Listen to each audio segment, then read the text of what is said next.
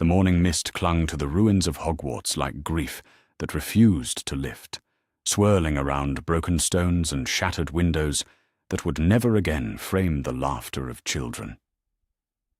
Harry Potter stood at the edge of what had once been the Great Hall, his 25-year-old hands buried deep in the pockets of his aura robes, watching reconstruction crews move through the debris with careful, reverent steps. 3 years had passed since the final battle, 3 years since Voldemort's death had supposedly brought peace to the wizarding world, yet Harry felt anything but peaceful. The irony wasn't lost on him that he stood here voluntarily, drawn back to this place of trauma like a moth to flame.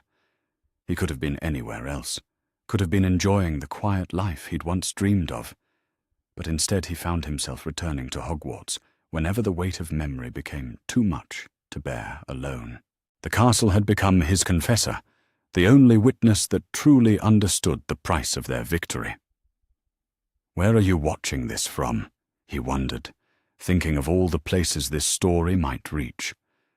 Whether you're at home, on a commute, or taking a break from your day, perhaps you understand what it's like to feel displaced in a world that's moved on while you remain anchored to the past. Comment below, and let me know where in the world you're listening to this tale of choices and consequences. A piece of rubble shifted under his foot, and Harry looked down to see a fragment of the headmaster's podium, the same podium from which Albus Dumbledore had delivered countless speeches about the power of love, the importance of choices, and the necessity of sacrifice. How many times had Harry sat at the Gryffindor table, gazing up at that serene, grandfatherly figure with complete trust and admiration?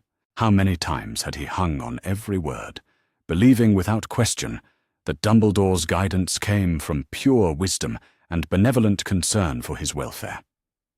The truth had come slowly, pieced together from conversations overheard, memories witnessed, and the gradual recognition of patterns that painted a far darker picture than the hero worship of his youth had allowed him to see. Dumbledore had known from the very beginning that Harry was meant to die, had known and had carefully orchestrated every moment of Harry's life to ensure he would walk willingly to his death when the time came. The Dursleys, the withholding of crucial information, the careful manipulation disguised as protection, all of it designed to shape Harry into the perfect sacrificial lamb. He pulled his hands from his pockets and examined them in the grey morning light. These hands had cast the killing curse at Voldemort, had ended a life even in the act of saving countless others. The moral weight of that moment still pressed against his chest like a physical thing, made heavier by the knowledge that Dumbledore had planned for it all along. Every choice Harry thought he'd made freely had been guided by invisible strings pulled by a puppet master who spoke of love while orchestrating pain. The reconstruction workers were Muggle-born wizards mostly, people whose lives had been upended by Voldemort's regime, who'd lost family members and friends to the darkness.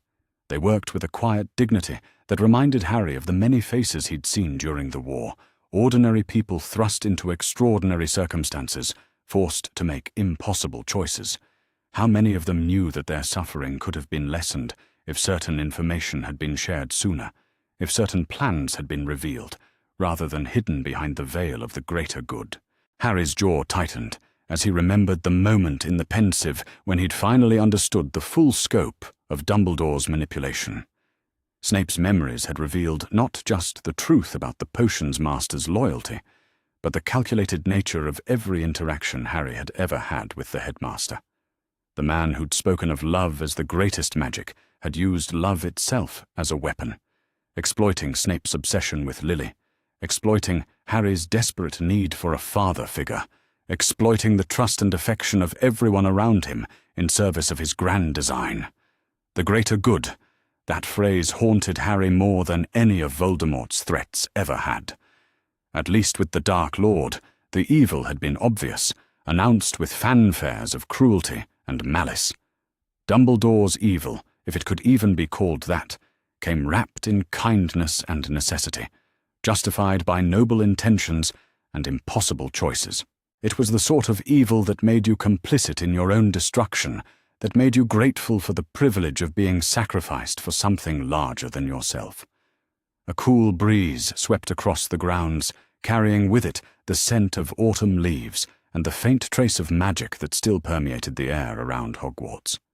Harry closed his eyes and let himself remember not the manipulation and betrayal, but the genuine moments of connection he'd shared with Dumbledore.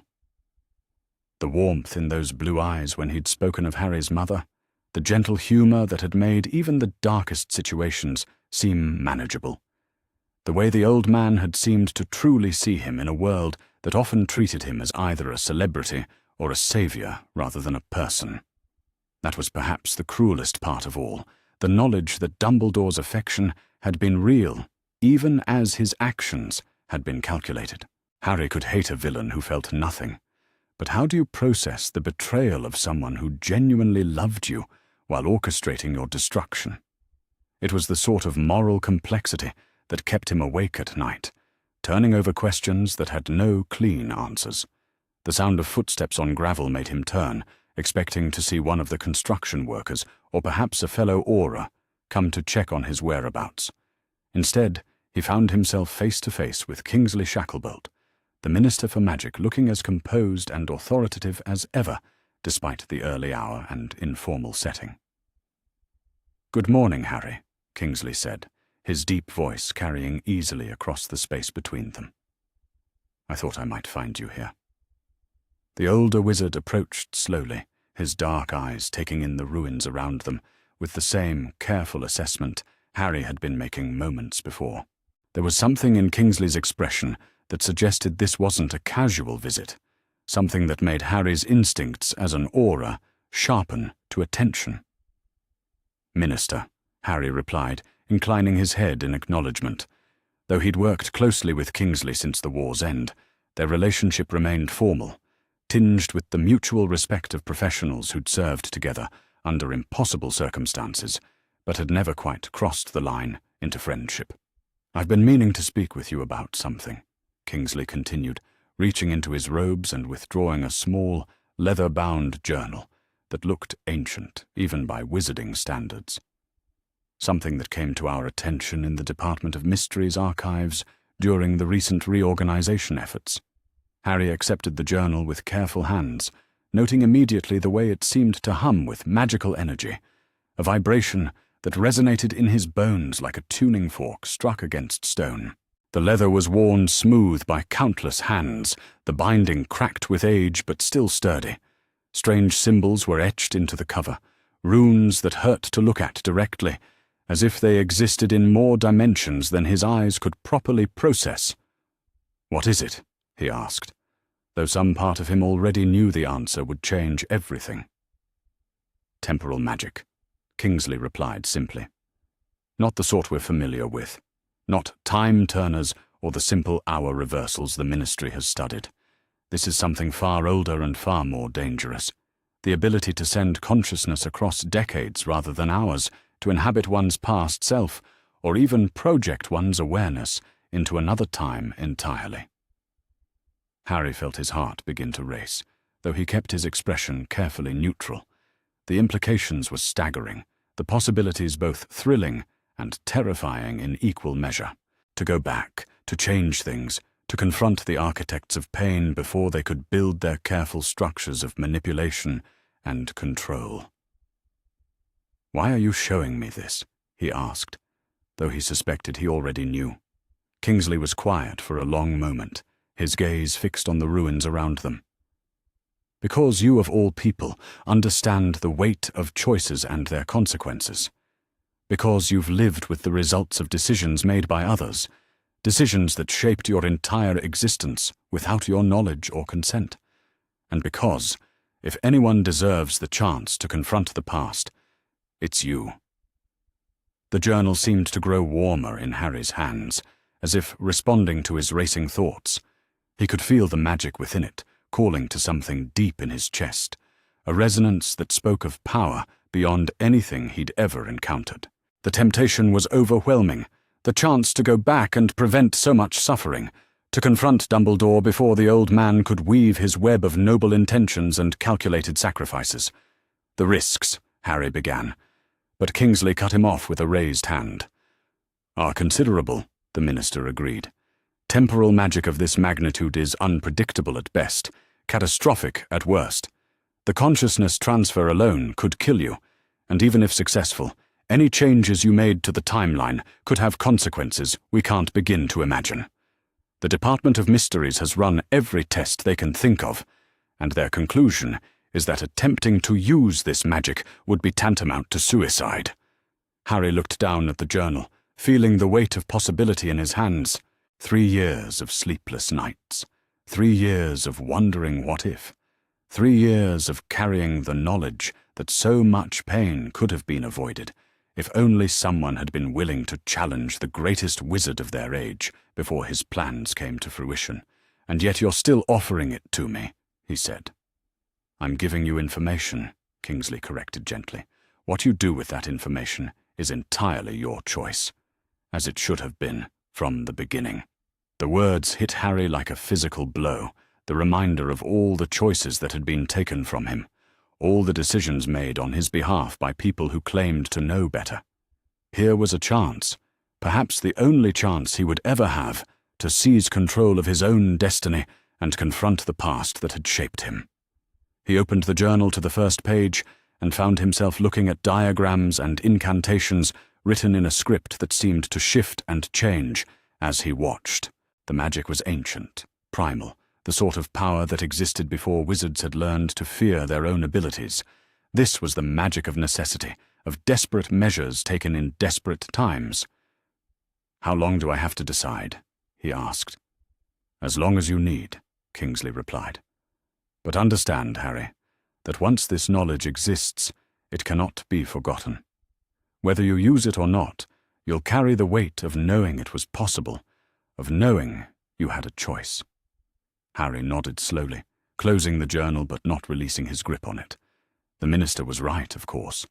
Simply knowing that the option existed changed everything, transformed every sleepless night from helpless rumination into an active choice to remain in the present rather than attempt to fix the past.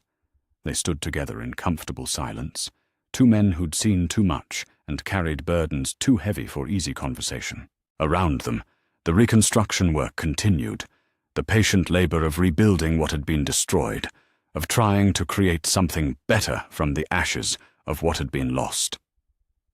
"Kingsley," Harry said finally, his voice barely above a whisper. "If someone could go back, if someone could prevent the manipulation and the pain and the unnecessary deaths, wouldn't they be morally obligated to try?" The minister considered this for a long time before responding. "I've learned that obligation is a dangerous word, Harry.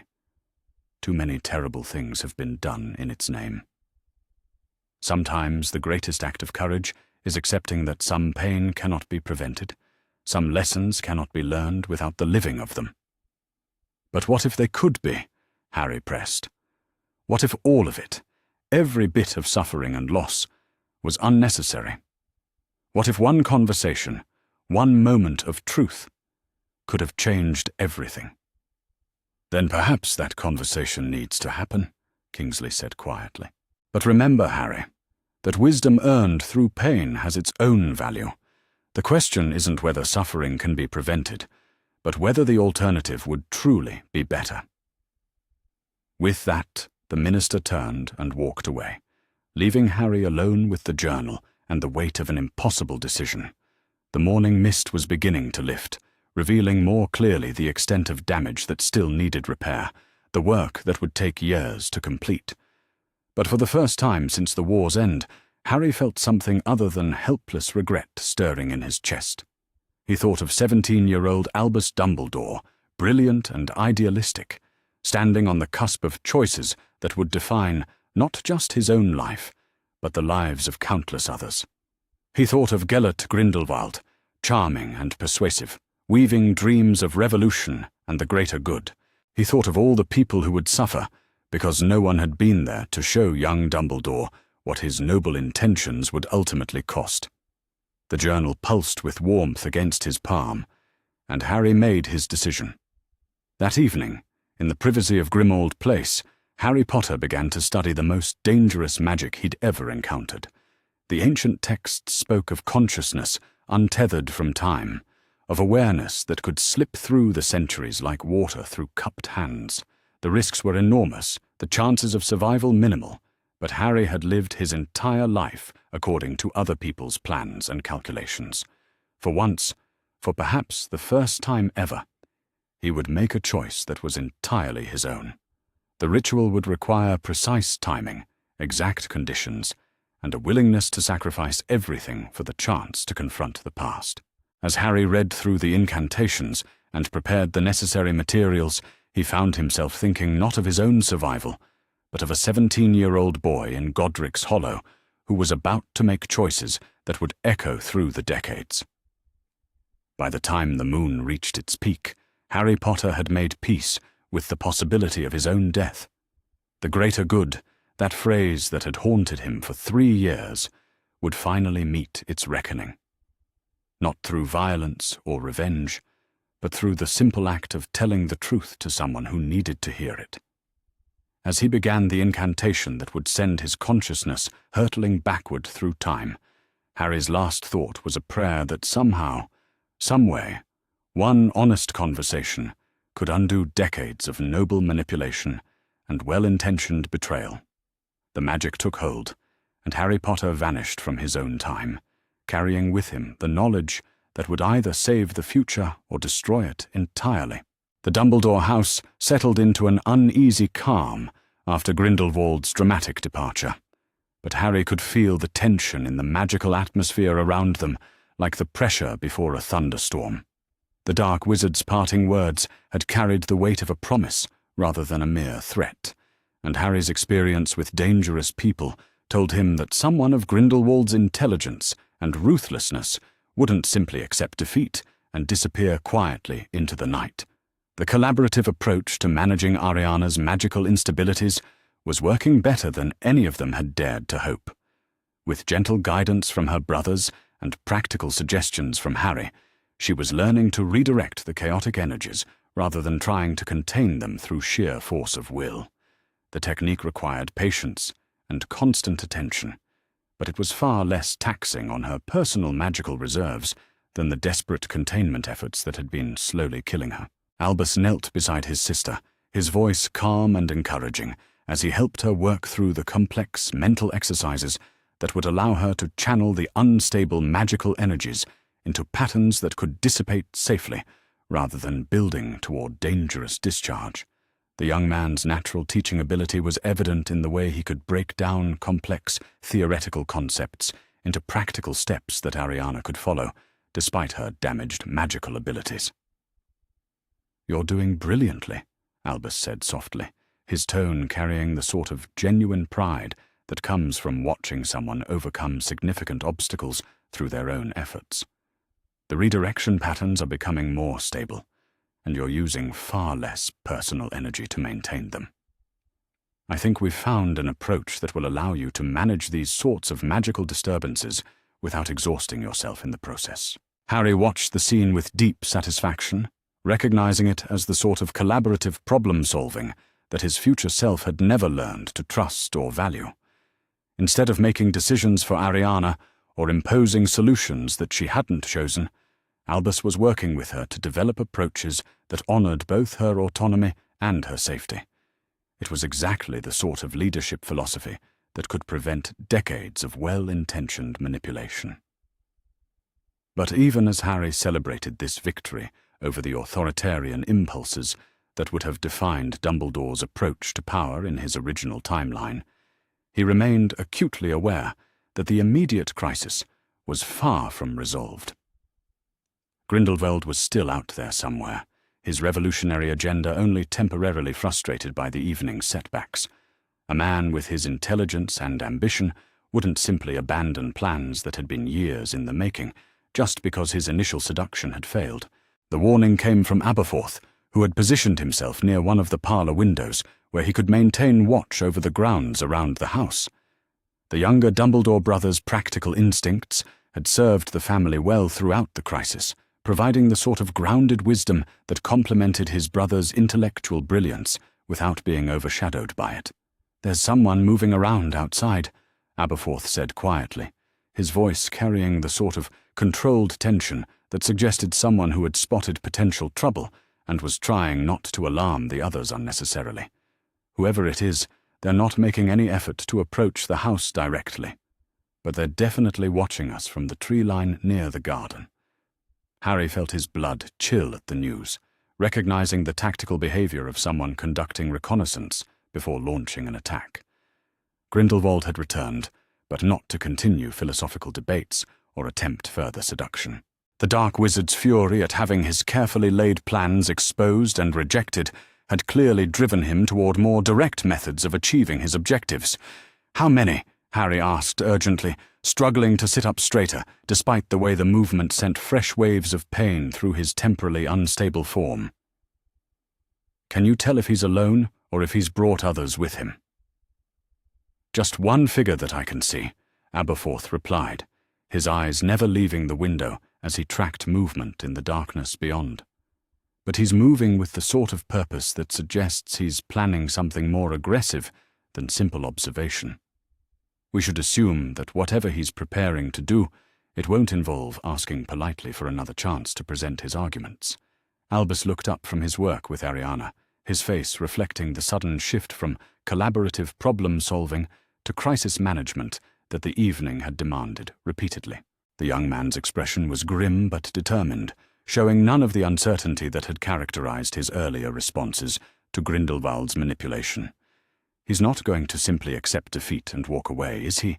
Albus said, his voice carrying the resigned recognition of someone who had finally understood the true nature of the person he had almost bound himself to through blood pact.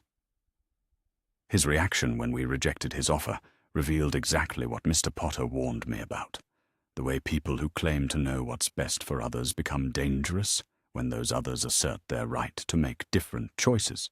Harry nodded grimly, his mind already working through the tactical implications of their situation. Grindelwald was one of the most powerful dark wizards of his generation, someone whose magical abilities were matched only by his strategic intelligence and complete lack of moral restraint when pursuing his revolutionary agenda. If he had decided that persuasion and manipulation were insufficient to achieve his goals, then direct magical violence was the inevitable next step. "We need to prepare for the possibility that he'll attempt to take by force what he couldn't achieve through seduction," Harry said, trying to focus through the temporal instabilities that continued to affect his perception and reasoning. "He's invested too much in this partnership with Albus to simply abandon it, because his initial approach failed. If he can't win your allegiance willingly, he may try to create circumstances that make such allegiance seem like the only alternative to tragedy." The words proved prophetic, as the first blast of magical energy struck the house only moments after Harry finished speaking. The attack was precisely targeted, designed to damage the structural defenses around the parlor without immediately endangering the people inside. It was the sort of controlled violence that demonstrated both impressive magical skill and the calculated restraint of someone who wanted to capture rather than kill his intended targets. The house shuddered under the impact, windows rattling in their frames while dust cascaded from the ceiling beams. Ariana cried out in pain as the magical shock wave disrupted the careful redirection patterns she had been maintaining, sending chaotic energies surging through the room in ways that threatened to overwhelm everyone present. "He's trying to destabilize the magical environment," Albus realized, his voice tight with anger as he recognized the tactical sophistication of the attack. He knows that Ariana's condition makes her vulnerable to magical disruption, and he's using that vulnerability to force us into a position where we'll need to accept his assistance or watch her suffer the consequences of his own actions. It was exactly the sort of manipulation through manufactured crisis that Harry had warned Albus about, the way authoritarians created problems and then presented themselves as the only source of solutions. Grindelwald was demonstrating that rejection of his benevolent offers would result in immediate consequences that could be avoided only through submission to his will. But instead of capitulating to the pressure, Albus responded with the sort of principled determination that suggested someone who had learned to recognize manipulation regardless of how it was packaged. He moved to support his sister while simultaneously drawing his wand, his movements showing the fluid coordination of someone prepared to fight for his family's autonomy against anyone who would threaten it. Aberforth, help Ariana maintain the redirection patterns while I deal with whatever Grindelwald is planning out there, Albus commanded, his voice carrying the natural authority of someone who had learned to make difficult decisions without requiring others to surrender their agency in the process. Mr. Potter, if you're able to assist despite your condition, we could use any tactical advice you can provide based on your knowledge of magical combat. The request was significant, Harry realized, representing exactly the sort of collaborative approach to crisis management that his future self had never learned to trust or employ. Instead of taking sole responsibility for protecting others or making all the crucial decisions himself, Albus was drawing on everyone's strengths and abilities to create a collective response that honored each person's capacity to contribute. Another blast struck the house, this one more powerful than the first, and clearly intended to breach the remaining defensive barriers that protected the family from direct magical attack. The impact sent all of them staggering, while Ariana's carefully maintained redirection patterns collapsed completely under the assault, releasing chaotic magical energies that filled the parlor with dangerous instability. Through the shattered windows, Harry could see Grindelwald approaching the house with the sort of calculated confidence that suggested someone who believed the tactical situation was entirely under his control. The dark wizard's pale eyes blazed with fanatical intensity as he prepared to demonstrate exactly what happened to people who rejected his vision of necessary revolutionary change. "Albus Dumbledore," Grindelwald called out, his voice magically amplified to carry clearly through the damaged structure. "I gave you the opportunity to join me willingly in work that could transform the wizarding world for the better. Since you've chosen to reject that opportunity in favor of sentimental attachment to failed collaborative approaches, I'll demonstrate the consequences of such naive idealism." The young man inside the house drew himself up to his full height, his expression reflecting the sort of quiet courage that comes from moral clarity, achieved through painful experience.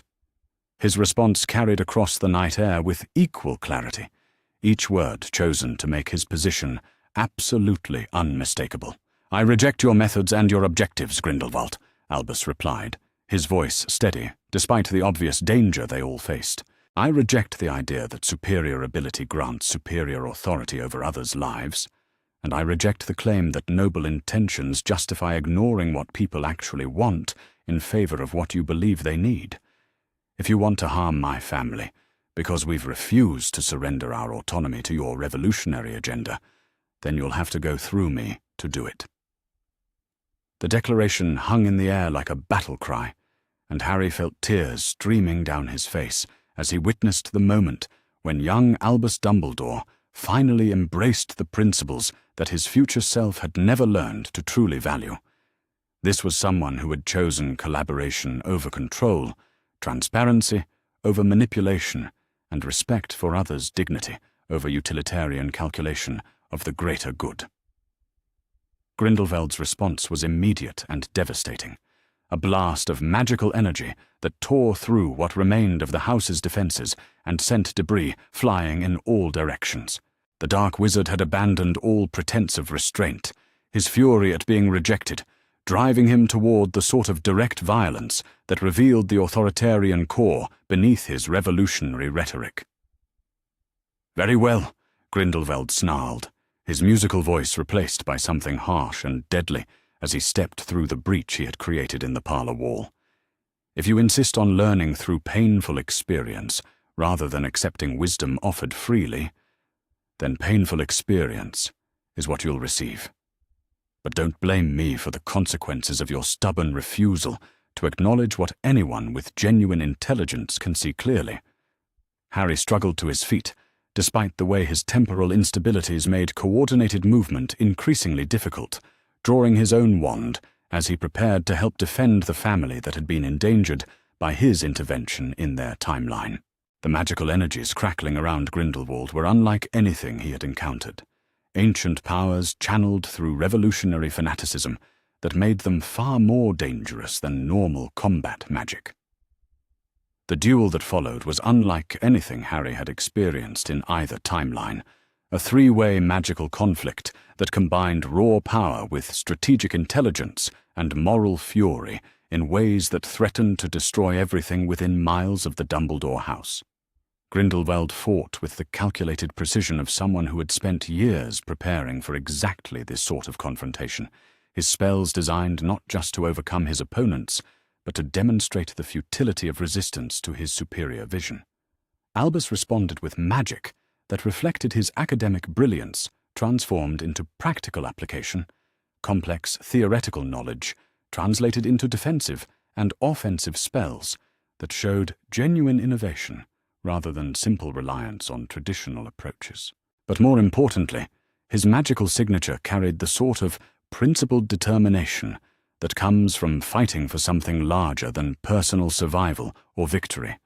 Harry contributed what he could, despite his deteriorating condition, his experience with magical combat allowing him to provide tactical support and strategic advice, even when his own spellcasting abilities were compromised by temporal instability. The collaboration between the three defenders was everything that Grindelwald's authoritarian approach was not, demonstrating the power of people working together based on mutual respect rather than hierarchical control. But even as they fought with courage and skill, Harry could see that they were losing ground against Grindelwald's superior power and experience. The Dark Wizard had clearly spent years preparing for exactly this sort of confrontation, developing magical techniques that were specifically designed to overcome the sorts of collaborative approaches that his opponents were employing. More importantly, the magical chaos created by their three-way duel was having exactly the effect that Harry had most feared, destabilizing the already fragile magical environment around Ariana until her damaged abilities could no longer cope with the additional stress. The young woman was caught in the crossfire of magical energies that were far beyond her capacity to redirect or control, her protective barriers failing as she was overwhelmed by forces that none of them could contain. "Ariana!" Albus cried out, his attention torn between the magical duel he was fighting and his sister's deteriorating condition. The sight of her collapse under the weight of chaotic magical energies sent him into the sort of desperate fury that makes people capable of extraordinary but dangerous magical feats. Harry watched in horror as the same pattern began to unfold that had defined the tragedy in his original timeline, the convergence of family crisis and magical violence that would result in Ariana's death regardless of the specific circumstances that triggered it.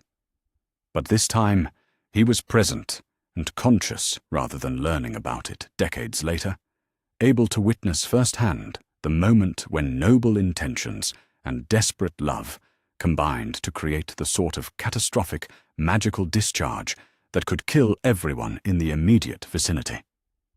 The spell that Albus cast in his fury at seeing his sister threatened was unlike anything Harry had ever witnessed, raw magical power channeled through emotional intensity that transformed theoretical knowledge into something primal and devastating.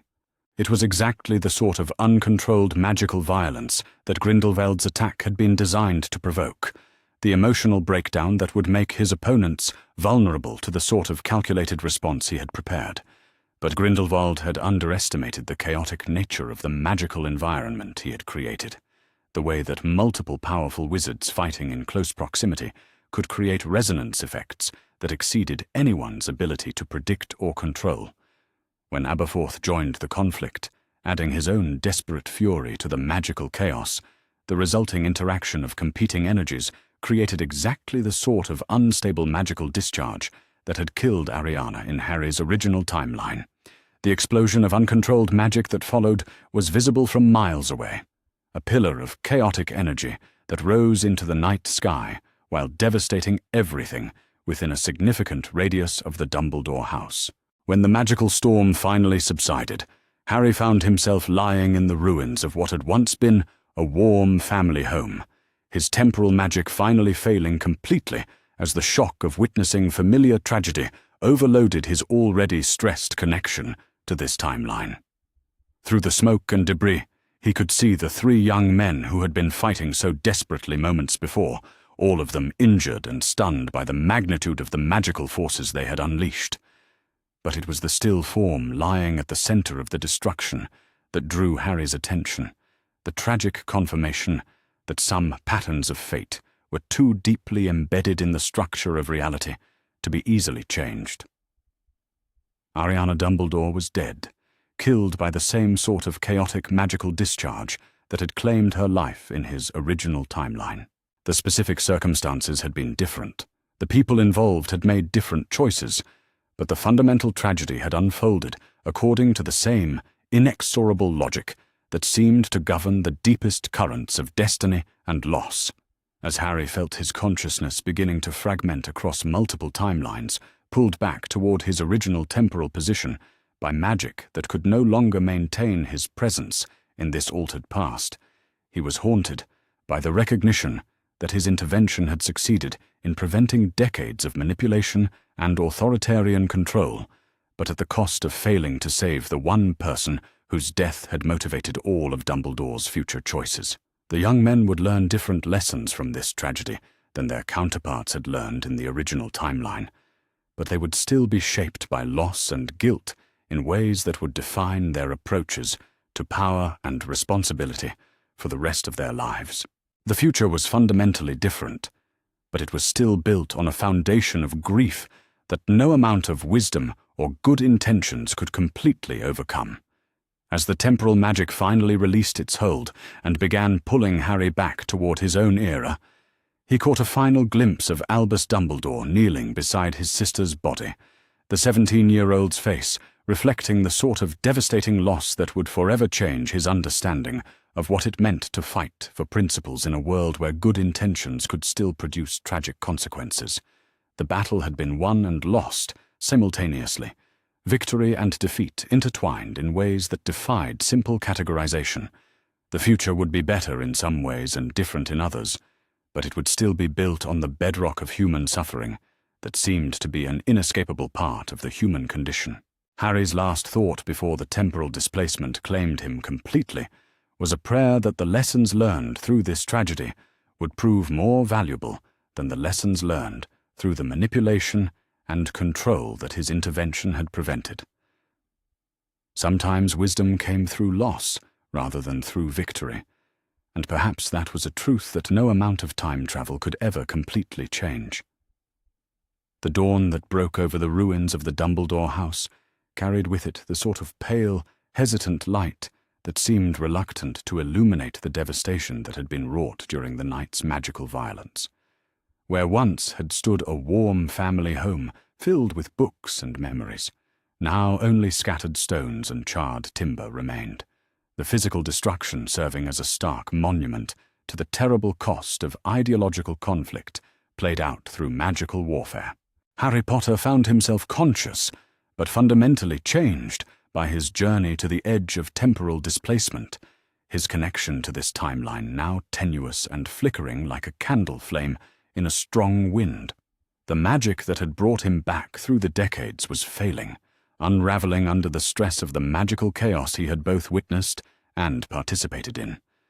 But it was holding on just long enough for him to see the immediate consequences of everything he had tried to accomplish. Albus Dumbledore knelt in the center of the destruction, his 17-year-old form hunched over his sister's still body with the sort of devastating grief that transforms people in ways that can never be completely undone. The young man's face was streaked with tears and ash, his usual scholarly composure completely shattered by the weight of loss that no amount of intellectual brilliance could rationalize away or transform into something bearable. The sight was heartbreaking in its familiarity, an echo of the grief that had shaped Dumbledore's entire approach to power and responsibility in Harry's original timeline. But there were crucial differences in the emotional landscape surrounding this tragedy, changes that suggested the lessons learned would be fundamentally different, even if the pain was just as profound. In the original timeline, Albus had carried not just grief, but crushing guilt about the role his own choices and actions had played in his sister's death. The partnership with Grindelwald, the blood pact that had prevented him from acting decisively when violence erupted, the way his revolutionary dreams had blinded him to immediate dangers, all of it had combined to create a psychological burden that had driven him toward decades of careful control and manipulation as he tried to prevent similar tragedies through superior planning and foresight. But this Albus carried different guilt, Harry realized as he watched the young man's shoulders shake with sobs. This was someone who had chosen principles over expedience, who had rejected manipulation in favor of collaboration, who had fought for his family's autonomy against someone trying to impose unwanted solutions through violence and coercion. The guilt was still there, the inevitable self-recrimination that comes from being unable to protect someone you love. But it wasn't compounded by the additional weight of knowing that your own moral failures had contributed to the disaster. Aberforth crouched beside his older brother, his own face reflecting the same devastating loss, but tempered by a different kind of understanding. The younger Dumbledore brother had always been more practical in his approach to problems, less inclined toward grand gestures and revolutionary schemes, and Harry could see in his expression the recognition that this tragedy, while heartbreaking, hadn't been caused by moral cowardice or collaboration with dangerous people. "She died protecting us," Aberforth said quietly, his voice hoarse with emotion, but carrying the sort of steady strength that comes from seeing clearly, even in moments of profound pain.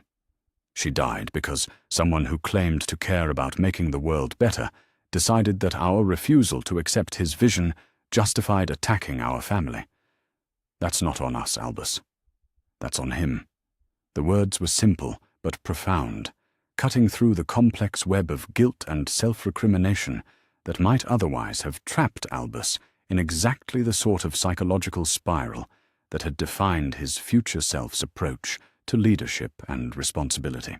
This grief was clean in a way that the original timeline's guilt had never been, focused on loss rather than personal moral failure. Harry struggled to sit up, despite the way his temporal instabilities made coordinated movement increasingly difficult, his body existing in multiple states simultaneously, as the magic that anchored him to this moment began its final dissolution.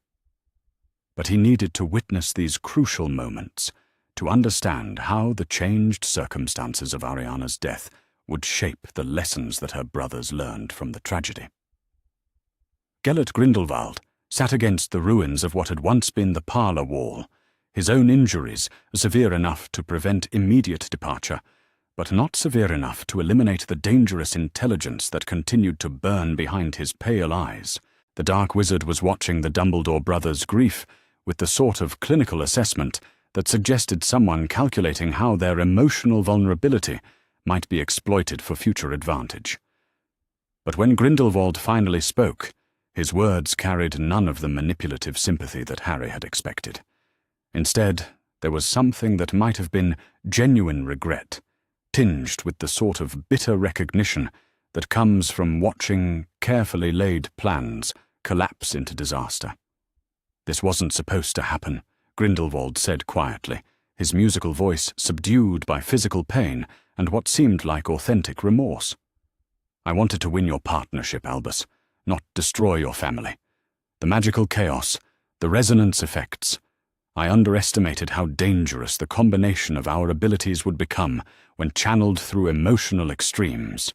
The admission was significant, Harry realized, representing a crack in the armor of absolute certainty that had characterized Grindelwald's approach to revolutionary change. The Dark Wizard was confronting the reality that even the most brilliant plans could produce consequences that their architects never intended, that the pursuit of noble goals through questionable methods could result in exactly the sort of tragedies they were meant to prevent. But Albus's response showed that Harry's weeks of patient education about the dangers of utilitarian thinking had taken root in ways that would prove crucial for processing this grief in healthy rather than destructive directions. The young man looked up at Grindelwald with eyes that reflected pain, but not the sort of moral confusion that might make him vulnerable to manipulation, disguised as shared understanding. "Your intentions don't matter," Albus said, his voice steady despite the tears that continued to stream down his face. "You decided that our refusal to accept your solutions justified using violence against people who had done nothing but assert their right to make their own choices about their lives. Ariana died because you couldn't accept that superior ability doesn't grant superior authority over others, and no amount of regret changes that fundamental moral failure." The accusation was devastating in its clarity, cutting through any attempt to share responsibility or minimize the direct causal relationship between Grindelwald's choices and the tragic consequences that had followed. This was someone who had learned to recognize manipulation and reject it even when it came wrapped in apparent remorse and shared grief. Harry felt a surge of bittersweet satisfaction at witnessing this exchange, recognizing in it the moral clarity that his intervention had been designed to create. Albus was learning to hold people accountable for their actions rather than making excuses for them based on their stated intentions, developing exactly the sort of principled thinking that could prevent him from falling into the utilitarian traps that had defined his future self's approach to leadership. Grindelwald struggled to his feet, his movements careful and deliberate as he prepared to depart from a situation that had ceased to offer any prospects for achieving his objectives. The dark wizard's expression was unreadable, cycling through what might have been genuine emotion before settling into the sort of cold calculation that suggested someone already planning alternative approaches to his revolutionary agenda. "This isn't finished," Grindelwald said, his voice carrying the quiet promise of someone whose fundamental convictions hadn't been shaken despite the evening's disasters. "The problems I identified still exist, the suffering continues, and eventually even you will recognize that individual moral purity is no substitute for systematic change implemented by people with the courage to make difficult decisions that others lack the wisdom to make." But his words lacked the compelling force they had carried earlier in the evening, the seductive power diminished by the obvious gap between his noble rhetoric and the violent reality of his actions. Harry could see that Albus was no longer vulnerable to such arguments, his understanding of how good intentions could be corrupted having been reinforced by painful direct experience rather than remaining merely theoretical knowledge. "Leave," Albus said simply, his voice carrying the sort of absolute finality that comes from moral certainty achieved through suffering. "Leave, and don't come back. If I ever see you again, if you ever threaten anyone else I care about in service of your revolutionary vision, I'll make sure you face the consequences of your choices without the protection of claimed noble intentions." The threat was quiet, but unmistakable, carrying the weight of someone who had learned that sometimes protecting others required drawing clear lines and enforcing them regardless of the philosophical complexities that might be invoked to justify crossing them. This was leadership based on principles rather than utilitarian calculation, strength channeled through moral clarity rather than sophisticated manipulation. Grindelwald departed without further comment, his form disappearing into the pre-dawn darkness with the sort of theatrical flourish that suggested someone whose sense of personal drama remained intact despite his strategic defeat.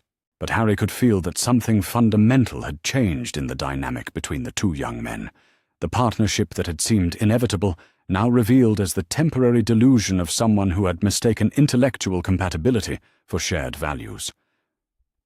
As the immediate crisis passed, and the magical energies that had saturated the area began to dissipate naturally, Harry found himself alone with the Dumbledore brothers and the weight of everything that had been accomplished and lost during his intervention in their timeline. The silence that settled over the ruins was profound, filled with the sort of grief that transforms understanding rather than simply creating pain. Albus remained kneeling beside Ariana's body, but his posture had changed subtly, shifting from the hunched despair of someone overwhelmed by guilt to the straight-backed sorrow of someone who understood that grief and moral clarity could coexist. When he finally spoke, his words carried the weight of hard-won wisdom rather than bitter self-recrimination. "She died because she chose to protect us," Albus said quietly, his voice directed as much to his own understanding as to his brother and Harry. "She could have fled when the magical chaos began, could have saved herself by abandoning us to face Grindelwald alone. Instead, she stayed and fought to maintain protective barriers that gave us the chance to resist his attack. That was her choice, made freely based on her own values and priorities. The interpretation was crucial, Harry realized, fundamentally different from the guilt-ridden narrative that had driven Dumbledore's future manipulation in the original timeline. Instead of seeing Ariana as a victim of his own moral failures, this Albus was learning to honor her agency even in death, to recognize her sacrifice as a conscious choice rather than a tragic consequence of his inadequate protection. Aberforth nodded slowly, his practical wisdom providing the sort of grounded perspective that complemented his brother's more complex emotional processing. "She wouldn't want us to spend the rest of our lives trying to control others to prevent similar tragedies," he said with quiet conviction. "She fought for our right to make our own choices, even when those choices carried significant risks. The best way to honor her memory is to extend that same respect to others, rather than trying to protect them through manipulation or control." Harry felt tears streaming down his face as he witnessed this conversation, recognizing in it the foundation of the entirely different approach to leadership and responsibility that might emerge from this altered timeline. The Dumbledore brothers were learning to process tragedy without becoming trapped in the sort of guilt-driven authoritarianism that had defined their counterparts in his original experience. The temporal magic that had sustained Harry's presence in this era was now failing rapidly, his connection to the timeline becoming increasingly tenuous as the magical forces that had brought him here finally reached the limits of their stability. But even as he felt his consciousness beginning to fragment across multiple possibilities, he was able to witness one final crucial moment that would define the future he had helped create. Albus rose slowly from beside his sister's body, his movements carrying the sort of careful dignity that comes from processing profound loss without being overwhelmed by it. When he turned to address Harry directly, his expression reflected the complex mixture of gratitude and sorrow that characterized someone who had learned essential truths through painful experience. "Thank you," Albus said simply, his words carrying the weight of understanding that transcended the immediate circumstances they were facing. "Thank you for showing me what I could become if I allowed noble intentions to override respect for others' autonomy and dignity. Ariana's death is a tragedy, but it's not a tragedy compounded by the knowledge that my own moral cowardice or collaboration with dangerous people contributed to it." He paused, clearly working through thoughts and emotions that were still too complex and overwhelming to be easily articulated. "The lessons you taught me about the dangers of utilitarian thinking, about the way superior knowledge can be corrupted into superior authority, those lessons didn't prevent this loss, but they prevented me from learning the wrong things from it. I'll carry grief for the rest of my life, but I won't carry the sort of guilt that might drive me toward trying to control others for their supposed protection." Harry nodded, his own voice barely functional as the temporal displacement began to claim him completely. "The grief you're feeling is clean," he managed to say, his words emerging through waves of disorientation that made coherent thought increasingly difficult. "It's grief for someone you loved, but couldn't save. Not guilt about moral failures that contributed to her death. That difference will shape everything about how you approach power and responsibility in the future." The young man who would one day become the most influential wizard of his generation was listening with the sort of intense attention that suggested someone committing crucial insights to permanent memory. "When the time comes for you to make choices that affect others' lives," Harry continued, "remember this moment, and remember that honoring Ariana's sacrifice means trusting people to make their own decisions, even when you believe they're making mistakes." As the temporal magic finally reached the critical threshold and began pulling Harry back toward his original timeline, his last clear image of this altered past was Albus Dumbledore standing among the ruins of his family home, his face reflecting the sort of principled determination that comes from learning to hold both grief and moral clarity simultaneously. This was someone who had chosen a different path, who would build his approach to leadership on fundamentally different assumptions about the relationship between power and responsibility. The future that would emerge from this moment was unknowable in its specific details, but Harry felt confident about its fundamental character. This would be a world where the wizarding war against Voldemort might unfold differently, where the protection of the vulnerable wouldn't require systematic manipulation of those being protected, where transparency and collaboration could serve as alternatives to noble lies and calculated sacrifices. As his consciousness scattered across the centuries like leaves in a temporal hurricane, Harry's final thought was a prayer of gratitude for having been able to witness the moment when young Albus Dumbledore learned to process tragedy without being corrupted by it, to carry grief without allowing it to justify the sort of authoritarian control that had defined his future self's approach to the greater good. The intervention had succeeded, not by preventing tragedy, but by ensuring that tragedy would produce wisdom rather than manipulation, strength rather than control, and respect for others' dignity rather than utilitarian calculation of their expendability. Sometimes the most important victories were the ones that prevented good people from learning the wrong lessons from the pain they couldn't avoid experiencing. The timeline was fundamentally changed, built on a foundation of different moral assumptions that would ripple through the decades in ways that honored both the necessity of leadership and the autonomy of those being led. Harry had given young Dumbledore the most precious gift possible, the ability to grieve without becoming a monster, to carry loss without inflicting control, and to use power without forgetting that it existed to serve rather than to dominate. As the temporal displacement claimed him completely, Harry Potter vanished from the past with the knowledge that his sacrifice had been worthwhile, that the world he was returning to would be fundamentally different from the one he had left behind.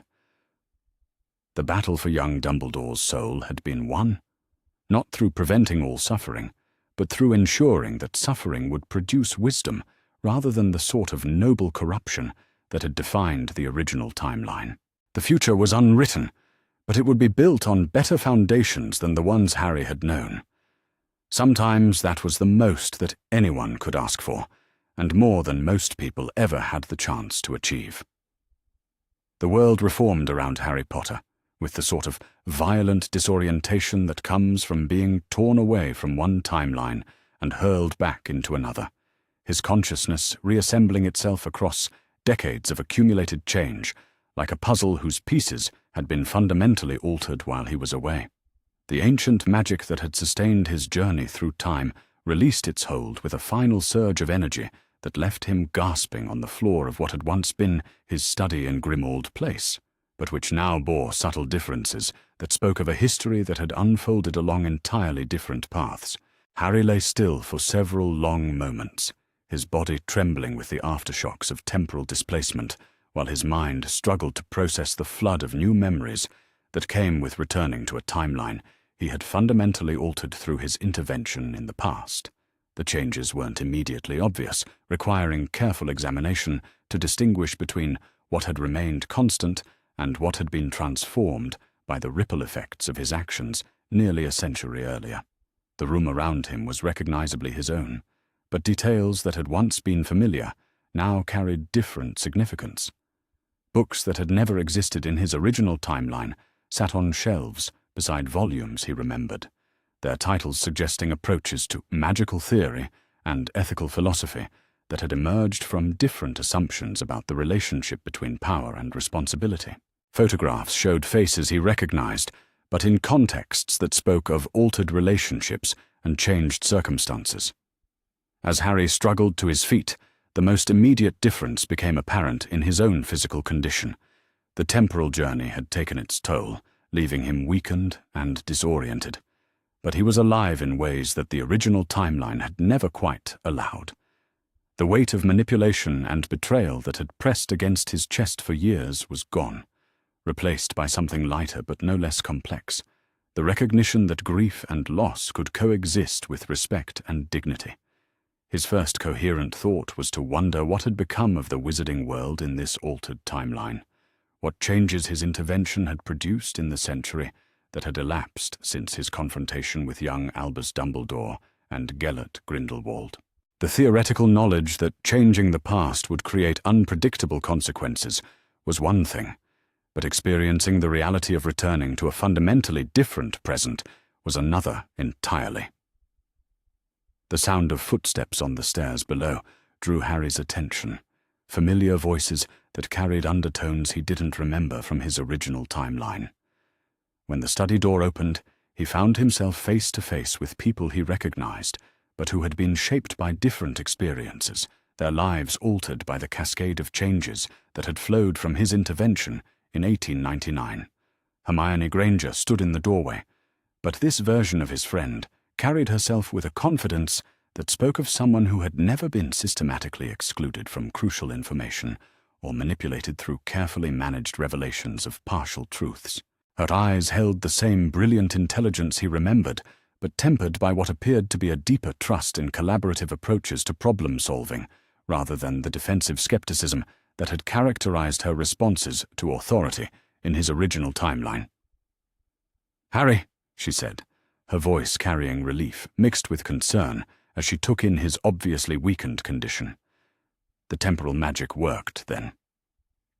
"We weren't certain you would be able to return, given the instabilities that the Department of Mysteries detected when you first attempted the journey.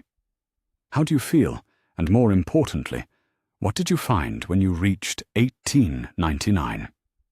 The question was asked with the sort of direct curiosity that suggested someone accustomed to being included in important decisions rather than protected from difficult knowledge. This Hermione had clearly been a full partner in planning his temporal journey, rather than someone who had discovered it after the fact, her involvement reflecting the sort of collaborative approach that his intervention had been designed to create. Behind Hermione, Ron Weasley entered the study with the sort of easy confidence that spoke of someone who had never been treated as comic relief or excluded from serious conversations because others doubted his ability to handle complex information. This version of his friend possessed the same loyalty and courage Harry remembered, but without the defensive insecurity that had sometimes made him vulnerable to manipulation and self-doubt. "Bloody hell, mate," Ron said, his voice carrying genuine concern as he moved to help support Harry's weight. "You look like you've been through a war zone. Whatever happened back there, it took a serious toll on you physically. Are you going to be all right, or do we need to get you to St. Mungo's for proper medical attention?" The casual assumption that Harry's well-being was a shared concern, rather than his own private responsibility, reflected exactly the sort of change he had hoped to create through his intervention. These were people who had learned to work together, based on mutual respect and genuine collaboration, rather than hierarchical relationships disguised as friendship. As Harry settled into a chair with their assistance, he began to understand the scope of what his journey had accomplished through the cascade of changes that had rippled outward from that crucial night in Godric's Hollow. The fundamental alteration in Albus Dumbledore's approach to leadership and responsibility had created an entirely different trajectory for the wizarding world's development, one built on transparency and collaboration rather than noble manipulation and utilitarian calculation.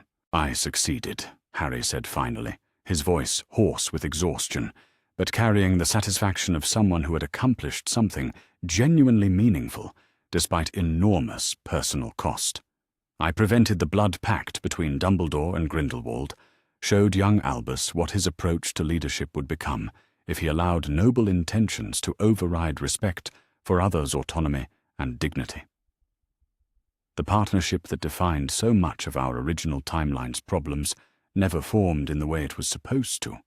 But there was more to report than just the success of his primary mission, consequences that had been both anticipated and unexpected in their specific manifestations. Ariana Dumbledore still died, Harry continued, his voice heavy with the weight of that particular failure. I couldn't prevent that tragedy, couldn't save her from the magical chaos that erupted when Grindelwald finally revealed his true nature and attacked the family directly. But the way her brothers processed that grief was fundamentally different, built on moral clarity rather than guilt-driven authoritarianism. Hermione was taking notes with the sort of systematic attention that suggested someone accustomed to documenting important information for future reference and analysis. The changes you describe would have had enormous implications for how the wizarding world developed over the past century, she said thoughtfully, her voice reflecting the excitement of someone working through complex theoretical problems. If Dumbledore approached leadership differently from the beginning, if he never developed the manipulative tendencies that characterized his later years, then countless historical events would have unfolded along entirely different paths. She was right, of course, and as Harry's awareness of his altered present continued to expand, he began to recognize the scope of changes that had flowed from his intervention. The most obvious difference was in his own personal history, the way his childhood and adolescence had been shaped by entirely different assumptions about protection and care. In this timeline, Harry realized as fragmented memories began to coalesce into coherent understanding. He had still been placed with the Dursleys after his parents' death, but the experience had been fundamentally different. Dumbledore had maintained regular contact throughout his childhood, providing support and oversight that had prevented the systematic abuse and neglect that had characterized his original upbringing. More importantly, the placement had been presented honestly as a temporary necessity, rather than disguised as permanent protection, with clear plans for alternative arrangements as soon as such alternatives became viable. The young wizard who had arrived at Hogwarts in this timeline had possessed confidence and self-worth rather than desperate gratitude for any scrap of acceptance or belonging. His relationships with authority figures had been based on mutual respect rather than the complex mixture of admiration and resentment that had characterized his original experience, creating entirely different patterns of interaction and collaboration. Most significantly, Harry had been told the truth about his connection to Voldemort from the beginning, provided with complete information about the prophecy and its implications, rather than having such crucial knowledge withheld until crisis situations made revelation unavoidable. The result had been someone capable of making informed decisions about his own life, rather than following paths that others had constructed for him without his knowledge or consent. The war against Voldemort had still occurred, Harry discovered as more memories integrated themselves into his consciousness, but it had unfolded along entirely different lines. Instead of the secretive, manipulative approach that had characterized the Order of the Phoenix in his original timeline, the Resistance had operated with unprecedented transparency and genuine collaboration between all its members. Strategies had been debated openly rather than developed in isolation, with everyone having access to the information they needed to make meaningful contributions rather than being assigned roles based on what others decided they were capable of handling. The result had been more effective coordination and fewer casualties, but also the sort of mutual respect and shared responsibility that had made victory feel like genuine collective achievement rather than the successful implementation of one person's elaborate plan. Ron seemed to be following Harry's internal processing with the sort of intuitive understanding that comes from genuine friendship rather than managed relationships. "You're remembering how things were different here, aren't you?" he said gently, his voice carrying the patience of someone accustomed to helping others work through complex emotional experiences. "It must be strange, having memories of how things went in your original timeline alongside knowledge of how they actually unfolded here." It was indeed strange, Harry thought, but also profoundly hopeful in ways that his original timeline had never quite achieved. The most crucial difference was in the underlying assumptions that governed relationships between powerful individuals and those whose lives were affected by their decisions. Instead of the paternalistic approach that had characterized his original experience, This timeline had developed genuine collaborative frameworks that honored both the need for effective action and the requirement of respecting others' autonomy and dignity. Before Harry could respond fully to Ron's observation, another voice spoke from the study doorway, one that made Harry's heart skip several beats as he recognized someone whose presence in his altered timeline represented perhaps the most significant change of all. "Hello, Harry," said Albus Dumbledore. But this was a version of the great wizard who had been shaped by entirely different experiences and assumptions about the relationship between power and responsibility. The man who entered the study was older and frailer than Harry remembered from his youth, but his blue eyes held none of the calculating distance that had characterized the Dumbledore of his original timeline.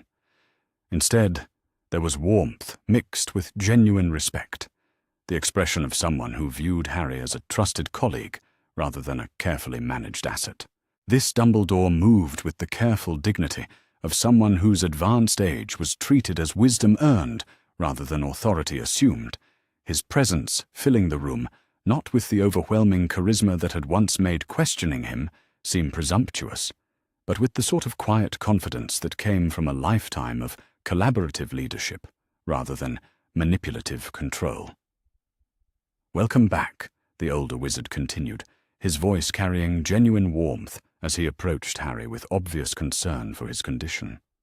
"I must confess, I was not entirely certain that the temporal magic would succeed in returning you safely to your proper timeline, given the instabilities that your intervention created in the magical environment of 1899.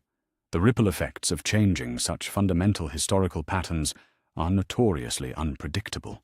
Harry stared at this altered version of the man who had dominated so much of his original timeline's experience, struggling to reconcile his memories of manipulation and betrayal with the figure of genuine respect and collaborative partnership who now stood before him. The differences were subtle but profound, visible in everything from posture to speech patterns to the way Dumbledore interacted with the others in the room.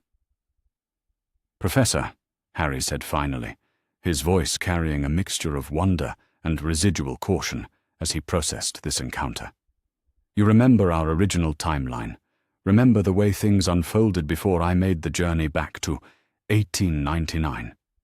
How is that possible? And what happened to create such fundamental changes in your approach to leadership and responsibility?" Dumbledore's expression grew thoughtful as he considered how to answer questions that touched on some of the most complex aspects of temporal magic and personal transformation. "The memories exist in a sort of parallel state," he explained, his voice taking on the instructional tone of someone sharing specialized knowledge. "When you altered the past, you didn't erase the original timeline so much as create a new one that coexists alongside it. Those of us who were most directly affected by your intervention retain awareness of both possibilities, able to understand what we were and what we became as a result of your actions." He paused, clearly working through thoughts and emotions that were still complex, despite the decades that had elapsed since Harry's intervention. "The young man you encountered in 1899 learned lessons that I never had the opportunity to learn in our original timeline," he continued, his voice heavy with the recognition of paths not taken and choices not made.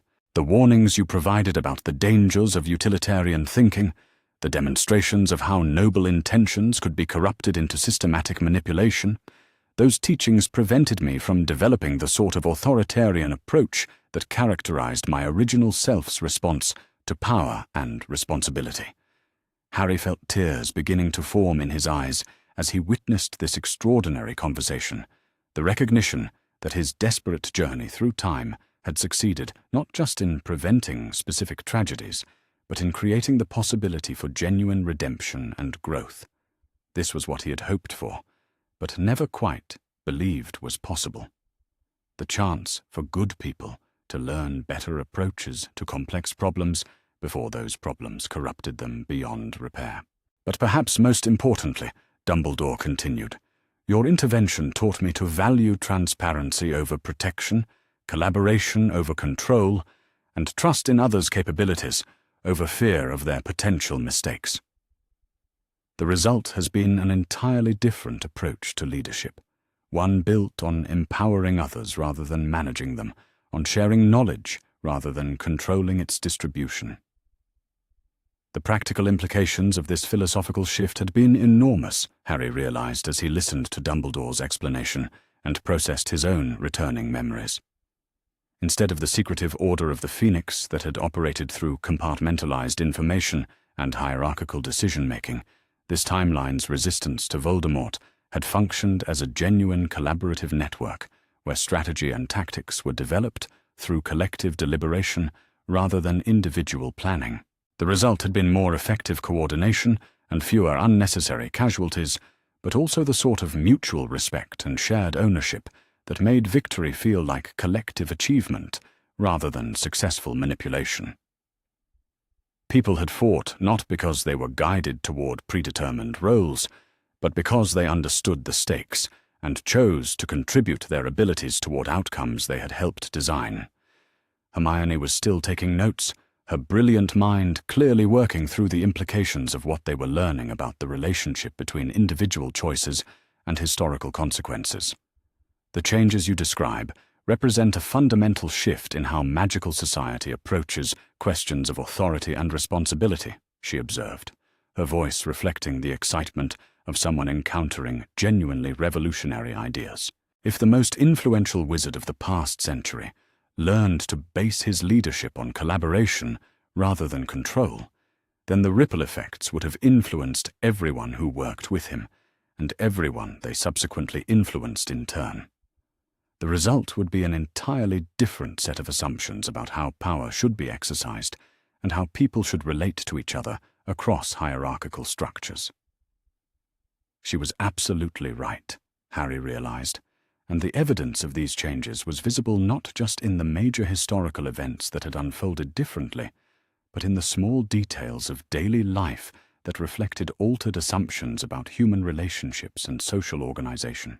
The way his friends spoke to each other, the casual assumption that important information should be shared rather than controlled, the expectation that decisions affecting others should involve those others in meaningful ways, all of it flowed from the fundamental changes in leadership philosophy that his intervention had created. But there was one more crucial element of this altered timeline that Harry needed to understand, a question that went to the heart of what his sacrifice had ultimately accomplished. "What happened to Grindelwald?" he asked, his voice carrying the weight of someone who understood that preventing one partnership might have simply redirected dangerous ambitions rather than eliminating them entirely. Dumbledore's expression grew grave as he considered how to address this most complex aspect of the changes that Harry's intervention had created. Gellert continued his revolutionary activities, the older wizard said carefully, his voice reflecting the pain of someone who had watched a former friend choose increasingly destructive paths despite opportunities for different approaches to their shared concerns. But without my partnership, and without the blood pact that had prevented direct opposition between us, his movement developed along different lines and faced more effective resistance. The war he eventually precipitated was shorter and less devastating, though still profoundly tragic in its human cost. The crucial difference, Dumbledore continued, had been in the nature of the resistance that Grindelwald's revolution encountered. Instead of operating through individual heroism and strategic manipulation, the opposition had been built on the sort of collaborative frameworks that Harry's intervention had helped establish as the foundation for this timeline's approach to complex problems. More importantly, Dumbledore added, my own role in opposing him was fundamentally different. Instead of the guilt-ridden reluctance that had characterized my original self's approach to confronting Gellert, I was able to act from moral clarity rather than emotional conflict. The result was more decisive action that prevented his movement from gaining the momentum it achieved in our original timeline. Harry felt a profound sense of satisfaction at learning that his intervention had succeeded in creating exactly the sort of systematic changes he had hoped for, alterations that went far beyond preventing specific instances of manipulation to address the underlying assumptions that made such manipulation seem necessary or justified. This was a world where power was understood as responsibility to others rather than authority over them, where leadership meant facilitating collective action rather than controlling individual choices. As the afternoon wore on and Harry continued to process the implications of returning to this fundamentally altered timeline, he began to understand that his mission had succeeded in ways that went beyond his most optimistic expectations. Not only had he prevented the specific tragedies that had motivated his desperate journey through time, but he had created the foundation for an entirely different approach to the relationship between individual capability and collective welfare. The wizarding world that had emerged from his intervention was far from perfect, still marked by the sort of conflict and tragedy that seemed to be inherent in human experience, regardless of the specific circumstances that shaped particular historical periods, but it was built on better foundations, grounded in assumptions about respect and collaboration that made manipulation and authoritarianism less attractive to people who possessed the power to impose their will on others. Perhaps most importantly, Harry realized as he looked around the room at people who had been shaped by different experiences and assumptions, this was a world where the next generation would learn even healthier approaches to complex problems. The children growing up in this timeline would be educated according to principles of transparency and collaboration rather than protection through controlled information, creating the possibility for continued improvement rather than simply preventing specific forms of corruption. Ron had been quiet during much of the conversation, his practical wisdom providing the sort of grounded perspective that complemented the more theoretical discussions that had dominated the afternoon. Finally, he spoke with the sort of directness that cut through complex analysis to focus on what actually mattered most.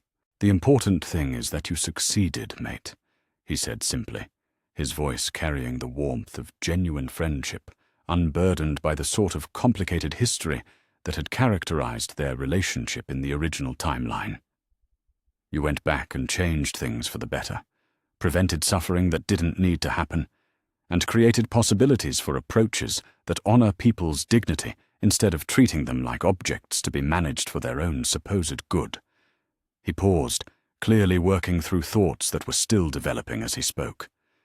It must have been incredibly difficult, watching some tragedies unfold that you couldn't prevent while working to ensure that people learned the right lessons from unavoidable pain. But the result speaks for itself. This is a better world than the one you left behind, built on better assumptions about how people should treat each other. Harry nodded, feeling the weight of years of anger and resentment finally lifting from his shoulders as he recognized that his desperate gamble had indeed created the changes he had hoped for. The temporal journey had cost him enormously, leaving him weakened and forever changed by the experience of existing across multiple timelines simultaneously. But the sacrifice had been worthwhile, creating possibilities that would continue to unfold across generations. As evening approached and the others prepared to leave Harry to rest and recover from his temporal displacement, Dumbledore approached him one final time with an expression that combined gratitude, respect, and something that might have been wonder at the scope of what Harry had accomplished through his intervention.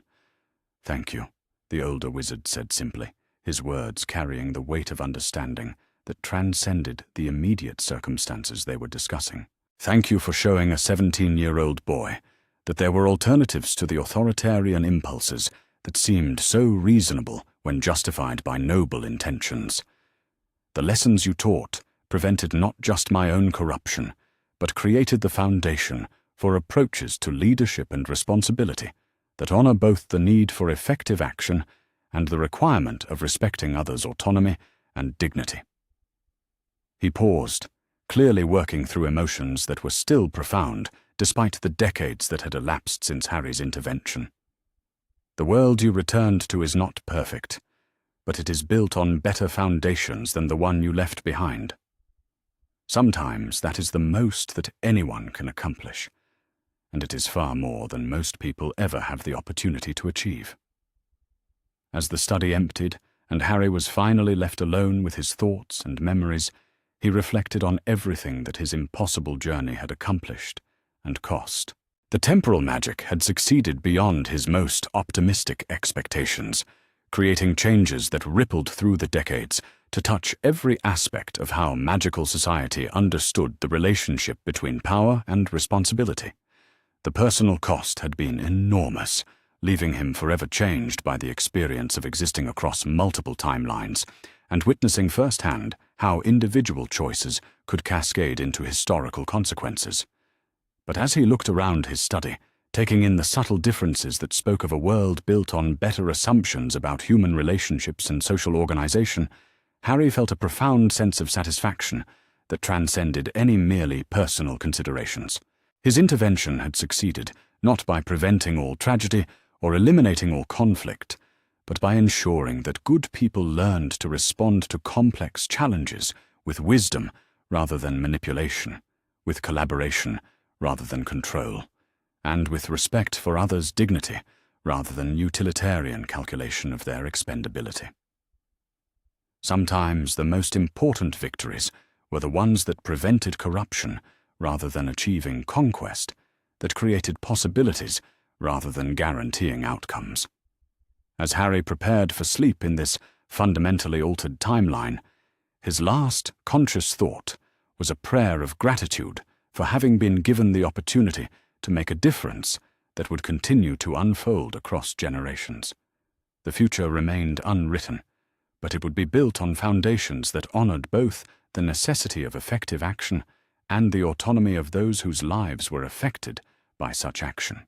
The battle for young Dumbledore's soul had been won, and with it, the possibility of a world where power served humanity rather than dominating it, where leadership meant facilitating collective wisdom rather than imposing individual will, and where the greater good was understood to include respect for individual choice and dignity rather than sacrificing such respect on the altar of utilitarian calculation.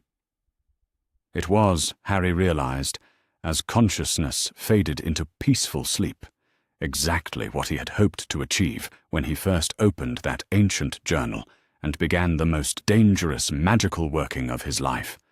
The sacrifice had been worthwhile, the changes were real, and the future was full of possibilities that his original timeline had never been able to offer. The story was complete, the mission accomplished, and the world fundamentally better for the courage of one man who had been willing to risk everything to prevent the corruption of good intentions into systematic manipulation and control. The world reformed around Harry Potter like a photograph developing in reverse, colors bleeding back into existence while sounds and sensations rushed to fill the void left by temporal displacement. His consciousness, untethered from its proper place in time, crashed back into physical awareness with all the subtlety of a lightning strike. The ancient magic had worked, but the price of success made itself known immediately as every nerve in his body screamed in protest against the fundamental violation of natural law he'd just committed. Harry found himself lying face down in tall grass that smelled of summer rain and earth, his body trembling with the aftershocks of magic that had never been meant for human use. The journal that had contained the temporal incantations was nowhere to be seen, presumably destroyed in the process of sending him backward through nearly a century of accumulated time. For several long moments, he could do nothing but breathe and try to convince his nervous system that he was, in fact, still alive. When the worst of the disorientation passed, Harry pushed himself up onto his elbows and took his first proper look at the world of 1899. The immediate difference was the air itself, cleaner and sharper than anything he'd known in his own time, untainted by the industrial pollution that would accumulate over the coming decades. Above him, stars shone with a clarity that made him catch his breath, their light unfiltered by the haze of electric illumination that would one day blanket the civilized world. He was lying in a field just outside Godric's Hollow, close enough to see the village's thatched roofs and stone chimneys silhouetted against the night sky, but far enough away to avoid immediate detection. The temporal magic had been precise in its targeting, bringing him to within a few hundred yards of where 17-year-old Albus Dumbledore was presumably sleeping, unaware that his future had come calling with revelations that would challenge everything he believed about himself. Harry struggled to his feet, his legs unsteady as jelly beneath him, and took inventory of his situation. The magic had transported his consciousness back through time, but it had also provided him with a physical form appropriate to the era, complete with clothing that wouldn't mark him as an obvious anachronism. He wore simple traveling robes of dark wool, well made but not ostentatious, exactly the sort of garment a scholarly wanderer might favor. A leather satchel hung across his shoulder, containing what felt like books, writing materials, and a modest purse of period-appropriate currency. The attention to detail was remarkable, suggesting that the ancient magic was far more sophisticated than even the Department of Mysteries had understood. Harry wondered briefly what had happened to his original body in 2001, whether it had simply vanished, or if some trace remained for others to find. The thought was disturbing, but he pushed it aside. He'd accepted the possibility of death when he'd begun the ritual, and dwelling on consequences he couldn't change would serve no purpose now. What mattered was the mission that had brought him here. Somewhere in the village below, Albus Dumbledore was 17 years old, brilliant beyond his years, and standing on the precipice of choices that would define not just his own life, but the lives of countless others. Harry had perhaps days, maybe weeks, before Gellert Grindelwald would arrive to begin the seduction that would lead to decades of manipulation and suffering. Harry began walking toward the village, his steps growing steadier as his body adapted to its new temporal circumstances. The path beneath his feet was dirt and cobblestones, worn smooth by generations of feet, but unmarred by the asphalt and concrete that would eventually pave over so much of the magical world's rustic character. Gas lamps flickered at irregular intervals along the way, casting pools of warm yellow light that seemed almost cozy compared to the harsh electric illumination he was accustomed to. Godric's Hollow, in 1899, was smaller than the village he remembered from his own time, more tightly clustered around its ancient church and central square. Many of the buildings that would eventually house shops and businesses were still private residences, their gardens more extensive and their architecture more uniform. It was a community that still lived according to seasonal rhythms and natural cycles, where magic and mundane existence wove together in ways that later generations would find increasingly difficult to maintain. The Dumbledore house stood at the edge of the village proper, a substantial stone structure that spoke of old family money and scholarly respectability. Even in the darkness, Harry could see that it was well maintained, its gardens carefully tended, despite the family's recent troubles. Light flickered behind several of the upper windows, suggesting that at least some of the household was still awake, despite the late hour. Harry positioned himself behind a low stone wall that bordered the neighboring property, close enough to observe the house without being immediately visible to its occupants. The temporal magic had granted him knowledge of the local customs and social expectations, but it hadn't provided him with detailed information about the Dumbledore family's daily routines. He would need to watch and learn before attempting to make contact. As if summoned by his thoughts, a figure appeared at one of the upper windows. Even at this distance, and in the uncertain light, Harry recognized him immediately. Albus Dumbledore, at 17, was tall and lanky, his auburn hair catching the lamplight as he moved about what appeared to be a study or bedroom. The characteristic half-moon spectacles were already present, though his beard was nothing more than a youthful attempt at academic gravitas. There was something in his posture, a weight to his movements, that spoke of burdens already too heavy for someone his age. The young man at the window was reading, his attention focused on a thick tome that he held close to the lamp for better illumination. Even from his hiding place, Harry could see the intensity of that concentration. The way Albus seemed to devour the written word with an appetite that bordered on desperate hunger. This was someone for whom knowledge represented not just intellectual satisfaction, but practical power, the means to solve problems and protect those he cared about. A second figure moved past the window, smaller and more restless in his movements. This would be Aberforth, Harry realized, 2 years younger than his brilliant brother, and already showing signs of the resentment that would define their relationship in later years. The younger Dumbledore brother paused near Albus, said something that Harry couldn't hear, and gestured in a way that suggested frustration or argument. Albus looked up from his book, responded with what appeared to be patience tinged with exhaustion, and Aberforth stalked away from the window with obvious displeasure.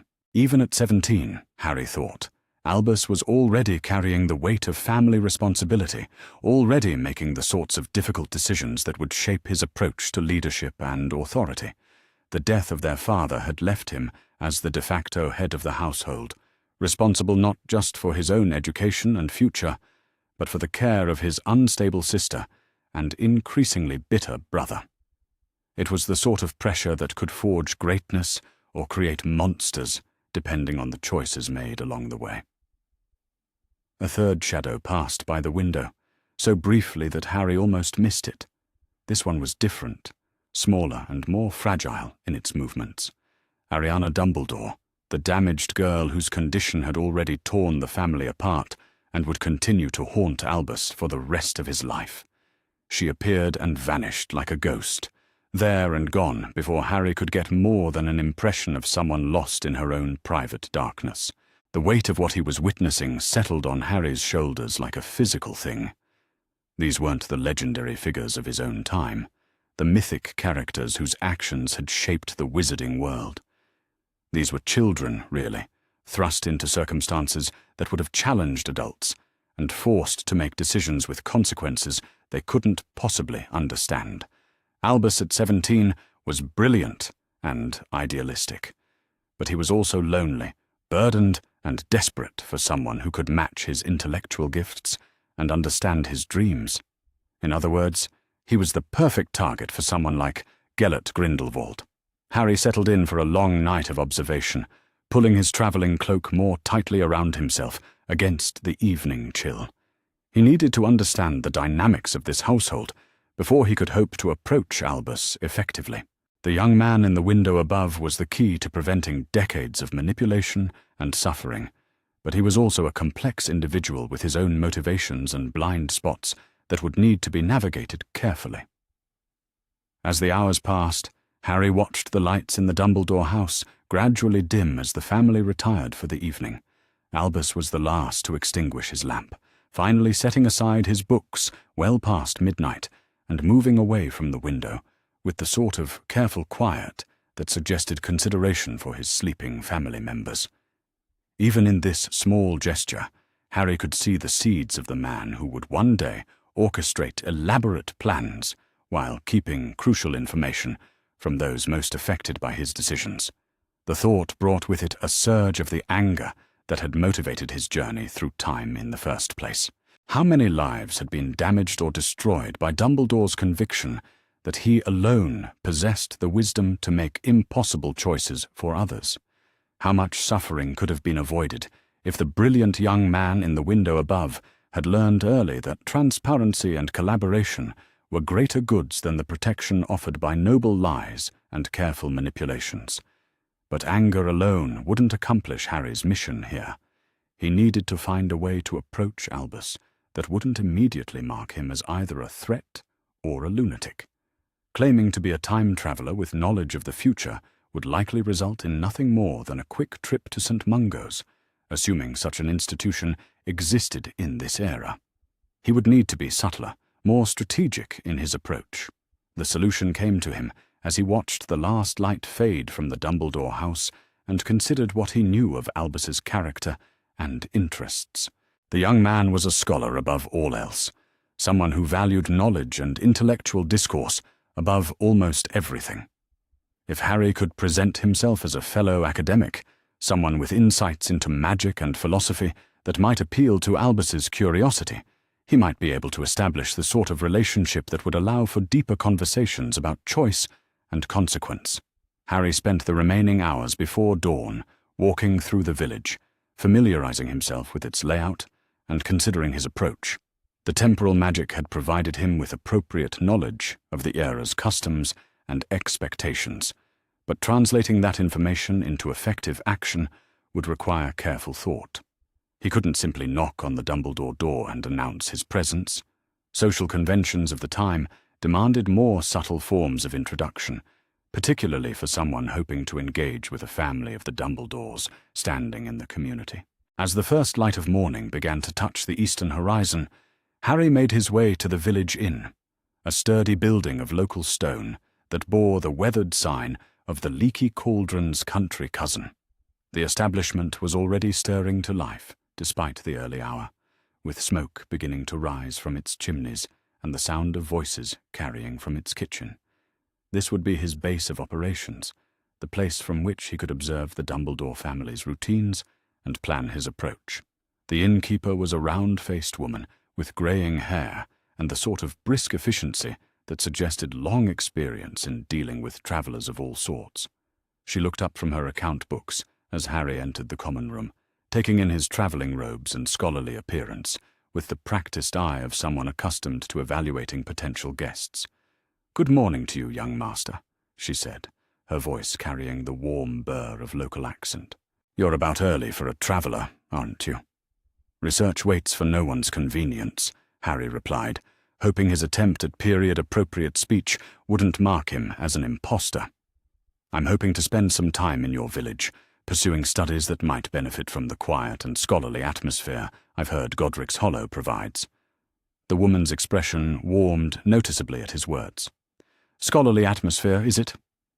Well, you've come to the right place for that, I'll grant you. We've got the Dumbledores just up the way, and young Master Albus is said to be the brightest mind of his generation. Shame about the family's troubles, of course, but brilliance will find its way, regardless of circumstances." Harry felt a thrill of success at having his cover story accepted so readily, but he was careful not to let his enthusiasm show too clearly. Instead, he nodded gravely and allowed a note of academic interest to colour his voice. "Indeed, I've heard mention of the young man's reputation even in my travels. Perhaps I might have occasion to meet him during my stay, though I wouldn't wish to impose on a family dealing with private difficulties." "Oh, I'm sure he'd welcome the conversation," the innkeeper said, as she led Harry up a narrow staircase to the guest quarters. "Gets lonely, I expect, being the only one in the village who can keep up with all that learning of his. His brother's a good lad, but more practical in his interests, if you take my meaning. And poor little Oriana. Well, she's been touched since that business with the Muggle boys. Hasn't been right since." Harry filed this information away carefully, noting the casual reference to Ariana's condition, and the apparent knowledge that local residents had of the family's circumstances. In a village this small, privacy would be a scarce commodity, particularly for a family as prominent as the Dumbledores.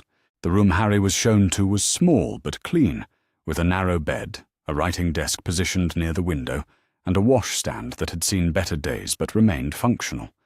More importantly, the window provided an excellent view of the Dumbledore house and its surrounding gardens, allowing him to continue his observations while maintaining the pretense of legitimate scholarly work. Over the next several days, Harry established a routine that allowed him to study the Dumbledore family's patterns without arousing suspicion.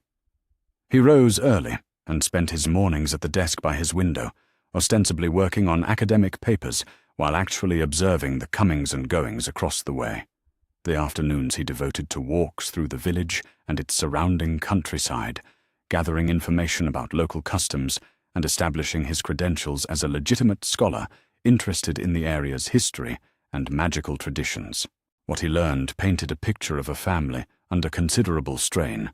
Albus rarely left the house except for necessary errands, and when he did venture out, it was with the hurried efficiency of someone who had too many responsibilities and too little time.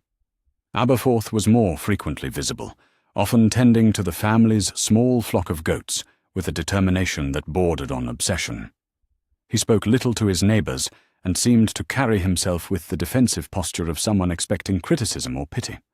Ariana was a ghost, visible only in brief glimpses at upper windows or in the garden during the early morning hours when she thought no one was watching. Even from a distance, Harry could see the fragile quality to her movements, the way she seemed to exist only partially in the physical world. The damage done to her by the Muggle boys who had attacked her was clearly profound and ongoing, requiring constant attention from her brothers and limiting the family's ability to participate in normal social activities. It was, Harry realized, the perfect setup for what Grindelwald would offer when he arrived. A brilliant young man trapped by circumstances beyond his control, desperate for intellectual stimulation and the company of someone who could match his abilities. Albus, at 17, was primed for exactly the sort of seduction that the charismatic dark wizard would provide, someone who could offer not just friendship, but the prospect of changing the world itself. The thought made Harry's resolve crystallize into sharp focus. He had perhaps weeks before Grindelwald's arrival, weeks to establish himself as a trusted confidant who could provide Albus with the perspective and knowledge he would need to resist the coming temptation. It wouldn't be enough to simply warn him about Grindelwald's true nature. Harry would need to address the underlying loneliness and frustration that made Albus vulnerable in the first place. On his 4th morning in the village, Harry's opportunity finally came. He was sitting at his window desk, genuinely working on notes about his observations, when he saw Albus emerge from the house, carrying what appeared to be a small stack of books. The young man looked around cautiously, as if checking to make sure he wasn't being observed, then set off toward the village centre with purposeful strides. Harry quickly gathered his own materials and followed at a discreet distance, curious about where the young Dumbledore might be going with such obvious intent to avoid notice. The answer became clear when Albus approached the village's small library, a modest building that served the community's limited need for public access to books and scholarly materials. This was perfect, Harry realized. A library was exactly the sort of neutral ground where two scholars might naturally encounter each other, where conversation about academic subjects could develop organically without the social complications that would attend a more direct approach. He waited until Albus had disappeared inside, then gave him several minutes to settle into whatever research he was pursuing before making his own entrance. The library's interior was cramped, but well organized, with tall shelves packed with volumes on everything from local history to advanced magical theory. Natural light streamed in through tall windows, supplemented by magical illumination that cast everything in a warm, scholarly glow. The smell of old books and parchment filled the air, creating an atmosphere that was both comfortable and intellectually stimulating. Albus had positioned himself at a table near the back of the building, surrounded by open volumes and taking notes with the sort of intense concentration that marked him as a serious researcher. From where Harry stood near the entrance, he could see that the books were primarily concerned with magical theory and historical accounts of significant wizarding events. The young man was clearly pursuing knowledge that went far beyond what would be expected of someone his age, suggesting both exceptional ability and specific interests that drove him to independent study. Harry approached one of the nearby shelves and began examining its contents, positioning himself where he could observe Albus without being obvious about it. The young Dumbledore was even more impressive up close than he had appeared from a distance. His movements were economical and precise, his note-taking systematic, and his ability to absorb complex information clearly exceptional. This was someone who thought in larger patterns, who could see connections and implications that would escape most people. It was also someone who was clearly struggling with more than academic questions. There was a tension in his posture, a quality of frustrated energy that suggested internal conflicts beyond what any book could resolve. Harry recognized the signs because he had lived with them himself, the burden of carrying knowledge and responsibility that others couldn't share or understand. After several minutes of casual browsing, Harry selected a volume on historical applications of defensive magic and approached the table where Albus was working. The young man looked up as Harry drew near, his blue eyes showing polite curiosity behind the half-moon spectacles that were already his signature accessory. "Excuse me," Harry said, keeping his voice low in deference to the library setting. "I couldn't help but notice your research materials. I'm something of a student of magical history myself, and I was wondering if you might be able to recommend any works on the theoretical foundations of protective enchantments." Albus blinked, clearly surprised by the approach but not displeased by it. His gaze quickly assessed Harry, taking in the quality of his robes and the scholarly materials he carried, before settling on his face with growing interest. "Certainly," Albus replied, his voice carrying the slight formality that educated young men of his era affected in public conversation. "Though I might ask what specific aspect of protective magic has captured your attention. The field is rather broad, and the best recommendations would depend on whether your interests tend toward the theoretical or the practical." "Both, actually," Harry said, settling into the chair across from Albus with the casualness of someone accustomed to academic discussion. "I'm particularly interested in the ethical implications of protective magic when applied to others without their knowledge or consent. The theoretical framework for such applications seems sound, but the moral questions become considerably more complex." He watched as Albus's expression shifted from polite interest to genuine engagement. The question Harry had posed went straight to the heart of issues that would define Dumbledore's later career, touching on themes of responsibility, consent, and the greater good that were clearly already occupying the young man's thoughts. "That's a fascinating area of inquiry," Albus said, leaning forward slightly in his chair. "I've been wrestling with similar questions myself, particularly in relation to family responsibilities and the extent to which one person can or should make choices that affect others' welfare without their full understanding of the circumstances involved." Harry felt a thrill of success. He had found exactly the right approach, the perfect entry point for the conversations that needed to happen. Albus was already thinking about the moral complexities that would shape his future decisions, already struggling with questions that had no easy answers. All Harry needed to do was guide that natural curiosity toward conclusions that might prevent decades of well-intentioned harm. "It's a difficult balance," Harry agreed, opening his own book and pretending to consult its contents. "The desire to protect others is admirable, but it can easily shade into a form of benevolent tyranny if we're not careful. Sometimes the most loving thing we can do for someone is to trust them with the truth, even when that truth might cause them pain." Albus was quiet for a long moment, his gaze distant as he considered Harry's words. When he finally spoke, his voice carried a weight that seemed far too heavy for someone his age. "But what if the truth would destroy them?" he asked quietly. "What if the protection offered by ignorance is the only thing standing between someone you love and complete despair?" Harry felt his heart clench at the pain in those words, recognizing the voice of someone already carrying impossible burdens and making choices that no 17-year-old should have to face. This was the moment, he realized, when Albus Dumbledore was forming the philosophy that would guide his entire life. The belief that sometimes love required deception, and that wisdom meant making difficult choices for others. "Then perhaps," Harry said carefully, "the question isn't whether to share the truth, but how to share it in a way that provides support along with knowledge. Truth without context can indeed be destructive, but truth offered with love and guidance can strengthen rather than destroy." The conversation continued for nearly 2 hours, ranging across topics of ethics, responsibility, and the proper use of power in service of others. Harry was careful to present his ideas as philosophical speculation rather than specific advice, allowing Albus to draw his own conclusions while subtly guiding him toward perspectives that might serve him better in the trials to come. When they finally parted, Albus extending an invitation for Harry to join him for similar discussions in the coming days, Harry felt cautiously optimistic about his mission's prospects. He had established contact, gained the young man's interest and provisional trust, and begun planting seeds of ideas that might grow into wisdom rather than noble manipulation. But even as he walked back to the inn, Harry couldn't shake the awareness that time was running short.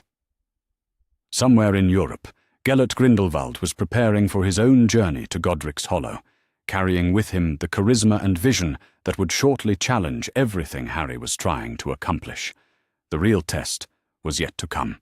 The morning of their third meeting found Harry standing at the edge of the Dumbledore property, watching as Albus tended to a small herb garden, behind the house, with the sort of methodical attention that spoke of genuine care despite obvious preoccupation. The young man's movements were precise, but distracted, his mind clearly elsewhere, even as his hands performed the familiar tasks of weeding and watering. It was the perfect moment for what Harry had planned, the conversation that would either establish his credibility or mark him as a dangerous madman in need of immediate restraint. 3 days of careful academic discussion had built a foundation of mutual respect and intellectual compatibility between them. Albus had proven to be everything Harry had expected, and more, brilliant beyond his years, but also genuinely curious about perspectives that challenged his assumptions. More importantly, he had shown himself to be someone who valued truth above comfort, even when that truth complicated his understanding of the world. Harry approached slowly, making enough noise to announce his presence without startling the young man who was currently examining a patch of gillyweed with the focused attention of someone who found genuine solace in the orderly world of herbology. Albus looked up as Harry drew near, his expression brightening with the sort of pleasure that suggested their previous conversations had been as meaningful to him as they had been strategically important to Harry. "Good morning," Albus said, straightening from his crouch and brushing dirt from his hands with unconscious grace. "You're about early today, though I suppose scholars keep irregular hours by necessity. I was hoping we might continue yesterday's discussion about the ethical boundaries of protective magic, particularly as they apply to familial obligations." Harry felt his heart tighten at the clear need in those words, the hunger for intellectual companionship that made Albus so vulnerable to the wrong kind of influence. In just a few weeks, Gellert Grindelwald would arrive to fill exactly this role, offering friendship and understanding, wrapped around ideas that would ultimately lead to decades of manipulation and suffering. Harry's job was to provide an alternative before that seduction could begin. "Actually," Harry said, settling onto a low stone wall that bordered the garden, "I was hoping we might discuss something rather more specific this morning. Something that touches on the nature of knowledge itself and the responsibility that comes with possessing information others lack." Albus tilted his head slightly, his blue eyes sharpening with interest behind his half-moon spectacles. There was something in Harry's tone that suggested this wouldn't be another abstract, philosophical discussion, and the young man was clearly intrigued by the possibility of more concrete application of the ideas they'd been exploring. "An interesting topic," Albus replied, moving to lean against a nearby fence post with the casual elegance that would one day make him such a commanding presence in any room he entered, though I confess I'm curious about what specific situation might have prompted such a focus. Academic discussions are valuable, of course, but they gain considerable weight when grounded in practical necessity. Harry had rehearsed this moment countless times in his mind over the past 3 days, considering every possible approach and weighing the risks of each. Too direct, and he would sound like a lunatic. Too subtle, and Albus might miss the significance of what he was trying to communicate. The key was to find a middle path that would establish his credibility without immediately triggering disbelief or fear. "Suppose," Harry said carefully, "that someone possessed knowledge of future events, specific information about choices and consequences that hadn't yet come to pass. Would such a person be morally obligated to share that knowledge, even if doing so might cause immediate pain in service of preventing greater suffering later?" The question hung in the air between them like a challenge, and Harry watched as Albus processed its implications. The young man's expression shifted from casual interest to sharp attention, his mind clearly racing through the philosophical ramifications of what Harry had just proposed. There was no immediate dismissal, no scoffing at the impossibility of the premise, which Harry took as an encouraging sign.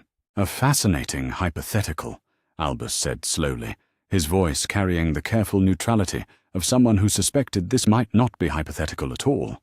The moral weight would presumably depend on several factors: the reliability of the knowledge, the severity of the consequences being prevented, and the ability of the recipients to act effectively on the information provided. Harry nodded, appreciating the way Albus immediately grasped the essential complexities without getting lost in questions of possibility or mechanism. This was exactly the sort of response he'd hoped for, suggesting that the young man was capable of engaging with extraordinary claims on their merits rather than dismissing them out of hand. All valid considerations, Harry agreed. But suppose the knowledge was absolutely reliable, the consequences were genuinely catastrophic, and the recipient was someone whose choices would directly influence the outcome. Under such circumstances, wouldn't the possessor of foreknowledge be obligated to act, regardless of how unusual or difficult to believe their information might appear? Albus was quiet for several long moments, his gaze distant as he worked through the implications of Harry's words. When he finally spoke, his voice carried a weight that suggested he was beginning to suspect this conversation was about more than abstract ethics. In such circumstances, I believe the obligation would be clear, regardless of personal cost or social consequences. The difficulty would lie in finding a way to communicate the information effectively, particularly if its source defied conventional understanding of how knowledge is typically acquired. Harry felt a surge of relief at the response, recognizing in it the same moral clarity that would one day make Dumbledore such an effective leader against Voldemort, even as it would also enable his tendency toward noble manipulation. At 17, Albus possessed the intellectual flexibility to consider extraordinary possibilities, while maintaining the ethical framework necessary to act on them responsibly. "Then I must ask for your patience and your trust," Harry said, his voice steady despite the racing of his heart, "because I find myself in exactly the situation we've been discussing, and you are the person whose choices will determine whether my knowledge serves to prevent suffering or simply adds another voice to the chorus of those trying to influence your decisions for their own purposes." The words were out, the die cast, and there was no taking them back. Harry watched as Albus processed what he'd just heard, seeing the exact moment when intellectual curiosity gave way to a more immediate and personal concern. The young man straightened slightly, his posture shifting into something more guarded, even as his eyes remained fixed on Harry's face with laser-like intensity. "You're suggesting that you possess specific knowledge of my future," Albus said carefully, his tone neutral but alert. That would be an extraordinary claim under any circumstances. But given our recent discussions about the ethics of protective magic and the responsibility that comes with superior knowledge, I assume you understand the weight of what you're proposing. "I understand it completely," Harry replied, meeting those piercing blue eyes without flinching. "And I understand that what I'm about to tell you will sound impossible, perhaps even insulting to your intelligence. But I also know that in approximately 3 weeks, a young man named Gellert Grindelwald will arrive in Godric's Hollow, seeking you out based on your reputation as the most brilliant wizard of your generation." The effect was immediate and unmistakable. Albus went very still, his face losing what little color the morning sun had given it. For several heartbeats, neither of them moved or spoke, the weight of Harry's revelation settling between them like a physical thing. When Albus finally found his voice, it came out as barely more than a whisper. "How could you possibly know that name?" he asked, his hands gripping the fence post behind him as if it were the only thing keeping him upright.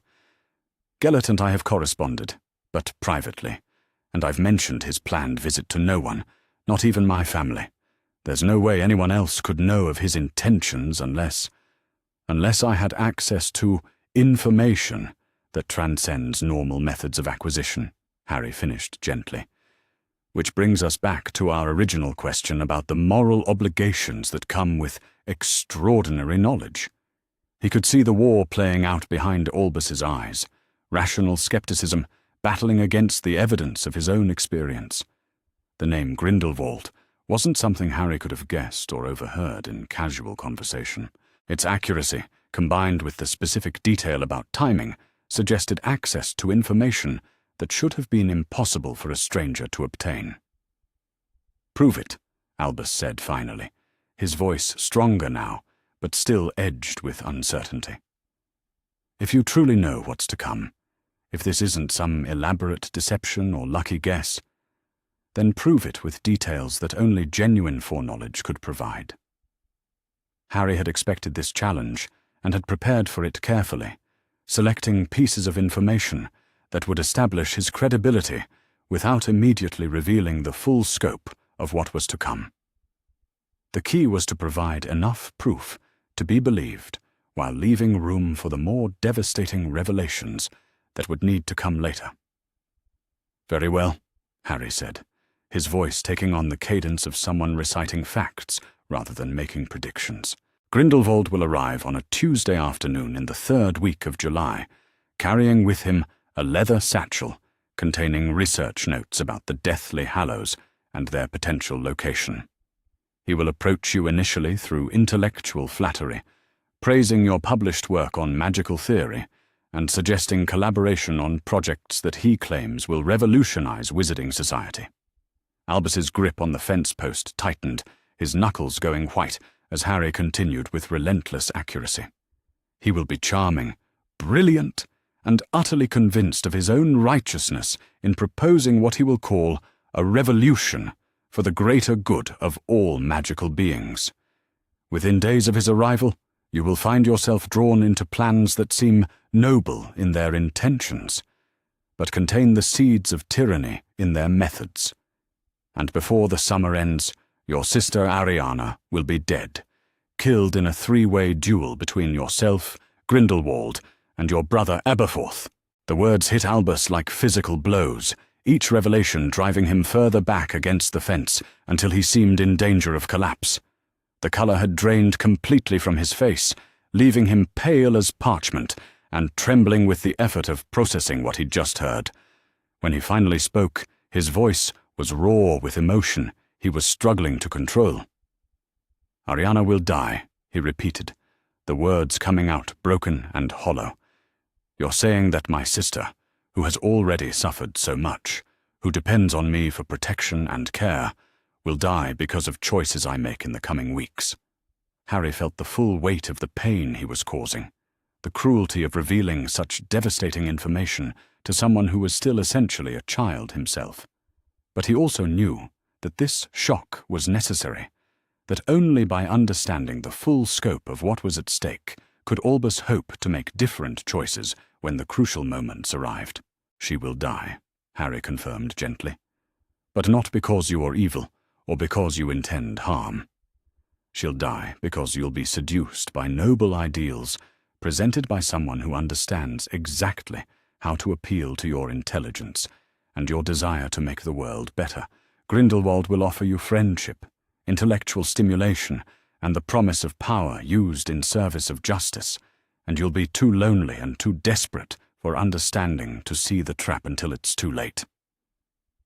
Albus was silent for a long time, his breathing shallow and his eyes fixed on some point in the middle distance as he struggled to accept what he'd just heard. Harry could practically see the brilliant mind working through implications and possibilities, trying to find some way to reconcile the impossible information with the reality of his current situation. "How?" Albus whispered finally.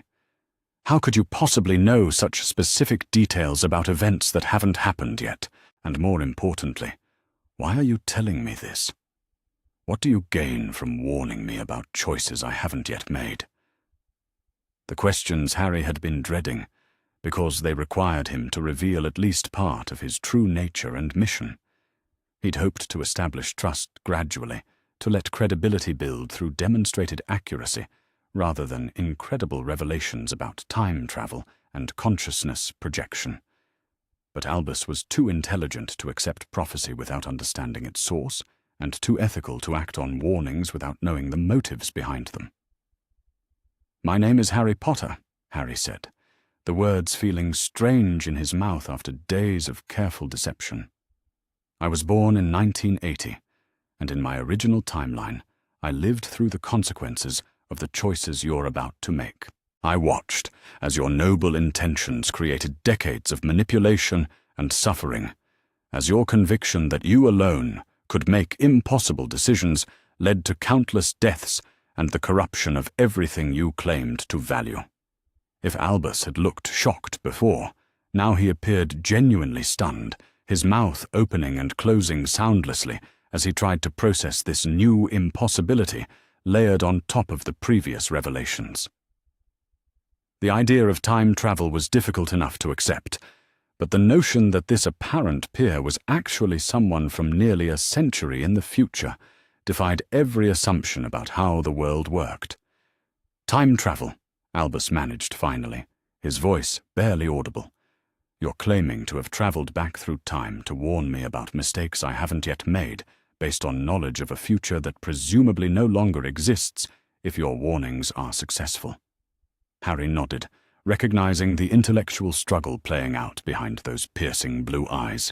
Albus was someone who needed to understand the mechanisms behind extraordinary claims, and the paradoxes inherent in temporal manipulation would be particularly challenging for a mind that valued logical consistency above almost everything else.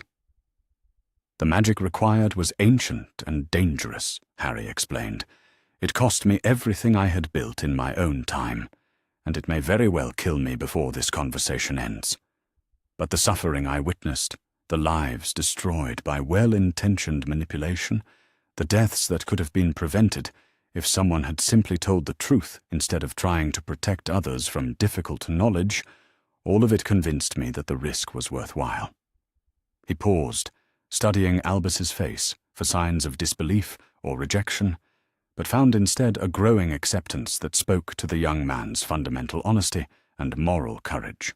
Whatever else might be said about Dumbledore's later choices, at 17 he possessed the intellectual integrity to accept extraordinary evidence when it was presented clearly and without deception. "You mentioned manipulation," Albus said quietly, his voice steadier now, as he began to engage with Harry's revelations on a practical level rather than simply trying to process their impossibility. "Specific instances where my future actions caused harm despite good intentions.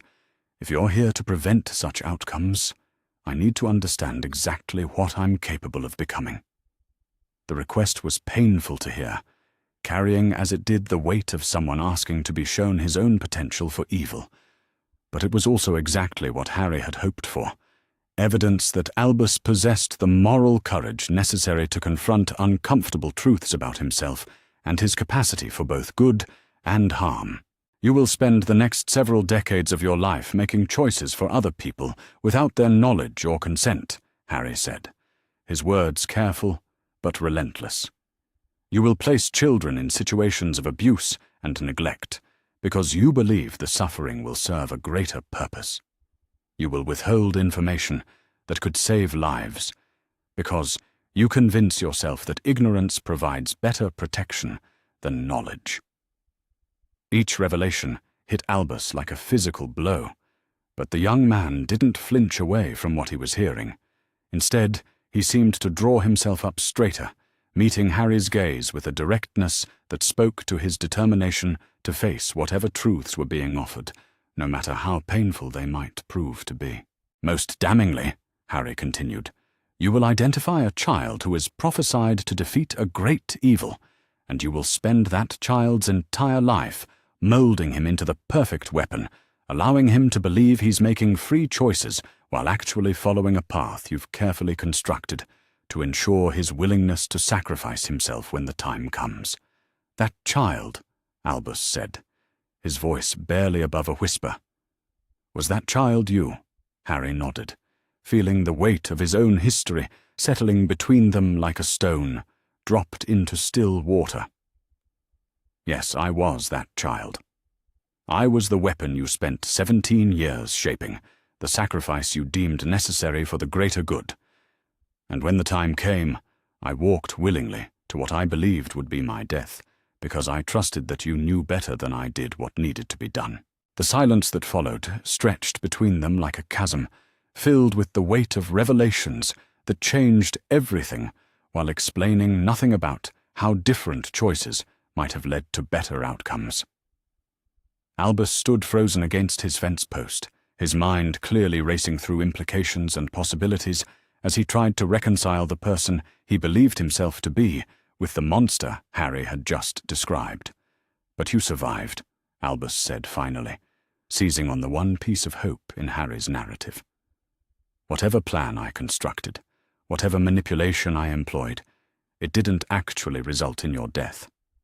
Doesn't that suggest that my methods, however questionable, achieved their intended purpose?" "You survived too," Harry replied, his voice carrying a weight of accusation that made Albus flinch. "You lived to see Voldemort defeated, lived to see the world saved, and you convinced yourself that the ends justified the means. But what you never acknowledged was the cost of your choices on everyone around you, the lives damaged or destroyed by your conviction that you alone possessed the wisdom to make impossible decisions." Harry stood up from the wall and began pacing, his frustration with decades-old grievances finally finding voice in this impossible conversation across time.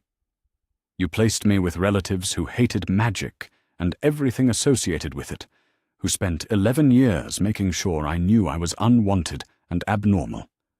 You told yourself it was for my protection, but what you really did was ensure I would be so grateful for any scrap of affection or belonging that I wouldn't question your authority when the time came for more difficult requests."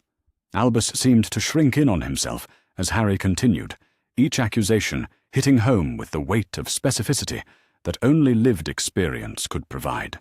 "You had countless opportunities to tell me the truth about my connection to Voldemort, about the prophecy, about the likelihood that I would need to die to ensure his defeat. Instead, you parceled out information in carefully measured doses, always claiming you were protecting me while actually protecting your own plans from the complications that honest disclosure might create."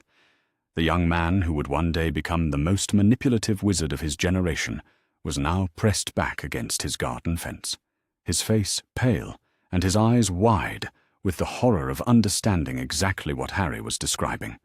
There was no denial, no attempt to argue that such behavior was impossible or out of character. Instead, there was only the awful recognition of someone seeing their own capacity for evil laid out in merciless detail. "But perhaps most damningly," Harry said, his voice growing quieter but no less intense, "you convinced everyone around you that your secrecy and manipulation were expressions of love rather than control. You made people complicit in their own oppression by making them grateful for the privilege of being used in service of your greater good. And when they finally understood what had been done to them, you were already dead, leaving them to live with the consequences of choices they never actually got to make." Harry stopped pacing and turned to face Albus directly, seeing in those haunted blue eyes the beginning of the wisdom that might prevent decades of well-intentioned harm. The young man was crying now, tears streaming down his face as he confronted the full weight of what he was capable of becoming if he chose the path that seemed most noble and necessary. "I don't want to become that person," Albus whispered, his voice broken but determined. "I don't want to spend my life causing pain in the name of protecting others. But how do I avoid it? How do I resist the temptation to make choices for others when I can see consequences they can't understand?" "That," Harry said gently, "is exactly the right question. And it's a question that has an answer, if you're willing to accept that wisdom sometimes means admitting you don't have all the solutions, that protecting people sometimes means trusting them with difficult truths, and that love sometimes requires letting others make their own mistakes rather than shielding them from the consequences of their choices." The conversation was interrupted by the sound of footsteps approaching from the direction of the house, and both men turned to see Aberforth walking toward them with a concerned expression. The younger Dumbledore brother had clearly noticed their intense discussion and was approaching with the protective instincts of someone who'd learned to watch for signs of trouble affecting his family. "Albus," Aberforth called out as he drew near, his voice carrying a note of worry that suggested he'd been observing their conversation from a distance. "Is everything all right out here? You look like you've seen a ghost." The irony of the comment wasn't lost on Harry, who was indeed something like a ghost from the future. But he remained silent as Albus struggled to compose himself enough to respond to his brother's concern. The young man wiped his eyes with the back of his hand and attempted to summon some semblance of his usual scholarly composure, though the effort was largely unsuccessful. "We were just discussing some rather intense philosophical questions," Albus managed finally, his voice still shaky but growing stronger. "Questions about responsibility and the weight of knowledge that others lack. It's proven to be a more emotionally challenging conversation than I anticipated." Aberforth's gaze shifted to Harry, taking in his travel-worn robes and scholarly appearance, with the suspicious assessment of someone who'd learned to be wary of strangers showing too much interest in his family's affairs. There was intelligence in those eyes, but also a directness that suggested he would be far less patient with extraordinary claims than his brilliant older brother. "And you are?" Aberforth asked, his tone polite, but clearly demanding an introduction and explanation for Harry's presence in what was obviously a private family space. "Harry Potter," Harry replied, extending his hand in greeting, while carefully considering how much of the truth he could reveal to this new audience. "I'm a traveling scholar with an interest in magical history and ethical philosophy. Your brother and I have been having some fascinating discussions about the responsible use of knowledge and power." The handshake Aberforth offered was firm but brief, and Harry could feel the younger man's continued suspicion despite his polite words. This was someone who would need to be won over separately, whose trust couldn't be assumed simply because Albus had begun to accept Harry's extraordinary claims. "Well," Aberforth said after a moment, "any friend of scholarship is welcome, I suppose. Though you'll forgive me for noting that you seem to have upset my brother considerably for someone engaging in purely academic discussion." The observation was sharp and accurate, exactly the sort of practical assessment that would one day make Aberforth such an effective innkeeper and resistance fighter. Harry realized that gaining this man's trust would require a different approach than the intellectual appeals that had worked with Albus, something more grounded in practical concerns and family loyalty. "Sometimes the most important truths are also the most difficult to hear," Harry replied carefully. "Your brother and I have been discussing the sorts of choices that people in positions of knowledge and authority must make, and the weight of responsibility that comes with such positions. It's natural that contemplating such weighty matters would be emotionally challenging." Aberforth's expression softened slightly, suggesting that he recognized the genuine concern in Harry's words, even if he didn't fully understand the context of their conversation. The younger Dumbledore brother had his own experience with difficult choices and impossible burdens, his own understanding of what it meant to carry responsibility for someone else's welfare. "Aye, well, those are heavy thoughts for any man, let alone one still young enough to believe he can change the world," Aberforth said, his voice carrying a note of affection mixed with worry as he looked at his older brother. "Just remember, Albus, that some problems can't be solved with books and theories. Sometimes the best thing you can do is take care of what's right in front of you and leave the rest of the world to sort itself out." The advice was simple and practical, exactly the sort of wisdom that Harry himself had learned through painful experience, but that would prove difficult for someone of Albus's temperament and abilities to accept. Yet it was also precisely what the young Dumbledore needed to hear, a reminder that grandiose plans and noble intentions were no substitute for simple human care and attention to immediate needs. "Your brother is wise," Harry said, meeting Aberforth's eyes with genuine respect. "Sometimes the greatest service we can provide to others is simply being present for them, offering support and care without trying to control or direct their choices. It's a lesson that many brilliant people struggle to learn, myself included." The comment seemed to surprise Aberforth, who clearly hadn't expected this scholarly stranger to acknowledge the value of practical wisdom over theoretical knowledge. His expression warmed noticeably, and Harry could see the beginning of the trust that would be crucial for what was to come. "Well," Aberforth said after a moment, I suppose I'll leave you two to your philosophical discussions. But don't keep him out here too long, Mr. Potter. We've got Ariana to think about, and she does better when her routines aren't disrupted too much."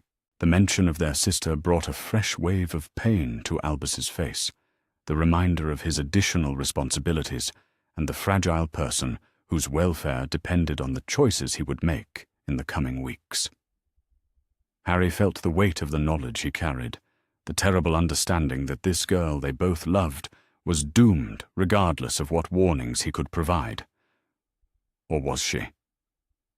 The question that had haunted Harry since beginning this impossible journey finally crystallized into sharp focus. Could Ariana's death be prevented? Or was it one of those fixed points that would occur regardless of any changes he might make to the timeline? And if it could be prevented, what other consequences might flow from that alteration to the established pattern of events? These were questions that would have to be addressed in the days to come. But for now, Harry was satisfied that he had accomplished his primary objective. He had established credibility with Albus, planted the seeds of self-doubt that might protect him from Grindelwald's seduction, and begun the process of offering alternative perspectives that could guide the brilliant young man toward wisdom rather than manipulation. As Aberforth walked back toward the house, Harry turned to Albus and saw someone fundamentally changed by their conversation.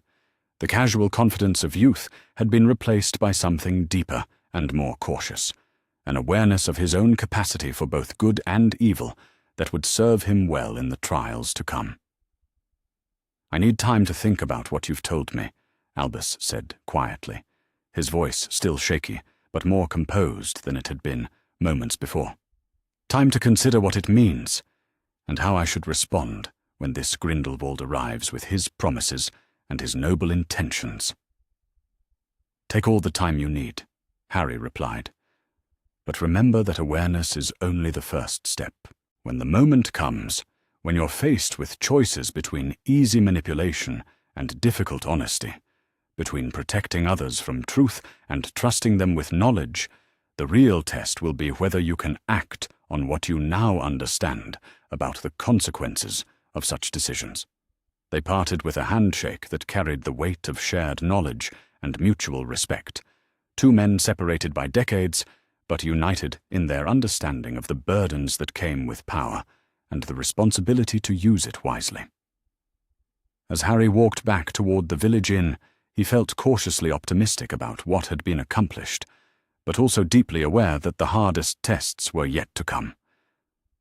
Somewhere in Europe, Gellert Grindelwald was preparing for his journey to Godric's Hollow, carrying with him charisma and vision that had already begun to shape the wizarding world's future.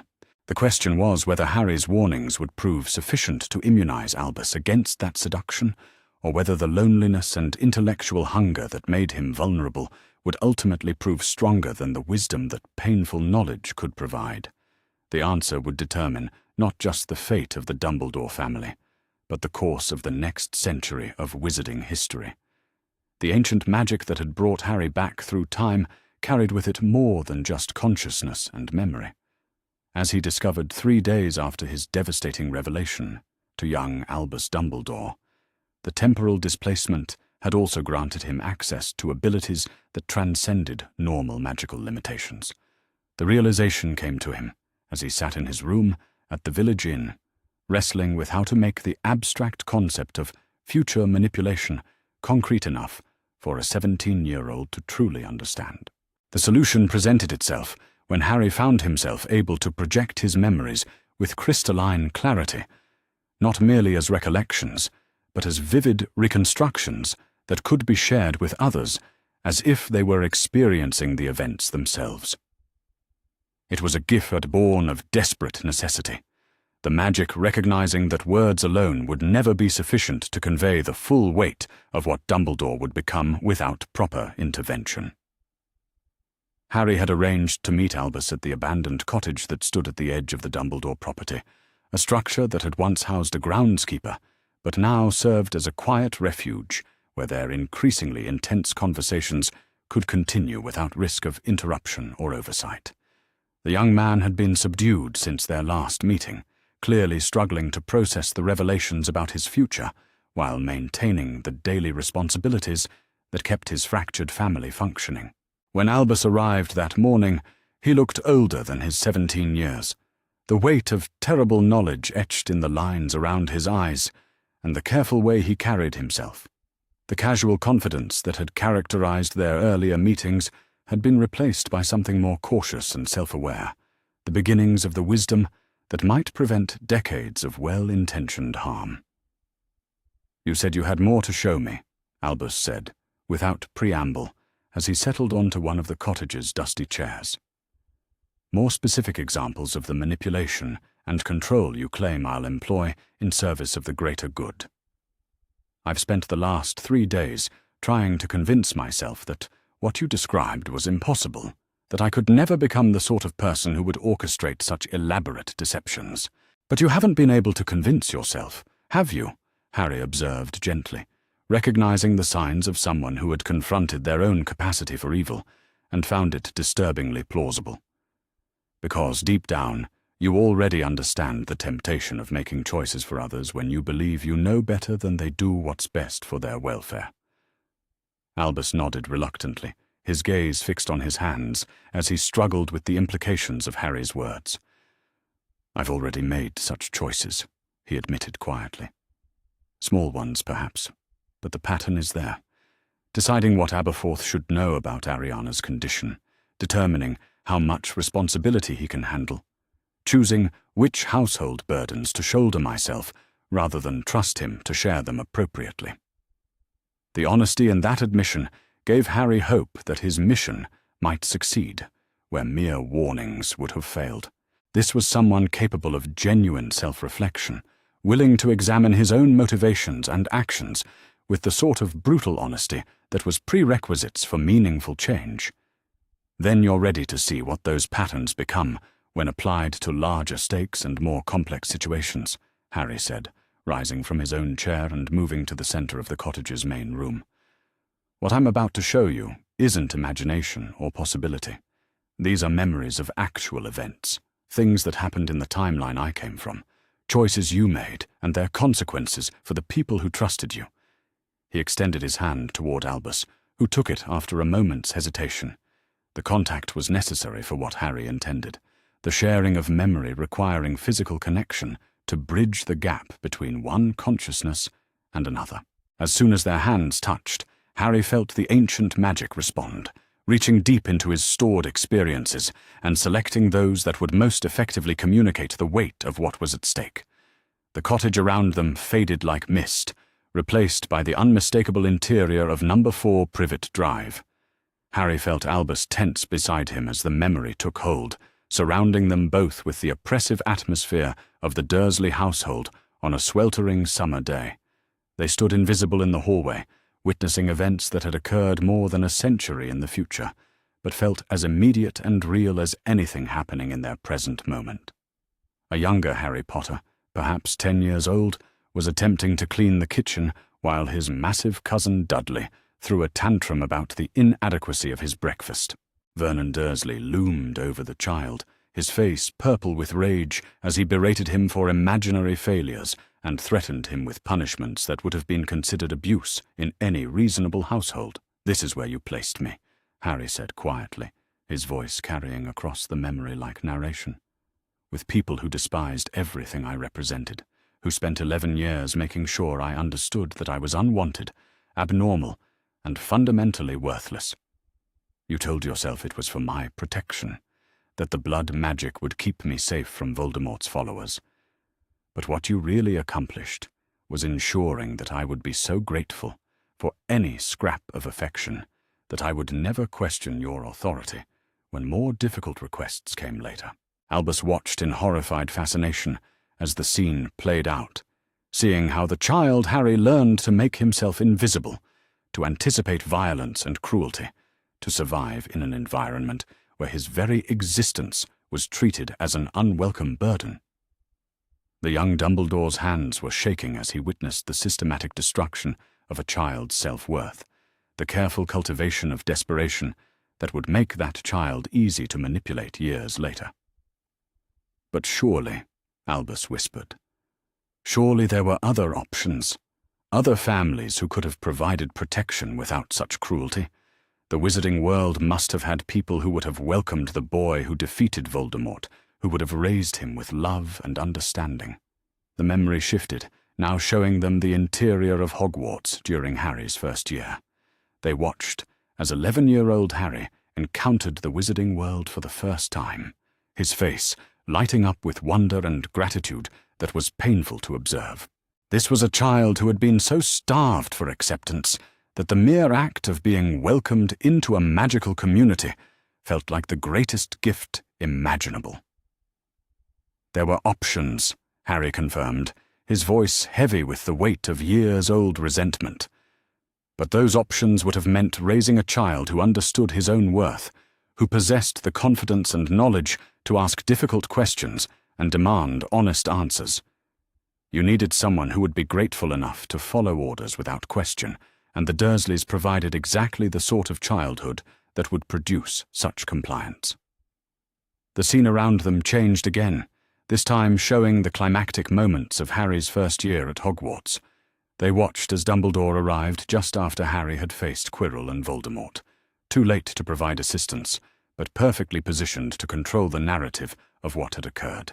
The older wizard's handling of the situation was masterful in its manipulation, praising Harry's courage, while carefully omitting any mention of the fact that the entire confrontation could have been avoided if certain information had been shared earlier. You knew that Voldemort was after the Philosopher's Stone, Harry said, as they watched his younger self accept Dumbledore's explanations with trusting gratitude. You knew that he would use a student to get to it, and you suspected that student would be me. Yet you allowed an 11-year-old child to face a fully possessed dark wizard because you needed to test whether I would be willing to sacrifice myself for others when the time came. Albus was openly weeping now, tears streaming down his face as he watched the elaborate orchestration of a child's repeated traumatization. Each decision that had seemed reasonable in isolation revealed itself as part of a larger pattern of manipulation, a carefully constructed program designed to shape Harry into the perfect weapon for a war he didn't yet understand. The memories continued, showing Harry's second year and the Chamber of Secrets, where once again Dumbledore had allowed events to unfold that put students in mortal danger. They watched as 12-year-old Harry descended into the chamber to face a basilisk and Tom Riddle's preserved consciousness, armed with nothing but courage and a desperate need to save others. You could have told me about Horcruxes then, Harry said, as they witnessed his younger self nearly die from basilisk venom. Could have explained what the diary was, and why destroying it mattered beyond simply saving Ginny Weasley. Instead, you let me stumble through another life-threatening situation because the experience served your larger purposes, teaching me that sacrifice was noble, and that the welfare of others should always come before my own safety. By the time the memories reached Harry's third year, Albus was barely able to watch, his face buried in his hands as he struggled to process the systematic nature of the manipulation he was witnessing. The revelation about Sirius Black's innocence, the time travel that could have prevented so much suffering, if employed differently, the careful withholding of information that left Harry isolated and vulnerable to further manipulation. But it was the memories of Harry's fourth year that finally broke young Albus completely. They watched as 14-year-old Harry was entered into the Triwizard Tournament against his will, forced to participate in deadly challenges, while Dumbledore stood by and allowed events to unfold according to Voldemort's plan. The older wizard's passive acceptance of Harry's danger, his willingness to use the boy as bait in a trap he hadn't bothered to explain, revealed the true depths of his calculating nature. "You knew it was a trap," Albus gasped between sobs. "You knew that someone had entered Harry's name to manipulate events, and you let it happen because it served your purposes. You used a 14-year-old child as bait to draw out your enemies, and when that child nearly died as a result, you treated it as an acceptable cost for the intelligence you gained."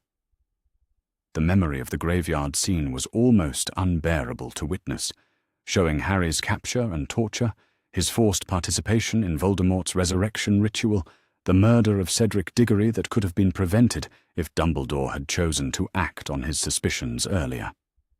When it ended, young Albus was shaking with the force of his emotions, his worldview fundamentally altered by what he had witnessed.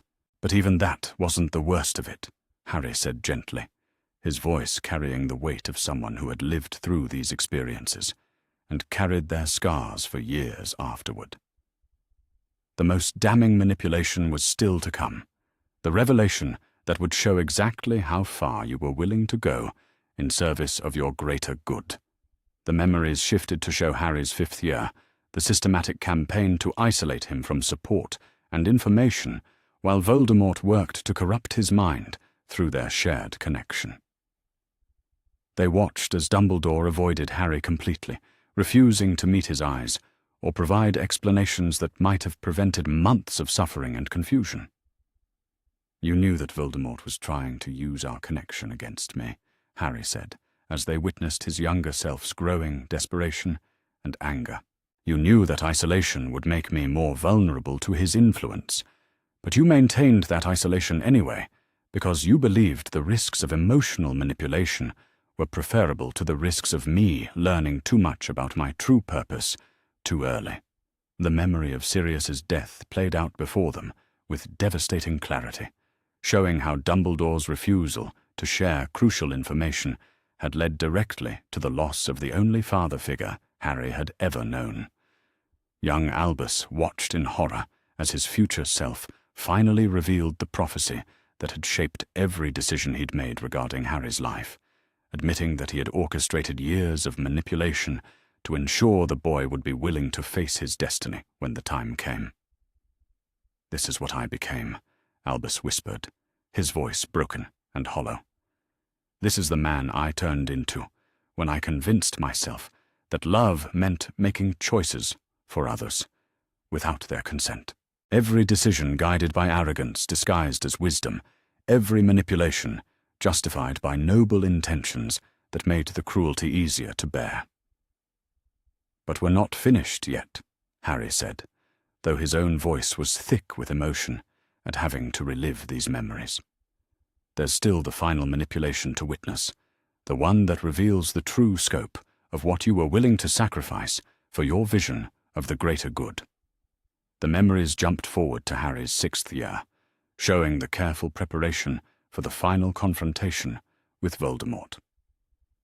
They watched as Dumbledore began sharing selected memories about Tom Riddle's past, providing just enough information to make Harry feel included in the planning, while still withholding the most crucial details about what would be required of him. "You were dying," Harry explained, as they witnessed Dumbledore's withered hand and failing health. "The curse from destroying the ring Horcrux was killing you slowly, and you knew you had limited time to complete Harry's preparation. But even facing death, you couldn't bring yourself to trust him with the complete truth about what you expected him to do." The memory of their final conversation in Dumbledore's office was perhaps the most damning of all, showing the older wizard's careful words about love and sacrifice, while still refusing to explicitly state that Harry would need to die to defeat Voldemort. The manipulation was so subtle, so skillfully presented as guidance rather than direction, that even knowing what was to come, it was difficult to see the deception embedded in every carefully chosen phrase. Right up until the end, Albus sobbed. "I was still trying to control the outcome, still convinced that I knew better than everyone else what needed to be done and how it should be accomplished. Even facing my own death, I couldn't let go of the belief that wisdom meant making impossible choices for others, rather than trusting them to make those choices for themselves." The final memory was the most painful of all, showing Harry's walk to his own death in the Forbidden Forest, finally understanding the full scope of what Dumbledore had asked of him, and accepting it with the sort of resigned courage that came from years of careful conditioning. The image of 17-year-old Harry Potter walking calmly to face Voldemort's killing curse, believing that his death was necessary to save the people he loved, crystallized everything that was wrong with Dumbledore's approach to leadership and sacrifice. "That's what your noble intentions produced," Harry said, as the memories faded and the cottage reformed around them. A child so thoroughly manipulated that he would walk to his death with gratitude for the privilege of dying in service of your greater good. And the most terrible part was that it worked. That your manipulation was so complete that I thanked you for it even after I understood what you had done. Young Albus was silent for a long time after the memories ended, his face buried in his hands as he wept for the person he now knew he was capable of becoming. The brilliant 17-year-old who had once believed that intelligence and good intentions were sufficient guides for moral action had been confronted with evidence of how those very qualities could be corrupted into instruments of control and manipulation. "How do I prevent it?" he finally whispered, his voice barely audible through his tears. "How do I avoid becoming that person when every instinct I have tells me that protection requires control, that love sometimes means making decisions for others that they're not equipped to make for themselves?" "By remembering this moment," Harry replied, moving to sit beside the devastated young man and placing a gentle hand on his shoulder. "By remembering how it felt to see the consequences of those choices, to understand the weight of suffering that noble intentions can create when they're not tempered by genuine respect for others, autonomy, and dignity." "But more than that," Harry continued, "you prevent it by making different choices from the very beginning. When Grindelwald arrives with his vision of revolution and his arguments about the greater good, you reject the fundamental premise that superior knowledge grants superior authority to make choices for others. You choose transparency over protection, collaboration over control, and trust over manipulation." Albus looked up at him with eyes that seemed decades older than they had been an hour before, the carefree confidence of youth replaced by something deeper and more cautious. "I understand what you're saying," he said slowly, his voice still shaky but growing stronger. "But how do I know when I'm making choices from wisdom rather than arrogance? How do I distinguish between legitimate guidance and subtle manipulation when the line between them is so difficult to see?" The question revealed exactly the sort of self-awareness that gave Harry hope for this mission's success. This wasn't someone dismissing the possibility of corruption or insisting that good intentions were sufficient protection against harmful actions. This was someone genuinely wrestling with the complexity of moral choice and seeking practical guidance for navigating impossible decisions. "You start by asking the people affected by your choices what they actually want," Harry said. "You provide them with complete information about the situation and the options available, and then you trust them to make decisions about their own lives even when you believe they're making mistakes. Sometimes protecting people means letting them face consequences you could prevent, because the alternative is turning them into objects to be managed rather than people to be respected. But what about situations where people genuinely can't make informed decisions for themselves?" Albus asked, his mind clearly working through practical applications of Harry's advice. "What about Ariana, for instance, or young children, or people who lack the knowledge or capacity to understand the full implications of their choices?" "In those cases," Harry replied carefully, "you make the least restrictive choice possible while still providing necessary protection. You involve them in decisions to whatever extent they're capable of participating. You explain your reasoning even when you think they might not fully understand it, and you constantly reevaluate whether your protective measures are still necessary as circumstances change." The conversation continued for another hour, with Albus asking increasingly sophisticated questions about the practical application of collaborative decision-making to complex moral situations. Harry could see the brilliant mind that would one day make Dumbledore such an effective leader, working through the implications of what he had witnessed, searching for ways to honor both the need for protection and the requirements of respect for individual autonomy. When they finally parted, Harry felt cautiously optimistic about what had been accomplished. The memories had been devastating for young Albus to witness, but they had also been necessary to establish the full scope of what was at stake. More importantly, the young man's response suggested that he possessed both the moral courage to confront his own potential for harm and the intellectual flexibility to consider alternative approaches to leadership and responsibility. But even as Harry walked back to the village inn, he was aware that the hardest test was yet to come. Showing Albus the consequences of manipulation was only the first step in immunizing him against Grindelwald's seduction.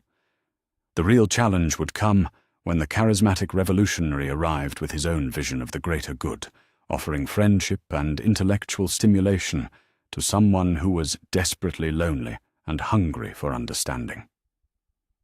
The question that haunted Harry as he prepared for sleep that night was whether the shock of seeing his potential future would be sufficient to protect Albus when faced with immediate temptation.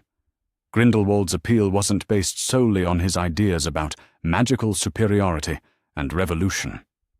It was also rooted in his ability to provide the sort of intimate connection and intellectual partnership that Albus craved but had never been able to find with anyone else. In showing Albus the dangers of manipulation, had Harry also prepared him to recognize more subtle forms of seduction when they arrived wrapped in friendship and mutual respect? The answer to that question would determine not only the fate of the Dumbledore family, but the course of the next century of wizarding history. As Harry drifted off to sleep, his dreams were haunted by images of two brilliant young men standing at the crossroads of destiny, one carrying the weight of terrible knowledge about the future, the other about to face choices that would define not just his own life, but the lives of countless others. The intersection of their paths would determine whether wisdom could triumph over manipulation, whether transparency could prove stronger than noble lies, and whether the greater good could be redefined to include respect for individual choice and dignity. The stage was set for the most important conversation in wizarding history, and Harry could only hope that he had done enough to prepare Albus Dumbledore for the test that was coming. The morning sun cast long shadows across the Dumbledore property as Harry made his way toward the cottage, where he and Albus had arranged to meet for what would prove to be their most difficult conversation yet. 2 days had passed since the devastating memory sessions that had shown young Dumbledore the full scope of his future manipulation, and the weight of that knowledge had clearly taken its toll on the brilliant 17-year-old who was struggling to reconcile his noble intentions with the horrific consequences they would ultimately produce. Harry carried with him a leather satchel containing written records he had compiled during the sleepless nights following their last meeting, detailed accounts of the lives damaged and destroyed by Dumbledore's utilitarian approach to leadership.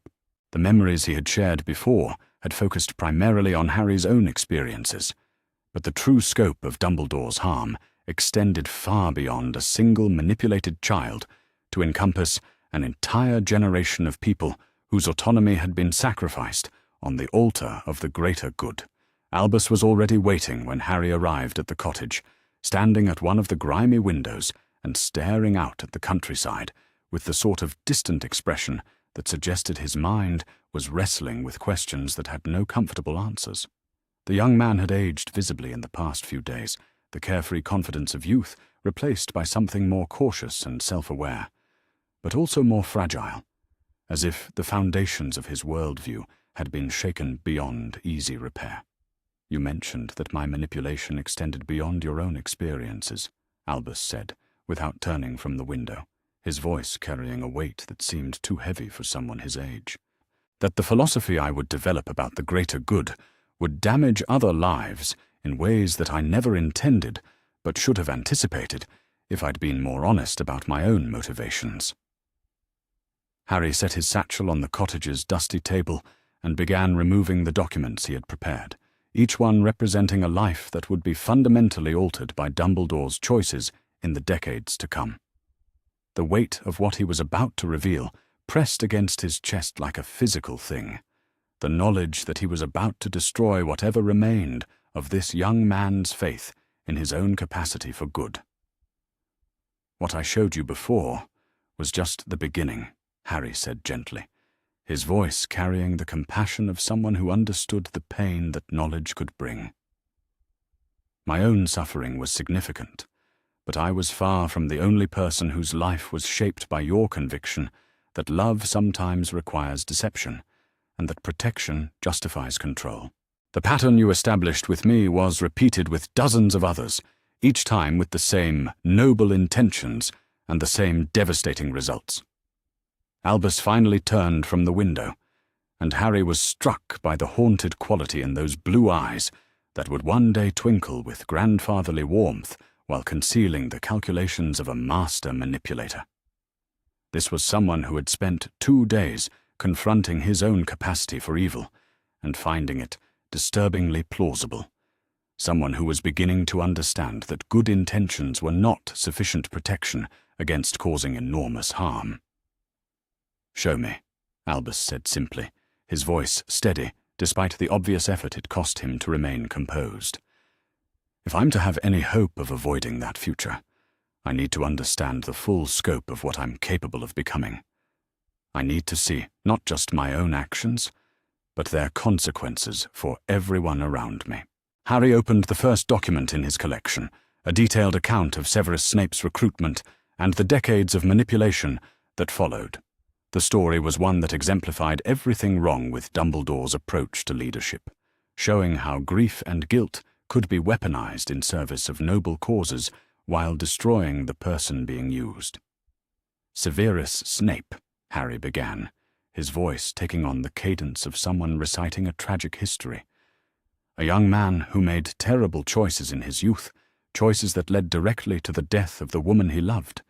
When he came to you seeking redemption, devastated by grief and desperate for any chance to atone for his mistakes, you saw an opportunity to acquire a valuable asset rather than a human being in need of genuine help and healing." The words hung in the air between them like an accusation, and Harry could see Albus processing the implications of what he was hearing. This wasn't about Harry anymore, wasn't about the specific manipulation of a single chosen child. This was about a pattern of behavior that treated human emotions as tools to be exploited, and human lives as resources to be managed in service of larger goals. "You bound him to a lifetime of dangerous service," Harry continued, his voice growing harder as he recalled the memories of Snape's final years. "You used his love for my mother as a chain, convincing him that spending decades as a spy in Voldemort's inner circle was the only way to honor her memory and protect her son. But what you never acknowledged was the psychological cost of that service, the way it warped and corrupted him until he became almost as cruel as the people he was spying on." Harry pulled out a thick folder containing detailed accounts of Snape's behavior as a teacher, the systematic bullying and emotional abuse he inflicted on generations of students while Dumbledore looked the other way. The records made for disturbing reading, showing how a man already damaged by war and loss had been further twisted by years of isolation and moral compromise. "You knew what he was doing to the students," Harry said, spreading the documents across the table where Albus could see them. "You knew that he was taking out his anger and pain on children who had done nothing to deserve his cruelty. But you allowed it to continue because you needed him functional as a spy, and addressing his psychological problems might have compromised his effectiveness in that role." Albus approached the table with obvious reluctance, his face growing paler as he read account after account of Snape's abuse of his position. Students reduced to tears in potions class, young minds crushed by sarcasm and contempt, children developing lasting fears and insecurities because their teacher was allowed to use them as outlets for his own unresolved trauma. "This is monstrous," Albus whispered, his hands shaking as he turned the pages. "To allow such behavior in the name of some larger strategic goal, to sacrifice the well-being of children for the sake of maintaining an intelligence asset. How could I possibly justify such choices to myself, let alone to the people being harmed by them?" "Because you convinced yourself that the alternative was worse," Harry replied, his voice carrying the bitter knowledge of someone who had lived through the consequences of such reasoning. "You told yourself that Snape's intelligence from within Voldemort's ranks was worth any amount of collateral damage, that the children's suffering was a necessary sacrifice to prevent even greater suffering in the future. The greater good became your justification for allowing systematic abuse to continue unchecked.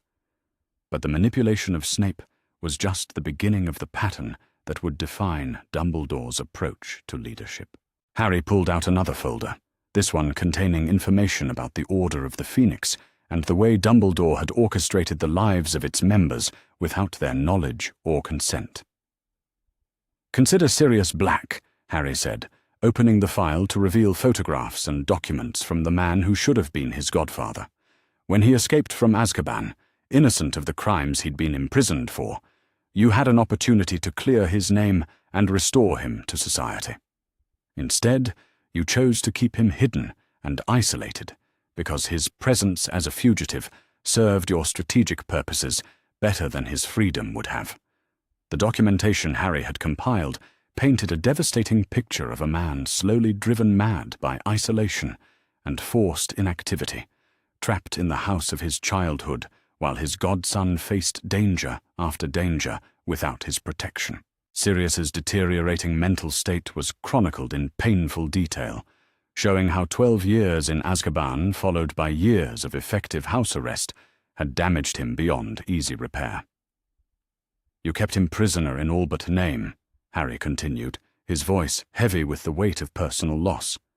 "You told him it was for his own safety, that revealing his innocence would put him in greater danger than remaining hidden. But what you really wanted was to maintain control over a powerful wizard whose freedom might have complicated your carefully laid plans for my development and training." Albus was reading through the Sirius Black file with growing horror, seeing how Dumbledore's supposed protection had actually been another form of manipulation, designed to serve larger strategic goals. The young man's hands trembled as he read accounts of Sirius's increasing desperation and recklessness, the way isolation had fed his already unstable personality until he became more liability than asset. And when his isolation finally drove him to take desperate action, Harry said, his voice thick with emotion he was struggling to control, when he tried to participate in the fight against Voldemort rather than remain safely hidden, "You used his desire to protect me as a way to manipulate him into even more dangerous situations. His death could have been prevented if you'd simply been honest about the risks and trusted him to make informed decisions about his own life." The pattern was becoming clear to Albus as he worked through document after document, each one revealing another life damaged by Dumbledore's conviction that he alone possessed the wisdom to make impossible choices for others. The Order of the Phoenix itself had been structured around this philosophy, with members kept ignorant of crucial information and manipulated through carefully managed revelations of partial truths. "Look at the Weasley family," Harry said, pulling out another thick folder. "Arthur and Molly devoted their lives to your cause, placed their children in danger repeatedly because they trusted your judgment about what was necessary for the greater good. But you never gave them complete information about the risks they were taking or the true scope of what you were asking them to sacrifice." The Weasley documents were particularly painful to review, showing how Dumbledore had used the family's natural generosity and courage as tools for manipulation. From Arthur's dangerous work at the Ministry to Fred and George's recruitment for dangerous missions, every member of the family had been put at risk in service of plans they were never fully allowed to understand. Percy's estrangement from his family, Harry continued, pointing to reports of the young man's increasing isolation and bitterness, was partially the result of your manipulation as well. You knew that his ambition and need for recognition made him vulnerable to Ministry propaganda, but instead of addressing those weaknesses directly, you used them to place him as an unwitting asset within the government structure. His alienation from his family was an acceptable cost for the intelligence you gained from his position. But perhaps the most damning evidence of Dumbledore's utilitarian approach was contained in the files Harry had compiled about the students of Hogwarts during the war years, the young people who had been trained as child soldiers, encouraged to form resistance groups and fight battles that should have been left to adults, all in service of a larger strategy that treated their lives as acceptable risks.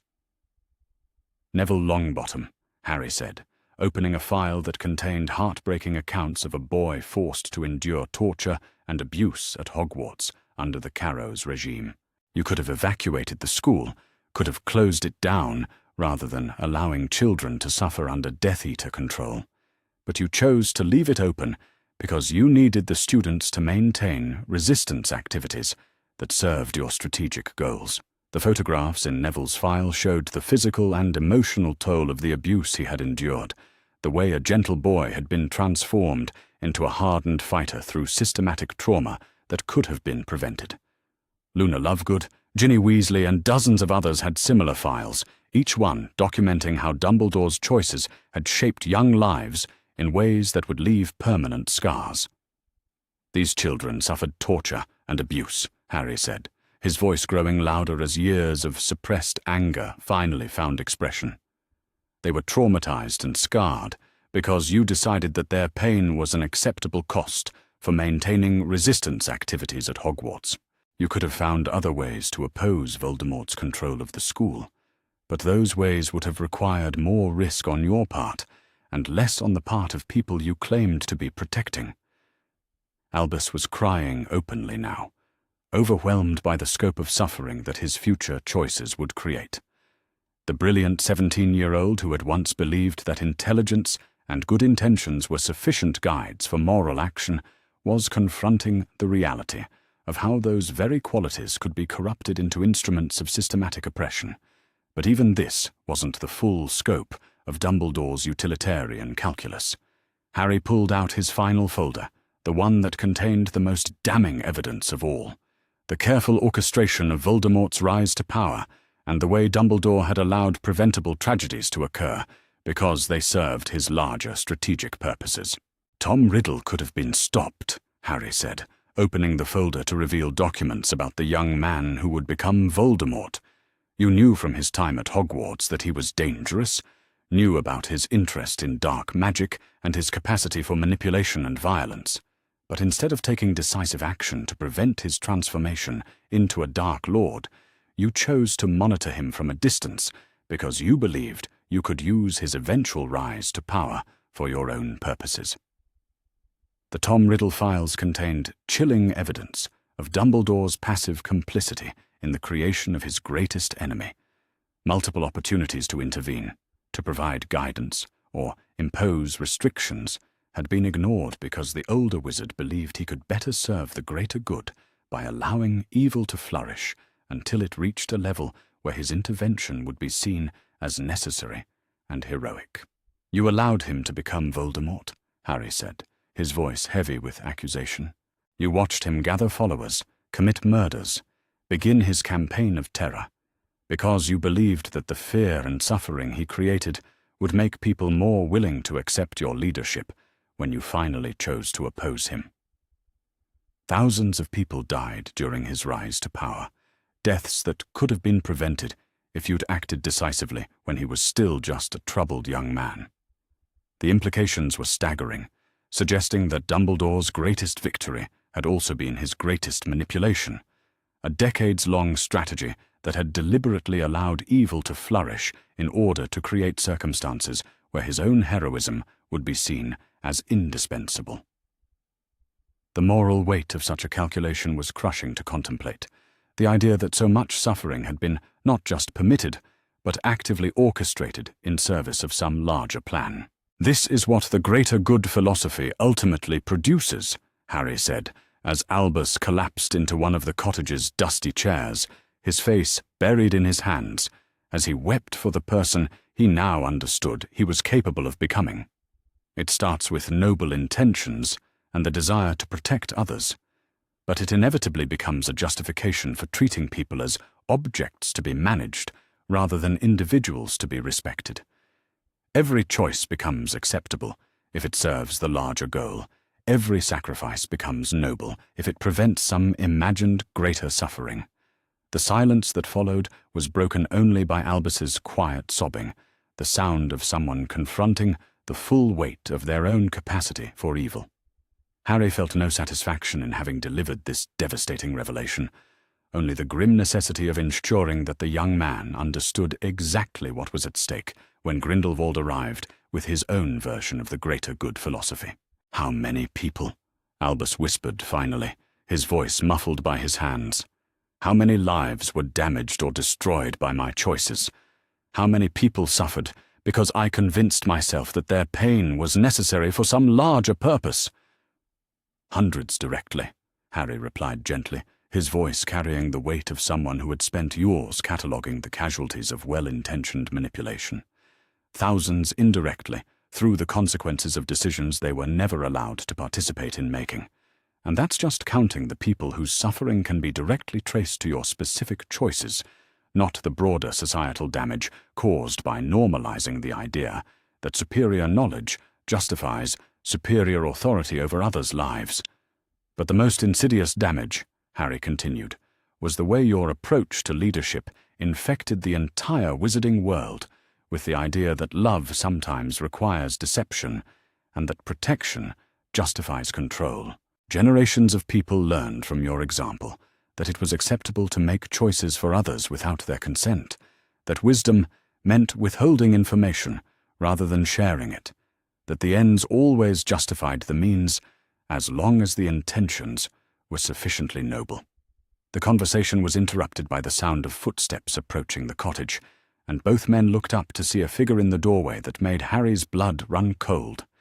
Gellert Grindelwald had arrived 3 days ahead of schedule, drawn perhaps by some instinct that told him his carefully planned seduction was being threatened by an unexpected rival for Albus's attention and loyalty.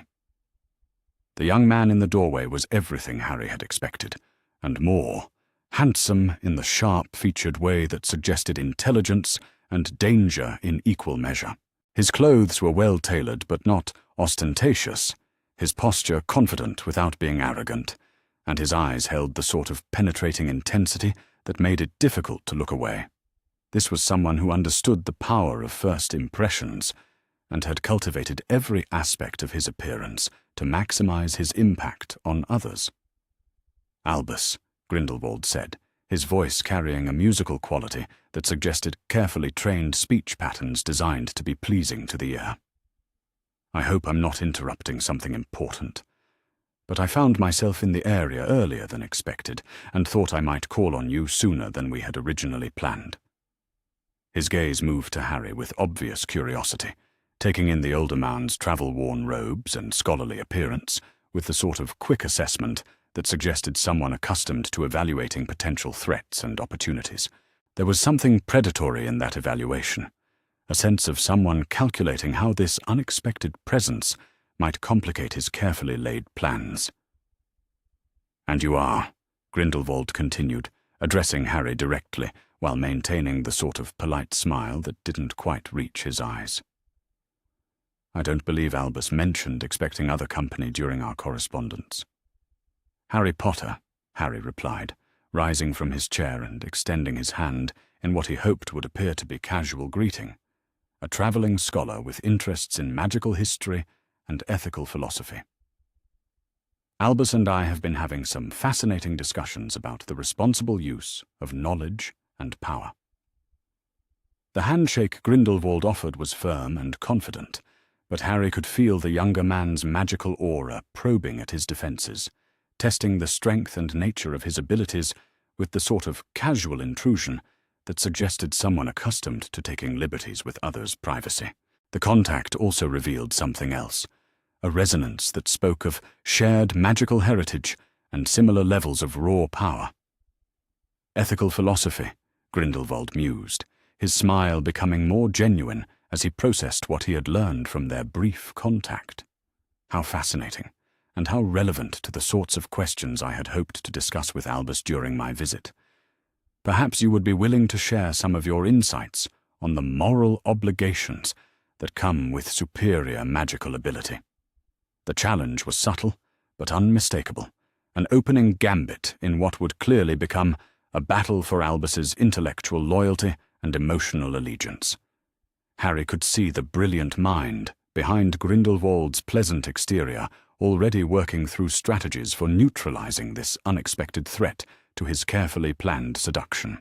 "I believe," Harry said carefully, "that superior ability creates obligations to others, But those obligations center around service and support, rather than control and direction.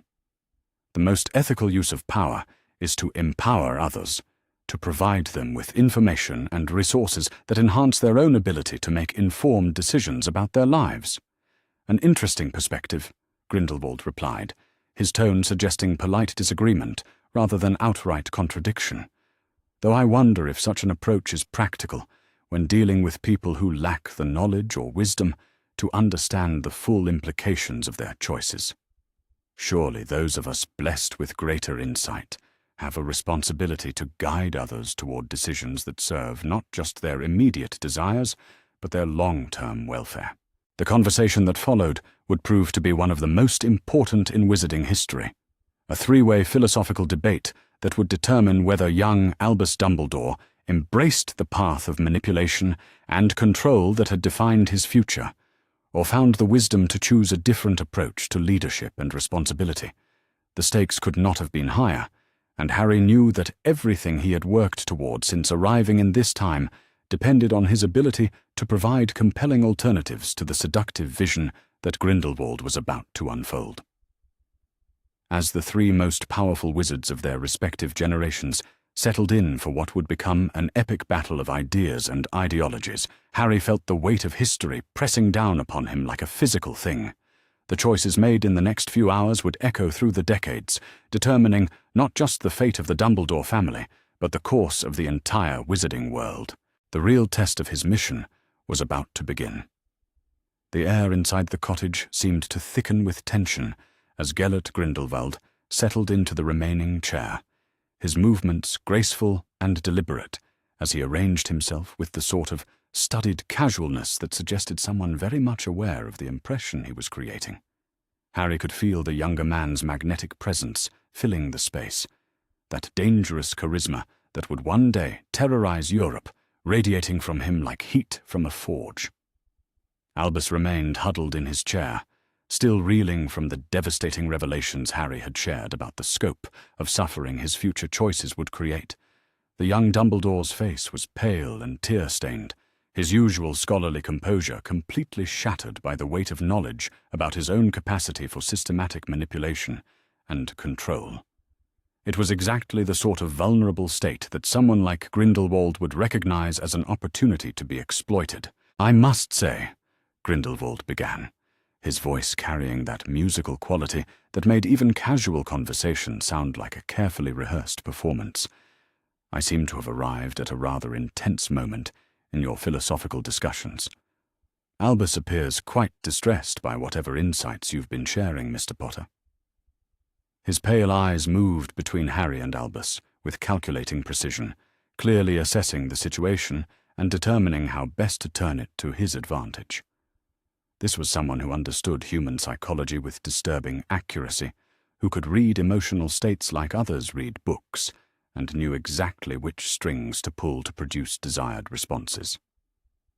Harry chose his words carefully, aware that this first exchange would set the tone for everything that followed. "We've been discussing the moral complexities that arise when people in positions of knowledge and authority must make difficult decisions about the welfare of others. It's a subject that tends to raise uncomfortable questions about the nature of responsibility and the limits of what we can justify in service of noble goals." Grindelwald's smile widened slightly, and Harry caught a glimpse of the sharp intelligence that lay beneath the pleasant exterior. "Indeed, those are precisely the sorts of questions that have been occupying my own thoughts recently. The burden of superior ability, the weight of seeing solutions that others cannot perceive, the moral obligation to act even when such action requires making choices that those affected might not initially understand or appreciate." The words were carefully chosen, Harry realized, designed to resonate with someone who had just been confronted with evidence of their own potential for harmful manipulation. Grindelwald was positioning himself as someone who understood the very dilemmas that were currently tearing Albus apart, offering empathy and solidarity rather than judgment or condemnation. Albus looked up at his visitor with eyes that were still red from weeping, clearly struggling to process this unexpected arrival in the midst of his personal crisis.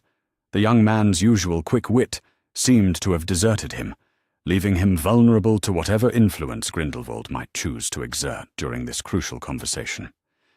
"Gellert," Albus said finally, his voice hoarse with emotion.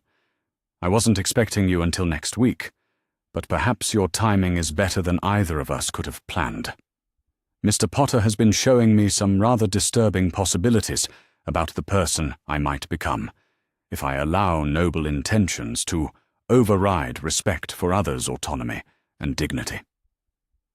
Grindelwald leaned forward in his chair, his expression shifting to one of intense interest and concern.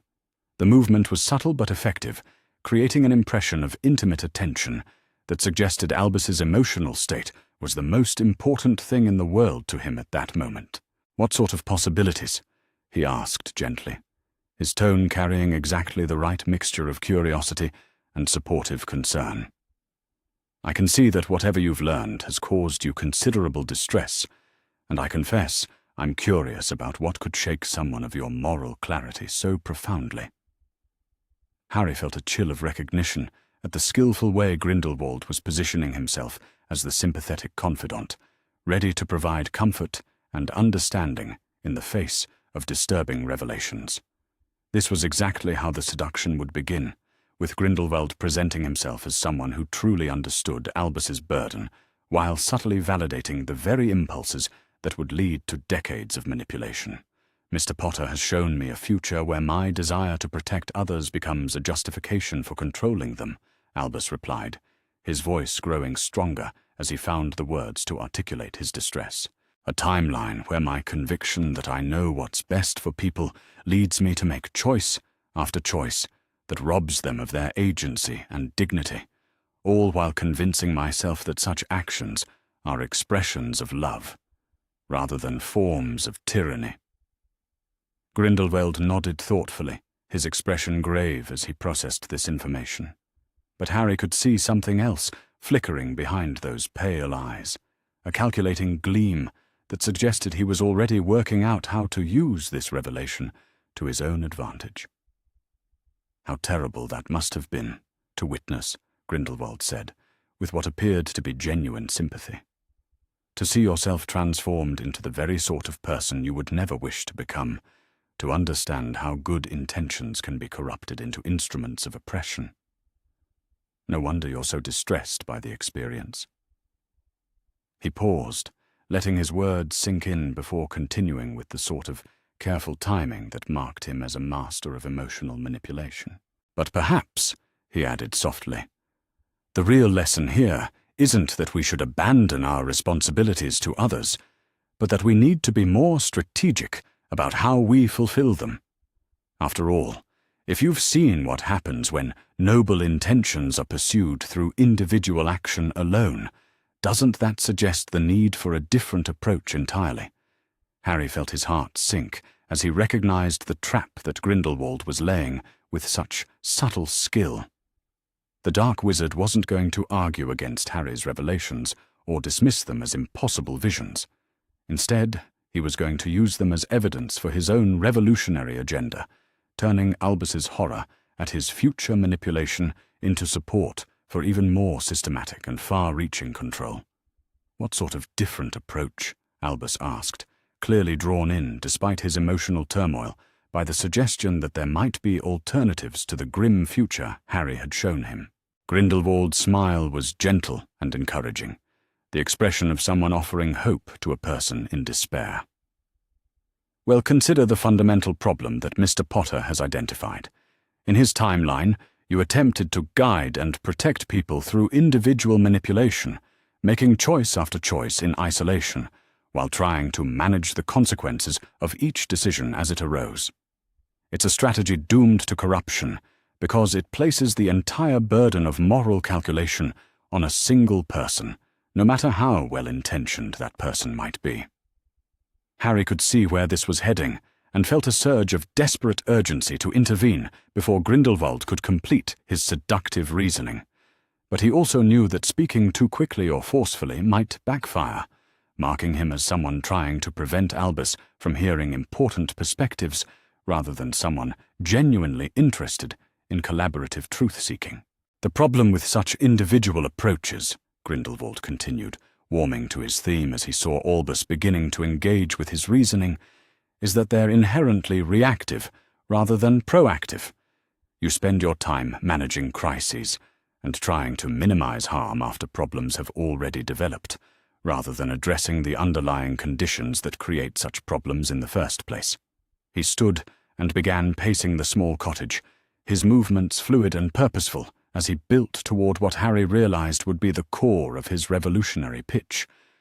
But what if there were a way to prevent such moral dilemmas from arising altogether?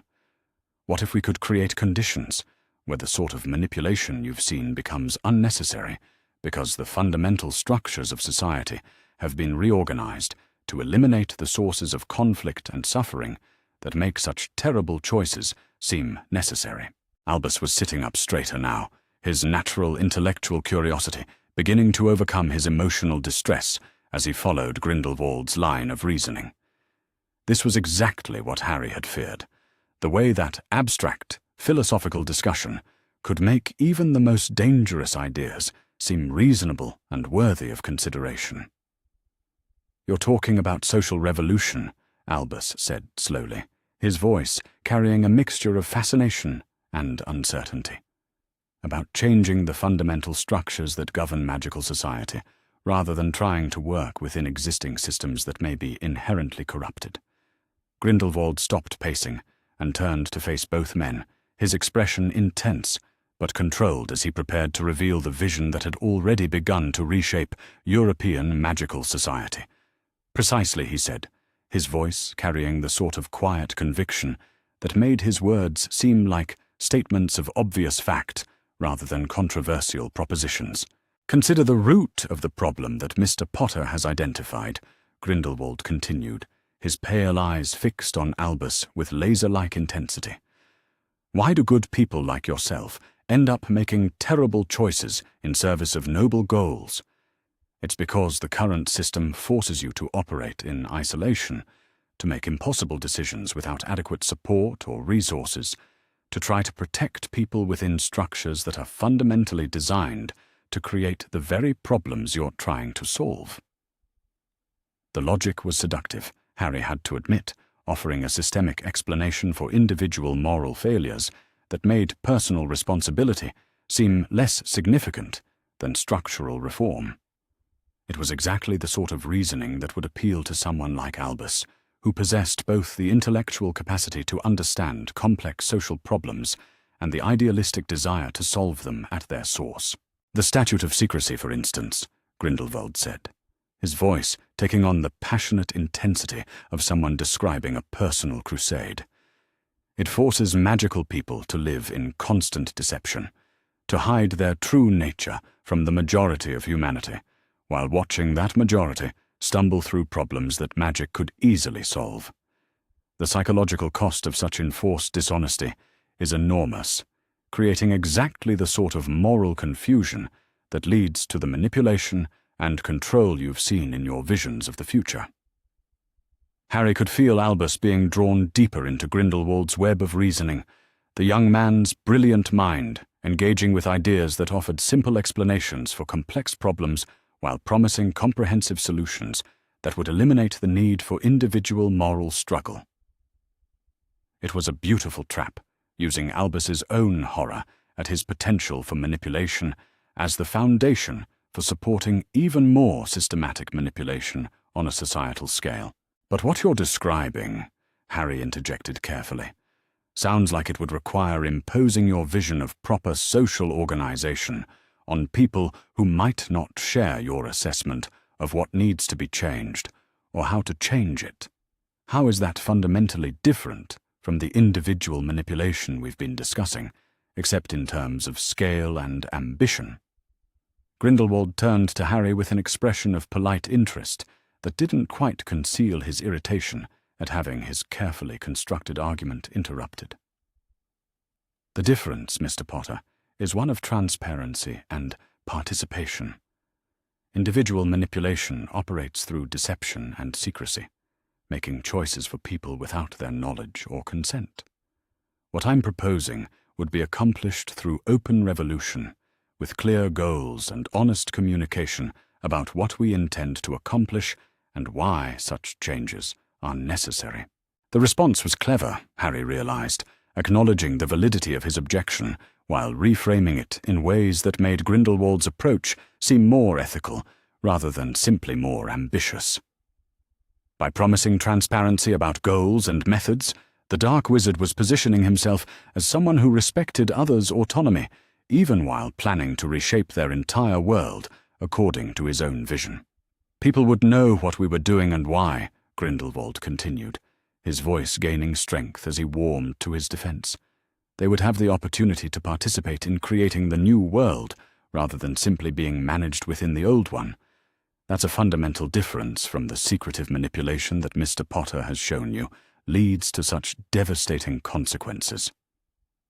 Albus was nodding slowly, clearly finding this reasoning compelling as a potential alternative to the grim future Harry had revealed.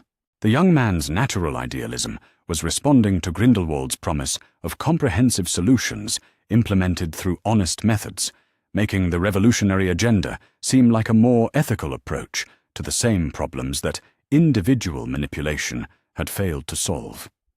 And the people who don't want to participate in creating your new world, Harry pressed, keeping his voice carefully neutral despite the urgency he felt building in his chest.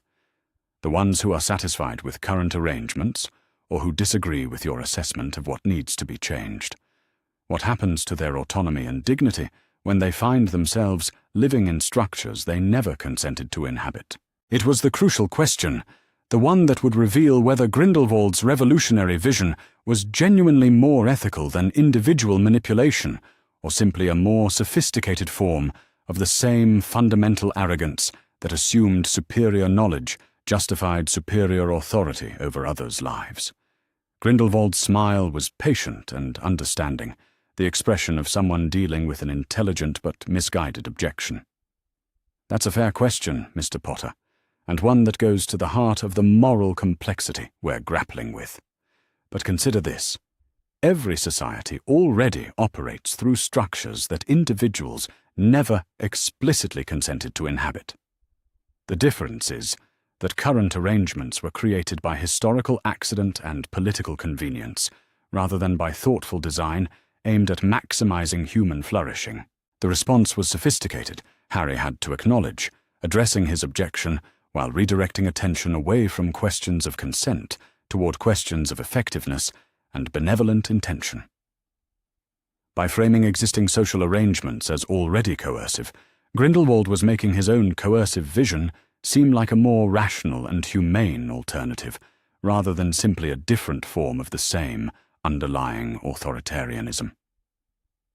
What we're proposing, Grindelwald continued, building on his previous argument with the sort of logical progression that made each step seem to follow inevitably from the last, is to replace accidental arrangements that serve no one's interests particularly well with intentional arrangements designed to eliminate the sources of conflict and suffering that make individual manipulation seem necessary in the first place. He moved closer to Albus, his body language shifting to create an impression of intimate collaboration rather than formal debate. Think about it, Albus. In Mr. Potter's timeline, you spent decades making terrible choices because you were trying to protect people within systems that created the very dangers you were protecting them from. But what if those systems themselves could be changed? What if we could eliminate the conditions that make such protection necessary?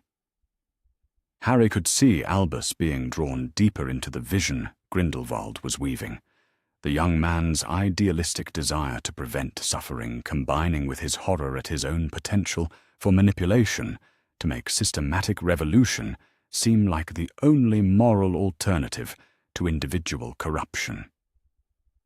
The logic was seductive, precisely because it offered to solve the very problems that had caused Albus such distress, promising to eliminate moral dilemmas rather than requiring people to navigate them with wisdom and humility.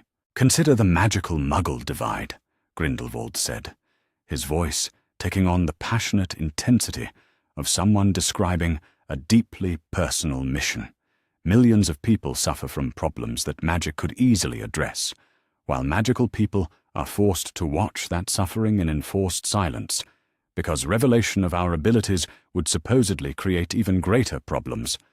The psychological cost of such arranged callousness is enormous, creating exactly the sort of moral injuries that lead to the manipulation and control you've witnessed. The argument was brilliant in its simplicity, Harry realized, using genuine human suffering as justification for revolutionary change, while framing opposition to such change as complicity in that suffering. By promising to eliminate the conditions that supposedly forced good people to make terrible choices, Grindelwald was making his vision seem not just appealing, but morally obligatory for anyone who truly cared about reducing harm in the world. "But surely," Albus said slowly, his voice carrying the uncertainty of someone trying to work through complex moral questions in real time, "there must be reasons why the current arrangements exist beyond simple historical accident or political convenience, reasons that would need to be carefully considered before attempting such fundamental changes." Grindelwald's expression shifted to one of gentle disappointment, like a teacher saddened by a promising student's failure to grasp an important concept. "Of course there are reasons, Albus, but what sort of reasons are they? Fear of change, satisfaction with privilege, unwillingness to take responsibility for creating something better than what we inherited from previous generations. Are those really the sorts of considerations that should outweigh our obligation to reduce suffering and create conditions for human flourishing?" The response was masterful, Harry had to admit, acknowledging Albus's objection while reframing it in ways that made opposition to revolution seem like moral cowardice rather than prudent caution. By characterizing resistance to change as selfishness or fear, Grindelwald was making support for his agenda seem like the only position compatible with genuine courage and compassion. Harry knew he was losing the battle for Albus's loyalty, watching helplessly as Grindelwald used the young man's horror at his own potential for manipulation as the foundation for supporting even more systematic manipulation disguised as liberation. The Dark Wizard's arguments were too sophisticated, too perfectly tailored to appeal to someone struggling with exactly the moral dilemmas that Albus was currently facing. "What Grindelwald is describing," Harry said desperately, trying to find some way to break through the spell of revolutionary rhetoric that was being woven around them, sounds remarkably similar to the utilitarian philosophy that led to the manipulation and suffering I showed you before. The same conviction that superior knowledge justifies making choices for others. The same willingness to sacrifice individual autonomy for some imagined greater good, just applied on a larger scale and with more systematic methods. But Grindelwald was ready for this objection, his smile widening as he prepared to turn Harry's criticism back against itself.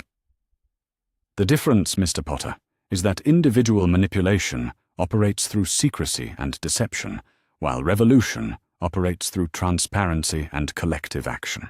When you showed Albus the consequences of his future choices, you were describing someone who made decision after decision in isolation, without consulting the people affected by those choices or giving them opportunities to participate in shaping the outcomes." He gestured broadly, his movement encompassing both men, as if drawing them into a shared vision of collaborative action. "What we're proposing is the opposite of that approach. Open discussion of problems and solutions, honest communication about goals and methods, genuine opportunities for people to participate in creating the sort of world they want to inhabit, rather than simply being managed within the sort of world that others have created for them."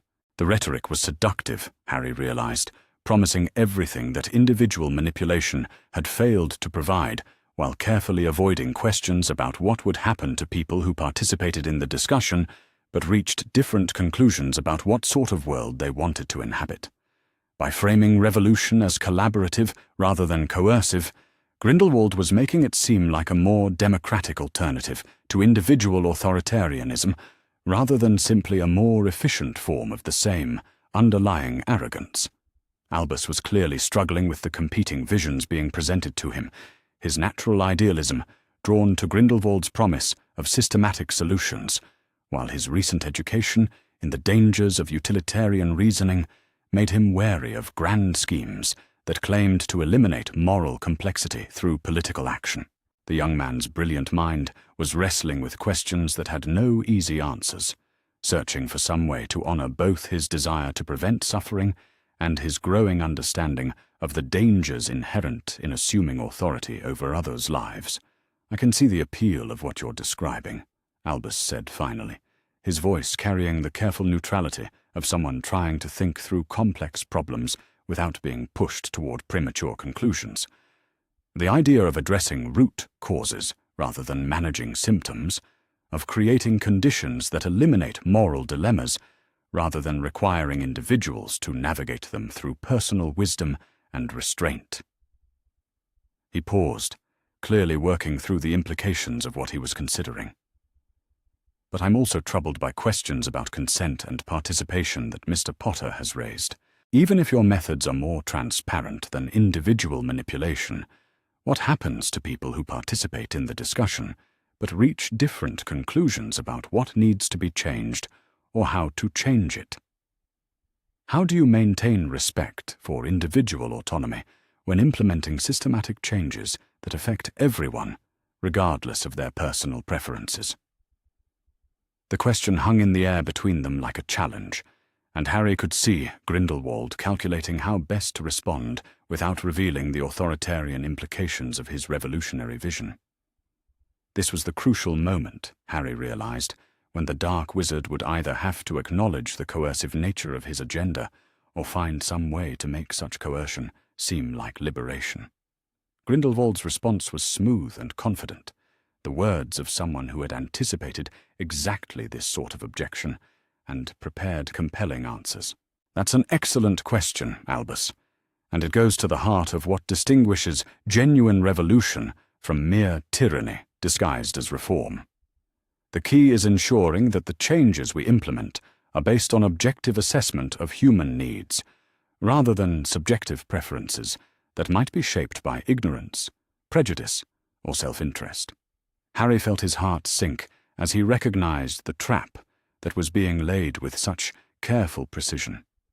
By distinguishing between objective needs and subjective preferences, Grindelwald was creating a framework that would allow him to dismiss any opposition to his agenda as ignorance or selfishness, rather than legitimate disagreement based on different values or priorities. "Consider the magical muggle divide again," Grindelwald continued, building on his previous argument with the sort of logical progression that made each step seem inevitable. "Is muggle ignorance of magic really a preference that deserves to be respected? Or is it a condition imposed by artificial restrictions that serve no one's genuine interests?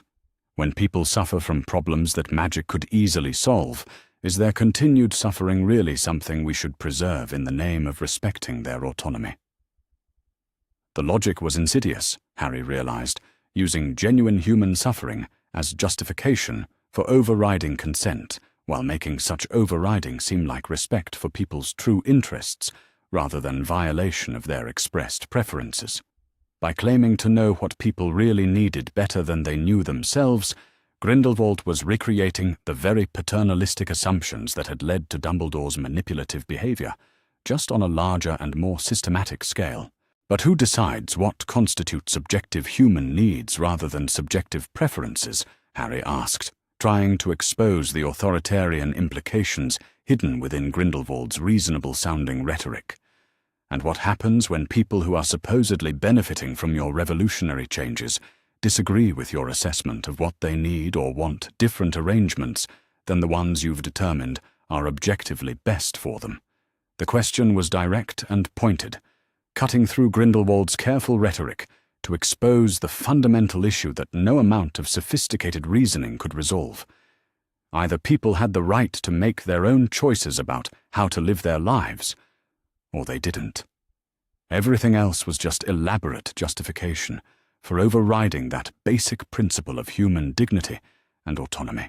Grindelwald's smile remained patient and understanding, but Harry caught a flicker of something harder behind those pale eyes, a glimpse of the iron will that would one day terrorize Europe in service of revolutionary ideals. Those are fair questions, Mr. Potter, but they assume that current arrangements are somehow more respectful of human autonomy than the changes we're proposing. Is a muggle dying of a disease that magic could easily cure really exercising meaningful choice when they don't even know that such alternatives exist?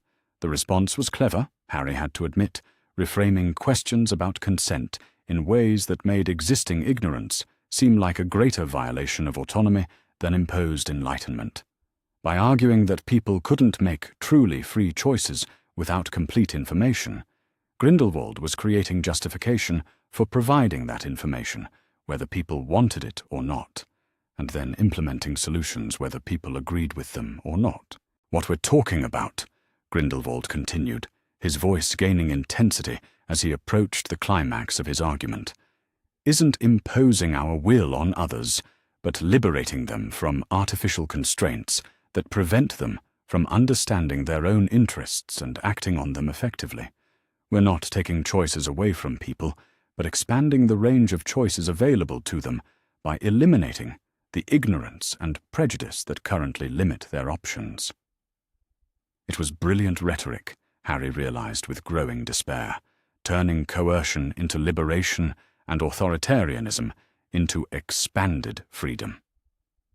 By promising to eliminate constraints rather than impose new ones, Grindelwald was making his revolutionary agenda seem like the opposite of manipulation rather than simply a more sophisticated version of the same fundamental disrespect for others' autonomy. Albus was nodding slowly, clearly drawn to this vision of systematic change that promised to solve the very problems that had caused him such distress when he'd learned about his future potential for individual manipulation. The young man's idealistic nature was responding to Grindelwald's promise of comprehensive solutions, while his recent education in moral complexity was being overwhelmed by the sophisticated reasoning that made revolution seem not just appealing, but ethically obligatory. As Harry watched the two young men continue their discussion, he realized that he was witnessing the beginning of one of history's most dangerous partnerships, the moment when two brilliant minds found each other and began the collaboration that would reshape the wizarding world in ways that would echo through the decades. The question was whether there was still time to prevent that partnership from forming, or whether Grindelwald's seductive vision had already captured Albus's imagination beyond any possibility of redemption. The battle for young Dumbledore's soul was approaching its climax, and Harry wasn't sure he was winning. The conversation between the three most brilliant wizards of their respective generations had stretched through the afternoon and into the early evening, with Grindelwald's revolutionary rhetoric gradually overwhelming Harry's attempts to expose the authoritarian implications hidden within the seductive promises of systematic change. As shadows lengthened across the cottage floor, Harry watched with growing desperation as young Albus Dumbledore became increasingly entranced by the vision of a world where individual moral dilemmas could be eliminated through collective action and rational social organization. The philosophical debate had revealed the fundamental differences in their approaches to power and responsibility, but it had also shown Harry just how skillful Grindelwald was at turning even the most damning revelations to his own advantage. The Dark Wizard had transformed Albus's horror at his future manipulation into enthusiasm for present revolution, making systematic coercion seem like liberation, and widespread authoritarianism appear to be expanded freedom. As the last light of day faded from the cottage windows, Grindelwald rose from his chair with the sort of fluid grace that suggested someone very much in control of both himself and the situation around him. His pale eyes gleamed with satisfaction as he looked between Harry and Albus, clearly pleased with the progress he had made in winning the younger Dumbledore's intellectual loyalty and emotional allegiance. "I believe," Grindelwald said, his voice carrying the quiet conviction of someone who had achieved exactly what he had set out to accomplish, "that we have identified the fundamental issue that must be addressed if we hope to prevent the sort of individual manipulation that Mr. Potter has so eloquently described. The current system forces good people to make terrible choices because it provides no framework for addressing problems at their source, rather than managing their symptoms after they have already caused enormous harm. Albus nodded slowly, his face reflecting the intense concentration of someone working through complex ideas that challenged everything he had previously believed about moral action and social responsibility. The young man's natural idealism had been rekindled by Grindelwald's vision of comprehensive solutions, while his recent education in the dangers of individual manipulation had made him eager to find alternatives that promised to eliminate such moral complexity altogether. "The question," Albus said thoughtfully, "is how to move from theoretical discussion to practical action.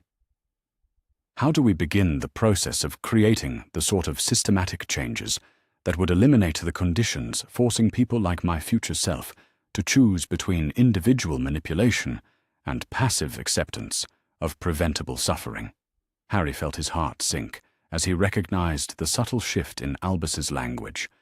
The way the young man was already beginning to speak of Grindelwald's revolutionary agenda as a collaborative enterprise rather than an external proposal to be evaluated. The dark wizard's seduction had been more successful than Harry had dared to fear, transforming a brilliant but vulnerable teenager into an enthusiastic collaborator in plans that would ultimately bring terror to the entire wizarding world. Grindelwald's smile was gentle and encouraging, the expression of someone offering hope to a person in need of purpose and direction. "The first step," he said softly, "is to formalize our partnership and commitment to the cause we have identified. The sort of systematic change we're discussing cannot be accomplished through individual effort alone, no matter how brilliant or determined that individual might be. It requires genuine collaboration based on shared vision and mutual trust."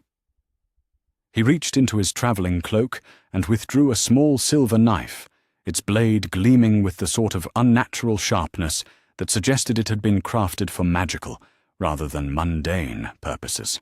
The sight of the weapon sent a chill through Harry's blood as he recognized it for what it was: the ceremonial blade that would be used to create the blood pact that had bound Dumbledore and Grindelwald together in his original timeline, preventing them from acting directly against each other, even when their partnership inevitably soured into opposition.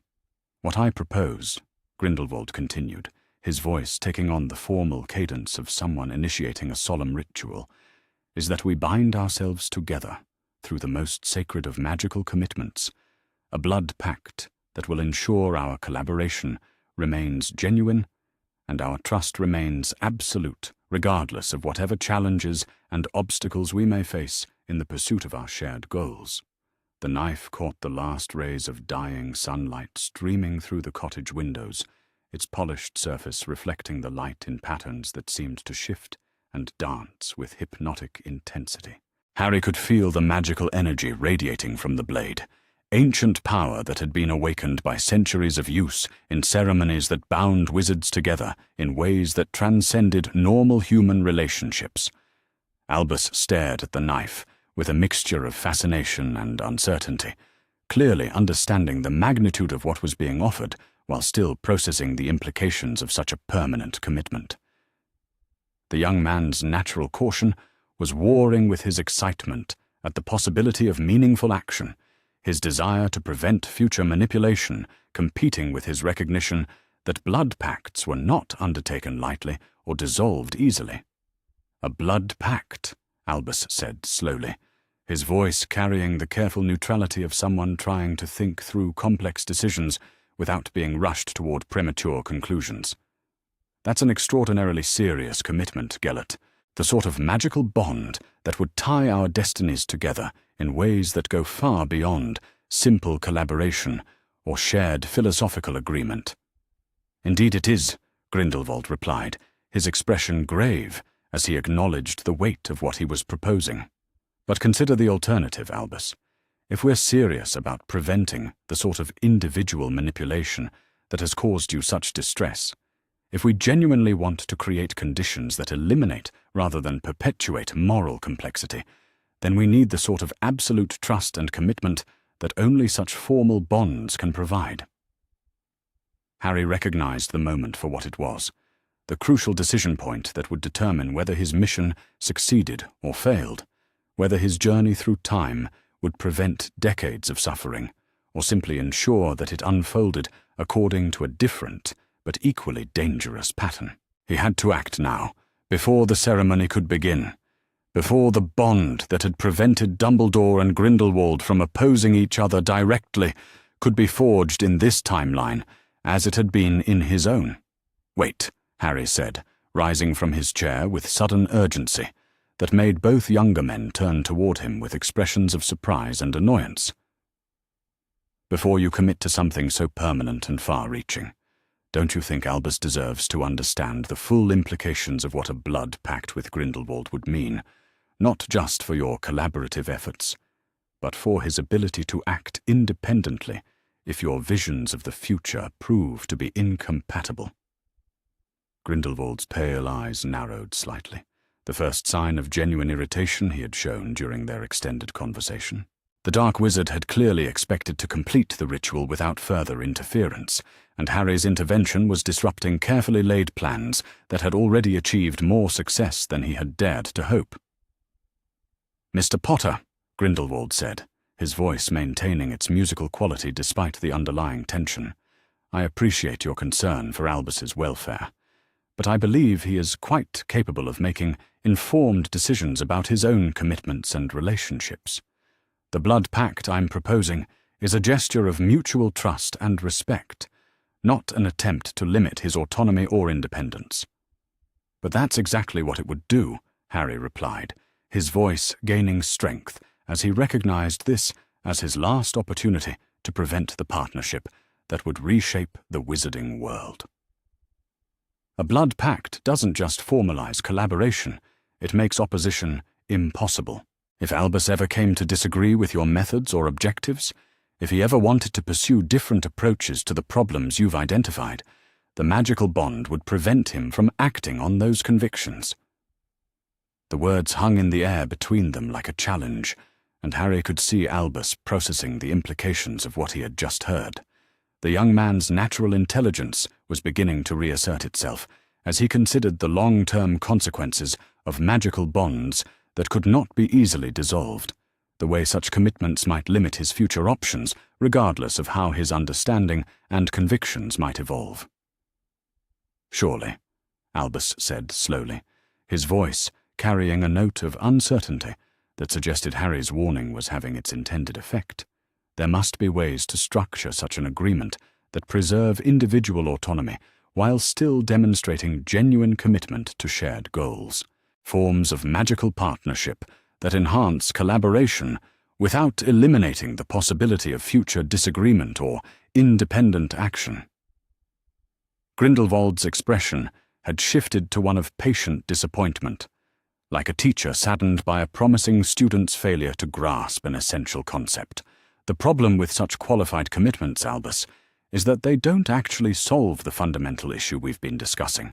If you remain free to abandon our collaboration whenever you experience doubts or disagreements, then you're still operating according to individual judgment rather than collective wisdom, still making choices based on personal preferences rather than objective assessment of what's needed to achieve our shared goals." The logic was seductive, Harry realized, using Albus's own desire to avoid individual manipulation as justification for accepting collective constraint.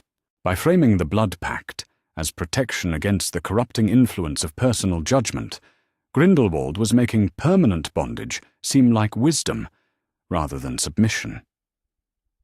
"But what if your assessment of what's needed proves to be wrong?" Harry pressed, trying to expose the fundamental flaw in Grindelwald's reasoning before the ceremony could proceed. "What if the systematic changes you're proposing create different problems than the ones they're meant to solve? Or if the methods you consider necessary prove to be more harmful than the conditions you're trying to change?" Shouldn't Albus retain the ability to recognize such possibilities and act on them if they arise? The question struck at the heart of the authoritarian assumptions underlying Grindelwald's revolutionary vision, the belief that superior intelligence granted superior authority to determine not just what was true, but what actions others should take based on that truth. By challenging the Dark Wizard's implicit claim to infallibility, Harry was forcing both men to confront the possibility that even the most brilliant minds could be wrong about complex social and moral questions. Grindelwald's response was smooth and confident, the words of someone who had anticipated such objections and prepared compelling answers. Of course, there's always the possibility of error, Mr. Potter, but that possibility exists regardless of whether we act individually or collectively. The question is, which approach provides better safeguards against such errors and more effective mechanisms for correcting them when they occur? He moved closer to Albus, his body language shifting to create an impression of intimate collaboration rather than formal debate. Individual action, as you've seen in the revelations about Albus's future, provides no external check on personal judgment or accountability for the consequences of individual decisions. But collective action based on shared commitment and mutual accountability provides exactly those safeguards, ensuring that important decisions are made through collaborative deliberation rather than individual assumption. The argument was sophisticated, Harry had to admit, acknowledging the possibility of error while reframing the blood pact as protection against such error rather than obstacle to correcting it. By promising that magical bondage would enhance rather than limit rational deliberation, Grindelwald was making permanent commitment seem like wisdom rather than dangerous inflexibility. But the blood pact you're proposing doesn't create genuine accountability, Harry replied desperately, trying to find some way to penetrate the spell of revolutionary rhetoric that was being woven around them. It creates mutual constraint that prevents either of you from challenging the other's judgment or methods when you disagree about important questions. That's not collaborative deliberation. That's enforced conformity, disguised as partnership. The cottage fell silent as both younger men considered Harry's words, the weight of competing arguments creating tension that seemed to thicken the very air around them. This was the moment, Harry realized, when everything would be decided, when Albus would either recognize the trap being laid for him or step into it with the sort of noble enthusiasm that would bind him to decades of collaboration in activities that would ultimately betray everything he claimed to value. Albus looked between Harry and Grindelwald, his face reflecting the intense internal struggle of someone trying to navigate impossible choices without adequate information or experience to guide him. The young man's natural caution was warring with his excitement at the possibility of meaningful action, his desire to prevent future manipulation competing with his growing recognition that the cure being offered might be worse than the disease it promised to address. "Gellert," Albus said finally, his voice carrying the careful diplomacy of someone trying to maintain relationships while asserting independence, "I appreciate the depth of trust you're offering, and I'm genuinely moved by your confidence in our ability to work together toward shared goals. But Mr. Potter raises important questions about the long-term implications of such permanent commitments, questions that I think deserve careful consideration before we proceed with something so irreversible." Harry felt a surge of cautious optimism at Albus's response, recognizing in it the sort of thoughtful hesitation that might provide the opening needed to prevent the ceremony from proceeding. The young man's natural intelligence was reasserting itself, despite Grindelwald's sophisticated manipulation, creating space for doubt and reflection that could prove crucial in determining the final outcome. But Grindelwald was far from defeated, his expression shifting to one of gentle understanding that suggested he had expected exactly this sort of last-minute hesitation and prepared compelling responses to overcome it. "Of course, such questions deserve consideration, Albus," he said softly, his voice carrying the patient tone of someone dealing with understandable fears about important commitments. "But consider this," Grindelwald continued, his pale eyes fixed on Albus with laser-like intensity. "Every moment we spend in hesitation and deliberation is a moment when the suffering we've identified continues unchecked, when people are manipulated by systems we could change and harmed by problems we could solve. At what point does caution become complicity, prudence become cowardice, and thoughtful consideration become an excuse for inaction that perpetuates the very conditions we claim to want to eliminate. The words were carefully chosen to exploit Albus's deepest psychological vulnerabilities, his guilt about his family's circumstances, and his desperate desire to take meaningful action that would prevent the sort of manipulation and control Harry had shown him. By framing hesitation as moral failure, Grindelwald was making immediate commitment seem like courage rather than recklessness. Harry recognized the manipulation for what it was, and felt a surge of desperate anger at watching the same techniques that would later be used to control him being employed against someone else he was trying to protect. The pattern was identical: create urgency that prevented careful thought, frame opposition as selfishness or cowardice, and present dangerous choices as the only alternatives to moral failure. That's exactly the sort of reasoning that leads to the manipulation you claim to oppose, Harry said, his voice gaining strength from righteous anger that finally found expression. The conviction that urgent action justifies bypassing normal safeguards, that noble goals excuse dangerous methods, that fear of inaction should override careful consideration of consequences. You're using Albus's guilt and idealism against him, just as surely as his future self used other people's emotions against them. The accusation hung in the air like a physical blow, and Harry could see it registering with both younger men, despite their different reactions to its implications. Albus looked stricken by the recognition that he was indeed being manipulated, while Grindelwald's expression hardened with the sort of controlled fury that suggested someone whose carefully laid plans were being disrupted by unwelcome interference. "Mr. Potter," Grindelwald said, his voice retaining its musical quality despite the underlying menace, "your concerns about manipulation might carry more weight if they weren't being used to perpetuate the very conditions that make such manipulation seem necessary in the first place. By discouraging meaningful action in favor of endless deliberation, you're ensuring that the suffering we've identified continues while good people debate the ethics of helping those in need." But Harry was no longer listening to Grindelwald's sophisticated rhetoric. His attention focused entirely on Albus as he recognized the crucial moment when everything would be decided. The young man was wavering, torn between competing visions and uncertain about which path would truly serve the cause of preventing suffering and promoting human flourishing. "Albus," Harry said urgently, stepping closer to the younger Dumbledore and speaking with the intensity of someone trying to prevent a terrible mistake. "Remember what I showed you about your future, about the way noble intentions can be corrupted into instruments of control and suffering. The blood pact Grindelwald is proposing would lock you into a collaboration that you might come to regret, binding you to methods and objectives that could prove as harmful as the problems they're meant to solve."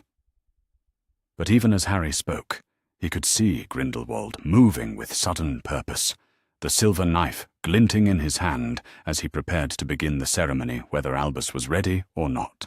The Dark Wizard had clearly decided that further discussion was counterproductive, that immediate action was necessary to prevent his carefully laid plans from being completely derailed by Harry's interference. "Enough," Grindelwald said, his voice carrying the sort of absolute authority that brooked no opposition or delay. "We have debated these questions sufficiently, Albus. The time for action has come, and further hesitation serves no purpose except to perpetuate the suffering we have sworn to eliminate."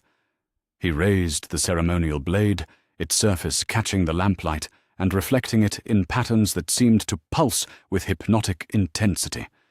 The magical energy radiating from the knife was almost overwhelming at close range, ancient power that had been awakened by centuries of use in ceremonies that bound wizards together in ways that transcended normal human relationships. Harry realized with sudden clarity that he had run out of time for persuasion and argument, that only direct action could prevent the formation of the partnership that would reshape the wizarding world in his original timeline. Without conscious thought, he launched himself forward, his hand closing around Grindelwald's wrist, just as the Dark Wizard began to draw the blade across his palm. The contact between their skin released a shock of magical energy that sent all three men staggering backward. the ceremonial knife spinning through the air to clatter against the cottage's stone floor. But the interruption had come too late to prevent the magic from beginning, the ancient powers contained within the blade responding to the blood that had already been spilled and the intentions that had already been declared. What followed was unlike anything Harry had experienced in either timeline, a magical backlash that seemed to tear reality itself apart and reassemble it according to new and unfamiliar patterns. The cottage around them dissolved into swirling chaos as the interrupted blood pact released energies that had nowhere to go, forces that had been building toward completion, suddenly finding themselves blocked and redirected in ways that violated every law of magical theory he had ever learned. Through the chaos, Harry could hear Albus crying out in pain and confusion, his voice mixing with Grindelwald's shouts of fury as both younger men struggled to understand what was happening to them. The magical backlash was affecting all three of them, but Harry suspected he was bearing the worst of it as the focal point of the disruption, the temporal magic that had brought him to this moment, resonating with the ancient powers of the blood pact in ways that created feedback loops of increasing intensity and instability. Time seemed to fragment around them, moments stretching into eternities, while eternities compressed into instants, as the magical forces sought some new equilibrium that could accommodate both the interrupted ceremony and the temporal displacement that had made such interruption possible. Harry felt his consciousness scattering across multiple possibilities and probabilities, experiencing every potential outcome of his intervention simultaneously while remaining anchored to the specific timeline he was trying to create. When the chaos finally subsided and the cottage reformed around them, Harry found himself lying on the floor, with blood streaming from his nose and ears, the cost of disrupting such powerful magic making itself known through every nerve in his body. Albus was crouched nearby, his face pale but alert as he tried to assess the damage to both Harry and the cottage itself, while Grindelwald stood against the far wall with murder in his pale eyes. "What have you done?" Grindelwald snarled, his musical voice replaced by something harsh and deadly as he stared at the ruined ceremony and the blood that stained the cottage floor. "Do you have any idea what forces you have just interfered with? What consequences your meddling may have unleashed?" But Harry's attention was focused on Albus, seeing in the young man's expression a new clarity that suggested the magical backlash had accomplished something that hours of argument and persuasion had failed to achieve. The shock of witnessing such raw magical power, combined with the recognition that he had been moments away from binding himself permanently to someone capable of such controlled fury, seemed to have broken through the spell of revolutionary rhetoric that had been woven around him. "I prevented you from trapping him," Harry gasped, struggling to sit up despite the pain that seemed to fill every cell of his body. "I stopped you from binding him to a partnership he would have come to regret, from making him complicit in methods and objectives that would have corrupted everything he claims to value." The words seemed to hit Grindelwald like physical blows, his face cycling through expressions of rage, betrayal, and something that might have been genuine hurt before settling into the sort of cold calculation that suggested someone reassessing his options in light of changed circumstances. The Dark Wizard's plans had been disrupted, but he was far from defeated, his brilliant mind already working through alternative approaches to achieving his goals. "This is far from over, Mr. Potter," Grindelwald said quietly, his voice carrying the sort of deadly promise that made the cottage's temperature seem to drop several degrees. "You may have prevented this particular ceremony, but you have not changed the fundamental conditions that make such partnerships necessary. The suffering will continue, the manipulation will persist, and eventually even Albus will recognize that systematic action is the only alternative to individual corruption." With that, the Dark Wizard gathered his traveling cloak and moved toward the cottage door, his movements fluid and controlled, despite the obvious effort it cost him to maintain such composure in the aftermath of the magical disruption. He paused at the threshold, looking back at both men with an expression that promised future encounters would be far less civilized than their philosophical debate had been. "Until we meet again," Grindelwald said, his pale eyes fixed on Albus, with an intensity that suggested their relationship was far from concluded, despite the evening's setbacks. "And we will meet again, Albus, when you have had time to consider the true implications of choosing inaction over meaningful change, individual judgment over collective wisdom." As the cottage door closed behind the departing figure, Harry and Albus were left alone with the aftermath of the interrupted ceremony and the knowledge that everything had changed in ways that neither of them could fully comprehend. The blood pact that had bound Dumbledore and Grindelwald together in Harry's original timeline had been prevented, but the cost of that prevention was still being calculated as magical energies continued to pulse through the cottage's stone walls. The timeline had been altered, the future fundamentally changed, but Harry couldn't shake the feeling that the real battle was just beginning. The cottage stood in eerie silence for several long moments after Grindelwald's departure, the only sounds coming from Harry's labored breathing and the subtle crackling of residual magical energy that continued to pulse through the stone walls like an irregular heartbeat. The interrupted blood pact ceremony had left its mark on everything within the small structure, from the scorch marks that now decorated the wooden floor to the way shadows seemed to move independently of their sources, as if reality itself had been slightly loosened from its moorings. Harry struggled to push himself upright, his body protesting every movement as the full cost of disrupting such ancient and powerful magic made itself known. The temporal energies that had brought him to this moment were resonating chaotically with the ceremonial forces he had interrupted, creating feedback loops that threatened to tear his consciousness apart and scatter it across the centuries like leaves in a hurricane. Blood continued to stream from his nose and ears, and when he tried to focus his vision, the cottage seemed to shift and blur around him, as if he were seeing it through water.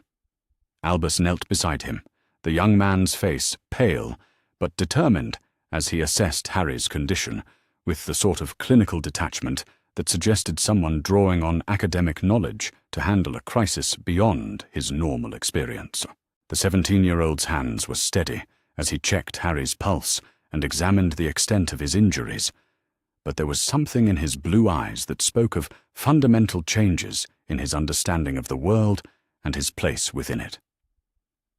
"The magical backlash affected you most severely," Albus said, his voice carrying the careful neutrality of someone trying to maintain composure in the face of extraordinary circumstances. "Whatever temporal magic brought you here, it's interacting with the ceremonial energies in ways that seem to be threatening your continued existence in this timeline. The resonance patterns are unlike anything I've studied, but they appear to be pulling you back toward your original temporal position." Harry could feel the truth of Albus's assessment in the way his perception of the present moment kept flickering and shifting, as if he were experiencing multiple possibilities simultaneously, rather than following a single, linear progression through time. The cottage around him occasionally dissolved into the ruins of Hogwarts from his own era, or transformed into locations he had never seen, but somehow recognized as places where the timeline was attempting to reassert its original pattern. "How long?" Harry managed to gasp, his voice barely audible through the pain that seemed to fill every cell of his body.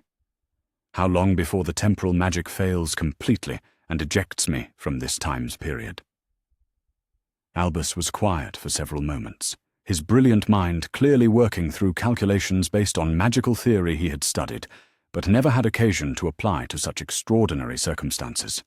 The young man's expression grew increasingly grave as he processed the implications of what he was observing. The signs that suggested Harry's intervention had cost him more than either of them had anticipated. "Hours, perhaps," Albus replied finally, his voice heavy with the weight of delivering devastating news. "The interrupted ceremony has created instabilities that are propagating through both the temporal magic that brought you here and the local magical environment. Unless those instabilities can be resolved or contained, the resonance will continue to build until it reaches a critical threshold that forces you back to your original timeline, assuming you survive the transition." The cottage shuddered around them as another wave of magical instability swept through the structure, causing books to fall from shelves and dust to cascade from the ceiling beams. Harry could feel the disruption in his bones, the way the competing magical forces were tearing at his consciousness and threatening to pull him apart from the inside. The ancient magic that had made his journey possible was failing, unraveling under the stress of trying to maintain his presence in a timeline that was actively rejecting the changes he had introduced. But even as Harry struggled with the immediate crisis of his own survival, he was aware of other consequences spreading outward from the cottage, like ripples from a stone dropped into still water. The magical disturbance wasn't confined to the immediate area where the ceremony had taken place. It was affecting the entire region around Godric's Hollow, creating fluctuations and anomalies that would soon attract the attention of anyone sensitive to such phenomena. "The village," Harry said urgently, trying to focus through the pain and disorientation that made coherent thought increasingly difficult. "The magical disturbance will spread to the village and to your house.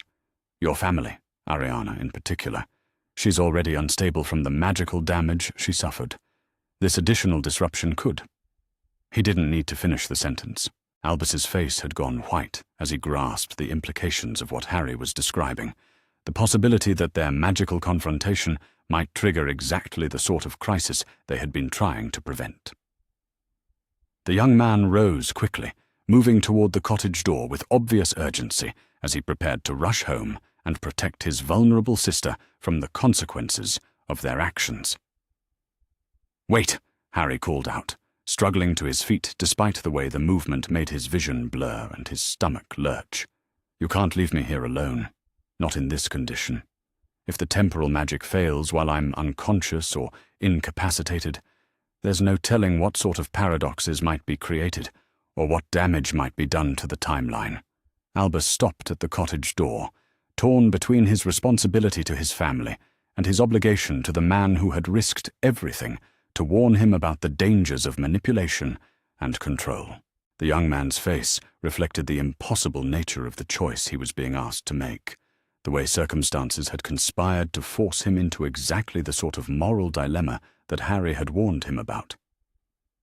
"Then come with me," Albus said finally, moving back to help support Harry's weight as they prepared to leave the cottage together.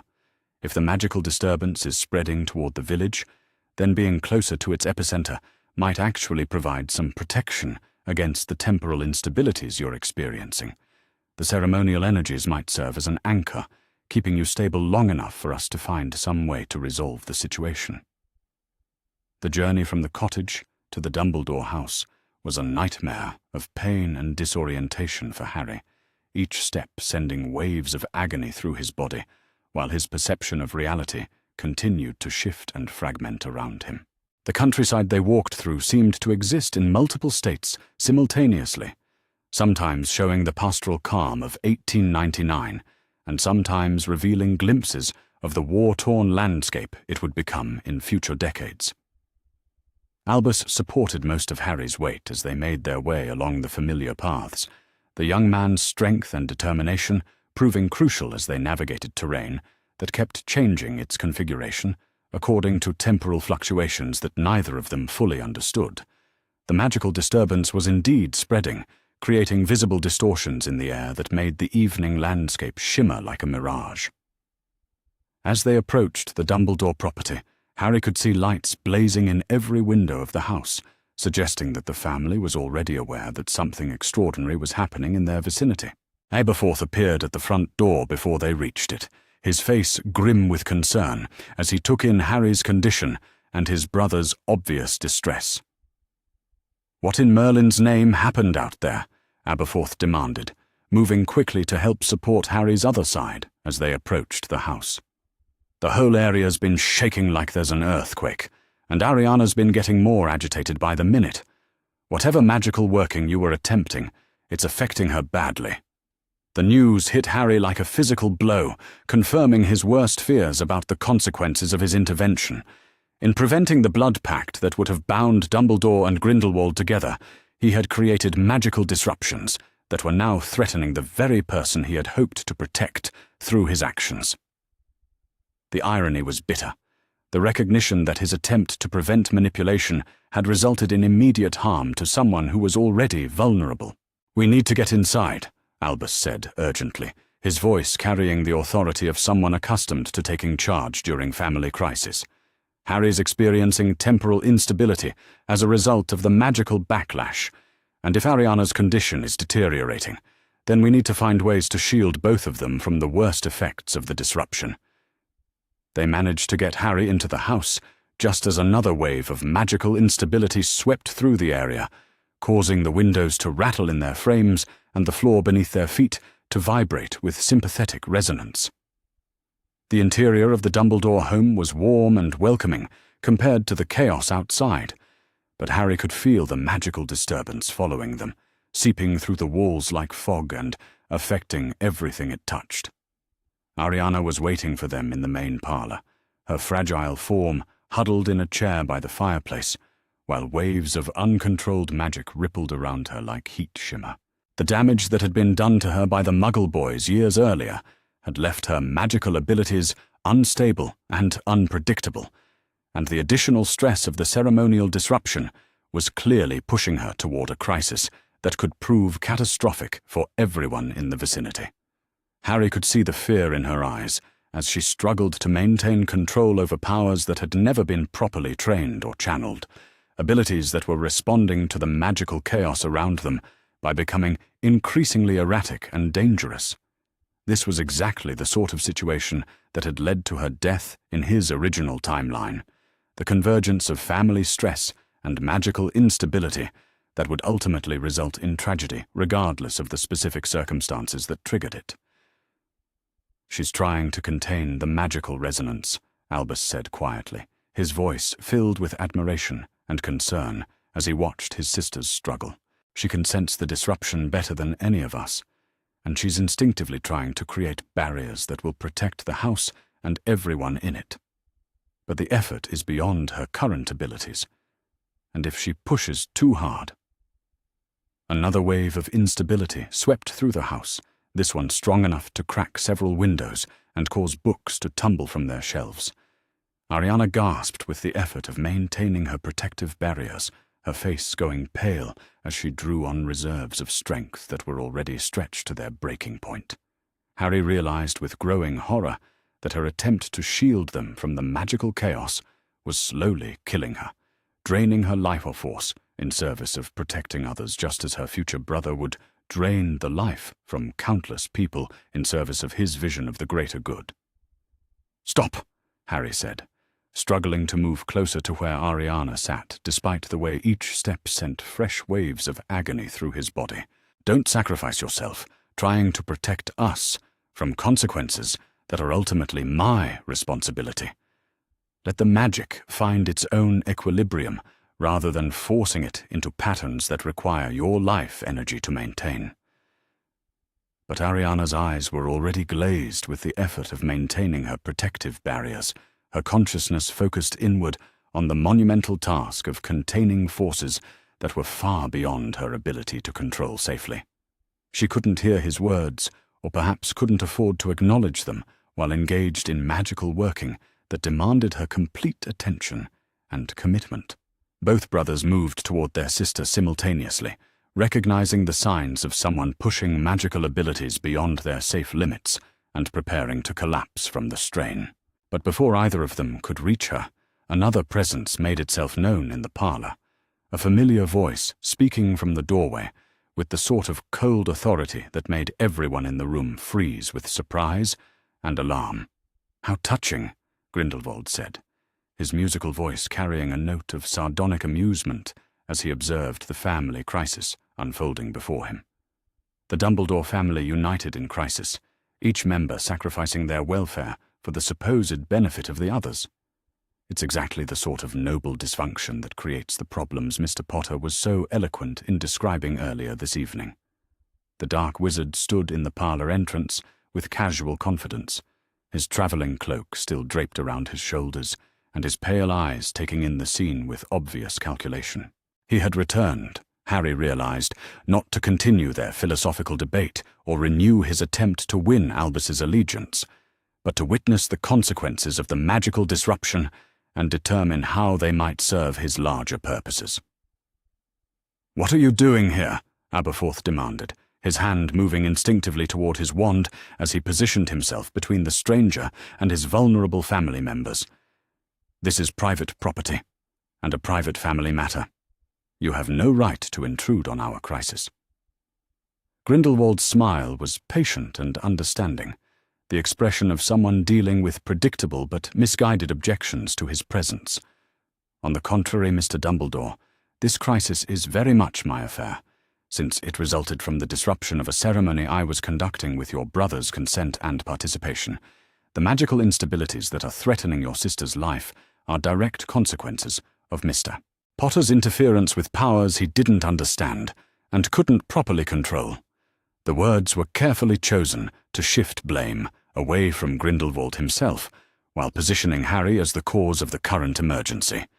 It was a masterful piece of manipulation, using the immediate crisis to reframe the entire evening's events in ways that made the Dark Wizard appear to be a victim of Harry's reckless intervention rather than the architect of a dangerous seduction. Harry tried to respond, to explain the true nature of what Grindelwald had been attempting and why his intervention had been necessary, but the temporal instabilities were making coherent speech increasingly difficult. His consciousness kept fragmenting across multiple timelines, experiencing the current crisis simultaneously, with memories of similar events from his original future, and possibilities that might unfold if different choices were made in the crucial moments ahead. Through the chaos of his fragmented awareness, Harry could see that Grindelwald was preparing to exploit the current crisis in exactly the way he had exploited every other opportunity for manipulation that had presented itself during their acquaintance. The Dark Wizard would offer solutions to the immediate emergency, while positioning himself as indispensable to the family's welfare, using their gratitude and dependence to rebuild the partnership that Harry's intervention had temporarily disrupted. "I believe I can help stabilize your sister's condition," Grindelwald said, moving slowly into the parlor while keeping his movements non-threatening and his voice calm. "The magical techniques I've studied include methods for channeling and redirecting unstable magical energies, approaches that could relieve the strain she's currently experiencing while resolving the broader disruption affecting the entire area." Albus looked up at his former collaborator with obvious conflict, his natural gratitude for any offer of help warring with his growing understanding of the manipulation tactics that Harry had revealed to him. The young man was clearly torn between his desire to protect his sister and his recognition that accepting Grindelwald's assistance would restore exactly the sort of dependence relationship that the Dark Wizard was seeking to establish. "What would be required?" Albus asked carefully, his voice carrying the cautious neutrality of someone trying to evaluate offers that might carry hidden costs. "What sort of magical working would be necessary to achieve the stabilization you're describing, and what risks would such intervention carry for Ariana and the rest of us?" Grindelwald's expression was grave and professional, exactly the sort of demeanor that would inspire confidence in someone desperate for solutions to an impossible situation. "The technique involves creating a collaborative magical matrix," he explained, his voice taking on the instructional tone of someone sharing specialized knowledge for purely altruistic purposes. "All of us working together to channel and redirect the unstable energies rather than allowing them to dissipate chaotically through the local environment. Your sister's natural sensitivity to magical disruption would actually be an asset in such working, allowing her to guide our efforts toward the most effective patterns of intervention." Harry felt his heart sink as he recognized the trap that was being laid with such careful precision. The collaborative magical working that Grindelwald was proposing would require exactly the sort of intimate magical connection that the interrupted blood pact ceremony had been designed to create, binding the participants together through shared magical energies rather than ceremonial commitments. It was brilliant, Harry had to admit, through his pain and disorientation. By offering to solve the crisis he had helped create, Grindelwald was positioning himself to achieve his original objectives through different methods, using the family's desperation to bypass the resistance that Harry's warnings had generated. The Dark Wizard would get his magical connection to Albus while appearing to be a selfless benefactor rather than a manipulative seducer. "Don't!" Harry managed to gasp, struggling to make his voice heard despite the way speech seemed to require enormous effort. It's another form of the same trap, another way of binding you to his agenda while making you grateful for the privilege of being manipulated. He's using your sister's crisis to achieve what the blood pact ceremony was meant to accomplish. But his warning was lost in another wave of magical instability that swept through the house, this one strong enough to shatter several more windows and cause Ariana to cry out in pain as her protective barriers began to fail. The young woman's strength was clearly approaching its limits, her efforts to contain the magical chaos becoming less effective as her life force was steadily drained by the enormous effort required. "We're running out of time," Albus said urgently, his voice reflecting the desperate calculation of someone faced with impossible choices and inadequate options. "If we don't do something soon to stabilize the magical environment, Ariana won't survive the strain of trying to maintain her protective barriers much longer." The moment had arrived, Harry realized, the crucial decision point that would determine whether his intervention had succeeded in preventing decades of manipulation, or simply ensured that such manipulation would take different but equally effective forms. Everything depended on whether Albus had learned enough from their conversations to recognize the trap being laid for him, even when that trap was disguised as the solution to an immediate crisis. Through his fragmented consciousness, Harry could see multiple possible futures radiating outward from this moment, like branches on a tree. In some timelines, Albus accepted Grindelwald's offer and found himself bound to the Dark Wizard through magical connections that would prove just as constraining as any blood pact. In others, he rejected the offer and watched helplessly as his sister died from the strain of trying to protect them all from consequences beyond her ability to control. But there were other possibilities as well, futures where different choices led to different outcomes, where wisdom learned through painful experience could guide actions that honored both the need for protection and the requirements of respect for individual autonomy and dignity. The question was whether Albus possessed the courage and insight necessary to find those alternative paths when everything around him was pushing toward binary choices between manipulation and tragedy. As another wave of instability threatened to tear the house apart around them, Harry closed his eyes and prepared to discover whether his journey through time had accomplished anything more than ensuring that history would repeat itself according to slightly different patterns. The real test of his mission was about to begin, and he was no longer certain that he would survive to witness its outcome. The parlor of the Dumbledore house had become the epicenter of a crisis that would define the next century of wizarding history, with magical energies crackling through the air like visible lightning, while three of the most powerful wizards of their respective generations faced choices that would echo through the decades. Ariana Dumbledore sat at the center of it all, her fragile form wreathed in protective barriers that were slowly consuming her life force as she struggled to contain magical disruptions beyond any normal person's ability to control. Harry Potter lay crumpled against one wall, his consciousness fragmenting across multiple timelines, as the temporal magic that had brought him to this moment began to fail under the stress of the interrupted blood pact ceremony. Through waves of pain and disorientation, he watched helplessly as the situation he had tried so desperately to prevent began to unfold according to patterns that were hauntingly familiar, despite their different specific details. Gellert Grindelwald stood in the doorway like a savior, offering hope to the desperate, his pale eyes calculating the exact moment when the family's fear would overcome their caution and make them receptive to solutions that would bind them to his revolutionary agenda more effectively than any ceremonial commitment could have accomplished. The Dark Wizard had adapted his approach with masterful skill, using the immediate crisis to achieve objectives that philosophical seduction had failed to secure.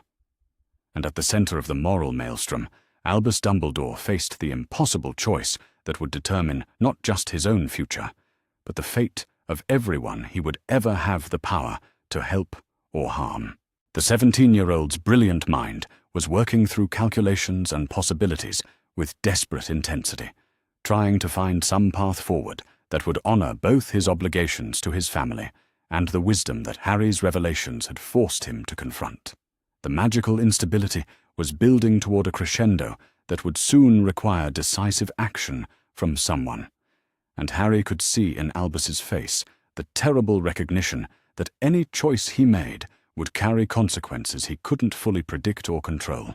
This was exactly the sort of moral dilemma that had defined Dumbledore's approach to leadership in Harry's original timeline, the impossible situation where all available options carried the potential for enormous harm. "Albus," Grindelwald said gently, his voice cutting through the crackling magical energies with the sort of calm authority that made him seem like the only stable element in a chaotic situation. "Your sister is dying. Whatever philosophical concerns Mr. Potter has raised about my methods and objectives, surely they must take second place to the immediate need to save her life. We can debate the ethics of magical intervention after we've prevented a tragedy that will haunt your family forever." The words were carefully chosen to exploit every psychological vulnerability that Albus possessed: his guilt about being unable to protect Ariana, his desperate need to take meaningful action that would prevent suffering, and his growing recognition that intellectual understanding was no substitute for practical solutions when faced with immediate crises. Grindelwald was using the young man's own moral instincts against him, making inaction seem like complicity in his sister's death. But even as Harry struggled with his deteriorating condition, he could see that something fundamental had changed in Albus during their conversations over the past week. The young man wasn't simply accepting Grindelwald's framing of the situation or rushing toward the first solution that presented itself. Instead, he was thinking through the implications of different choices with the sort of systematic analysis that suggested someone who had learned to recognize manipulation even when it was disguised as benevolent assistance. "What exactly would this collaborative magical working require?" Albus asked, his voice steady despite the obvious strain he was under as he watched his sister's condition deteriorate. "What sort of magical connections would need to be established between us, and what long-term consequences might those connections have for our ability to act independently in the future?" Harry felt a surge of hope at the question, recognizing in it the sort of careful scrutiny that might protect Albus from walking into another trap. The young man had learned something from witnessing the scope of manipulation that his future self would employ, developing the kind of healthy skepticism that was essential for resisting seduction disguised as salvation. Grindelwald's expression remained patient and understanding, but Harry caught a flicker of annoyance behind those pale eyes as the dark wizard recognized that his carefully constructed approach was meeting more resistance than he had anticipated. The philosophical discussions that had seemed to win Albus's allegiance were now providing armor against emotional manipulation, creating exactly the sort of intellectual distance that made seduction more difficult to accomplish. "The magical matrix would require temporary merging of our magical signatures," Grindelwald explained, his tone taking on the instructional quality of someone sharing technical knowledge rather than attempting persuasion. "Nothing permanent or binding, simply a collaborative framework that would allow us to work together more effectively than we could manage as individuals operating in isolation." But Harry could hear the deception embedded within the reasonable-sounding explanation, the way Grindelwald was minimizing the significance of magical signature merging while presenting it as a purely technical necessity rather than the intimate connection it would actually create.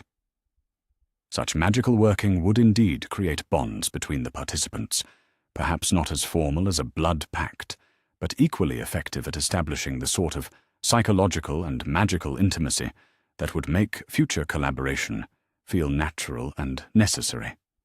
"Temporary," Albus repeated thoughtfully, his tone suggesting someone who was beginning to recognize the patterns of manipulation that Harry had warned him about.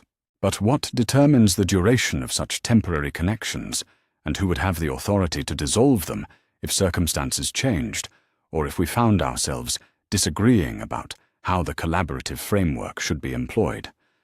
The questions were penetrating, cutting straight to the heart of the control issues that lay beneath Grindelwald's offer of assistance. Harry could see the dark wizard's frustration growing as his sophisticated manipulation encountered the sort of systematic skepticism that made emotional appeals less effective than they would have been with someone who hadn't been educated about the techniques being employed against him.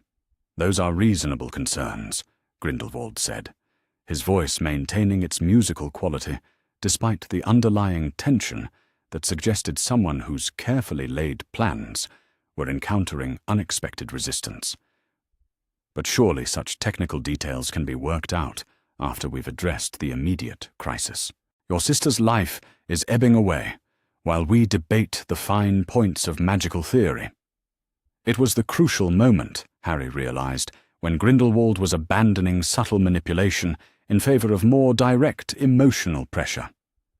The Dark Wizard was using Ariana's deteriorating condition as a weapon against Albus's growing caution, trying to create urgency that would override careful consideration of consequences and alternatives. But instead of capitulating to the emotional pressure, Albus turned to look at Harry with an expression that suggested someone seeking guidance from a trusted advisor, rather than simply accepting the first solution that presented itself.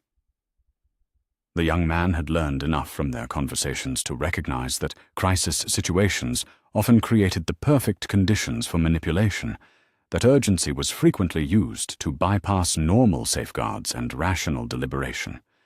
"Mr. Potter," Albus said quietly, his voice carrying the weight of someone making a crucial decision. "You warned me about the dangers of utilitarian thinking, about the way noble intentions can be corrupted when we convince ourselves that emergencies justify abandoning our principles. Is this one of those situations where the immediate crisis is being used to pressure me into choices I would reject under normal circumstances?" Harry struggled to focus through the pain and temporal disorientation that made coherent thought increasingly difficult. But he recognized the question as perhaps the most important one that would ever be asked of him. Everything he had worked toward since arriving in this timeline depended on his ability to provide guidance that would help Albus navigate this moral crisis without falling into either the trap of manipulation or the paralysis of inaction. "Yes," Harry managed to say, his voice barely audible, but carrying absolute conviction despite his weakened state. "This is exactly how it works. How good people are convinced to accept solutions they would normally reject. The crisis creates urgency. The urgency eliminates time for careful consideration, and the lack of careful consideration makes dangerous choices seem like the only alternatives to moral failure." He paused, gathering strength for what might be his final opportunity to influence the outcome of this crucial moment. "But there are always other options, Albus. There are always alternatives to the binary choices that manipulators present. You don't have to choose between accepting Grindelwald's offer and watching your sister die. You can look for third paths, collaborative solutions that don't require sacrificing your independence or accepting magical bonds that you don't fully understand." Aberforth, who had been standing silently near his sister throughout the increasingly tense conversation, suddenly stepped forward with the sort of practical determination that characterized his approach to most problems. "Right then," he said firmly, his voice cutting through the philosophical debate with refreshing directness. "If there are other options, let's hear them. What can we do to help Ariana that doesn't involve trusting a stranger who showed up uninvited and is pushing for immediate decisions without giving us time to think things through properly?" The intervention was exactly what the situation needed, Harry realized.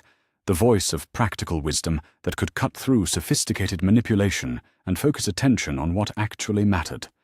Aberforth might not possess his brother's intellectual brilliance, but he had the sort of grounded common sense that was often more valuable than abstract reasoning when facing immediate crises. Grindelwald's expression shifted to one of polite condescension, the look of someone dealing with people too simple to understand the complexities of the situation they were facing. "I appreciate Mr. Dumbledore's concern for his family," he said, his tone carrying just enough patronizing warmth to make his dismissal seem gentle rather than insulting. "But this is a crisis that requires magical expertise, beyond what untrained individuals can provide. The collaborative working I've proposed is the only approach that has any realistic chance of success." But Harry could see that Grindelwald's dismissive attitude toward Aberforth was having exactly the opposite effect from what the Dark Wizard intended. Instead of making the younger Dumbledore brother feel inadequate and grateful for expert assistance, it was triggering his protective instincts and making him more suspicious of the stranger who was trying to take control of his family's crisis. "Actually," Harry said, struggling to sit up straighter despite the way the movement sent fresh waves of agony through his already damaged body, "Aberforth has identified exactly the right approach. Instead of looking for magical solutions that require surrendering control to others, we should be looking for ways to support Ariana's own abilities, while helping her find sustainable approaches to managing the magical instability." The suggestion was based on principles that Harry had learned through painful experience in his original timeline, the recognition that the most effective solutions were usually those that empowered people to help themselves rather than making them dependent on others for their continued well-being. Instead of taking over Ariana's struggle against the magical chaos, they could work together to teach her more effective techniques for managing it. "She's trying to contain the entire disruption herself," Harry continued, his voice growing stronger as he focused on practical problem-solving rather than philosophical debate. But containment isn't the only approach to dealing with magical instability. Instead of fighting against the chaotic energies, she could learn to redirect them, to channel them into patterns that dissipate naturally rather than requiring constant active control. Albus was nodding slowly as he processed the implications of what Harry was describing, his brilliant mind immediately grasping the theoretical framework that would make such an approach possible. The young man's expression was shifting from desperate uncertainty to thoughtful consideration as he recognized that Harry was offering genuine alternatives rather than simply criticizing Grindelwald's proposal without providing practical solutions. "The magical theory is sound," Albus said, his voice taking on the excited tone of someone who had found a path through what had seemed like an impossible situation. "Instead of trying to suppress the magical instabilities, we could work with Ariana to help her learn redirection techniques that would be far less taxing on her personal magical reserves. It would require collaboration, but collaboration based on supporting her agency rather than substituting our judgment for hers." Harry felt a surge of satisfaction at seeing Albus grasp the essential difference between the two approaches, the way one was based on respect for individual autonomy, while the other required surrendering such autonomy in exchange for protection. The young man was learning to recognize not just the content of different solutions, but the philosophical assumptions that underlay them, developing the sort of systematic thinking that could protect him from manipulation regardless of how it was packaged. But Grindelwald wasn't prepared to abandon his agenda simply because alternative solutions had been identified. The Dark Wizard's expression hardened with the sort of controlled fury that suggested someone whose carefully laid plans were being systematically dismantled by unwelcome interference. "What you're describing sounds appealing in theory," Grindelwald said, his musical voice taking on a sharper edge that revealed the iron will beneath his charming exterior. "But it fails to account for the practical realities of the situation we're facing. Ariana is already past the point where teaching new techniques would be viable. She needs immediate intervention from people with the power and expertise to provide it, not well-intentioned, but ultimately inadequate attempts at collaboration that will simply prolong her suffering." The words were designed to exploit the fear and guilt that every family member felt when watching a loved one in crisis, the desperate desire to do something, anything, that might help, even if that something required accepting assistance from questionable sources. Grindelwald was using their love for Ariana against them, making his dangerous offer seem like the only alternative to watching her die from their failure to act decisively.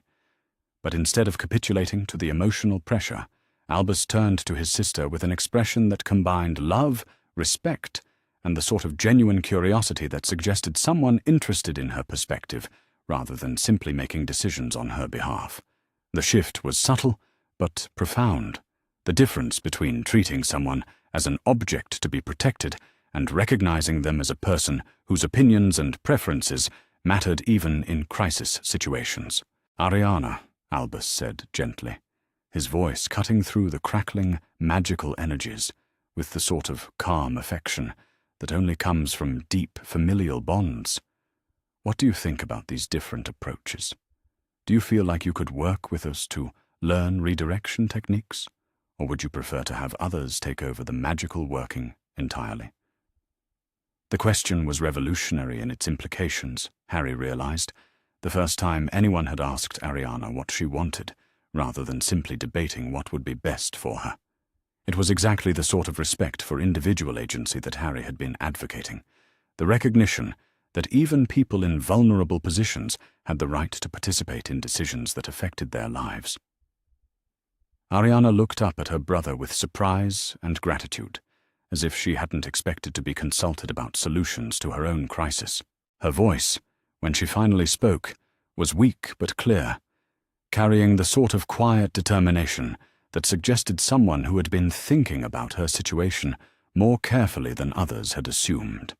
"I don't want to be taken over," she said softly, her words barely audible above the magical crackling, but carrying absolute conviction, despite their quiet delivery. "I've been fighting to maintain control of my own magic for years, and I don't want to surrender that control to strangers, no matter how well-intentioned they might be. If there's a way to work together that doesn't require me to give up my agency, that's what I would prefer." The statement hit the room like a thunderbolt, cutting through all the sophisticated arguments and philosophical debates to reveal the essential issue that had been at stake throughout the entire crisis. Ariana's preference for collaborative support over surrendering control provided exactly the clarity that was needed to evaluate the different approaches that had been proposed. Harry felt tears streaming down his face as he witnessed the moment that his entire mission had been designed to create, the recognition that respecting others' autonomy and dignity wasn't just a philosophical ideal, but a practical approach to solving real problems.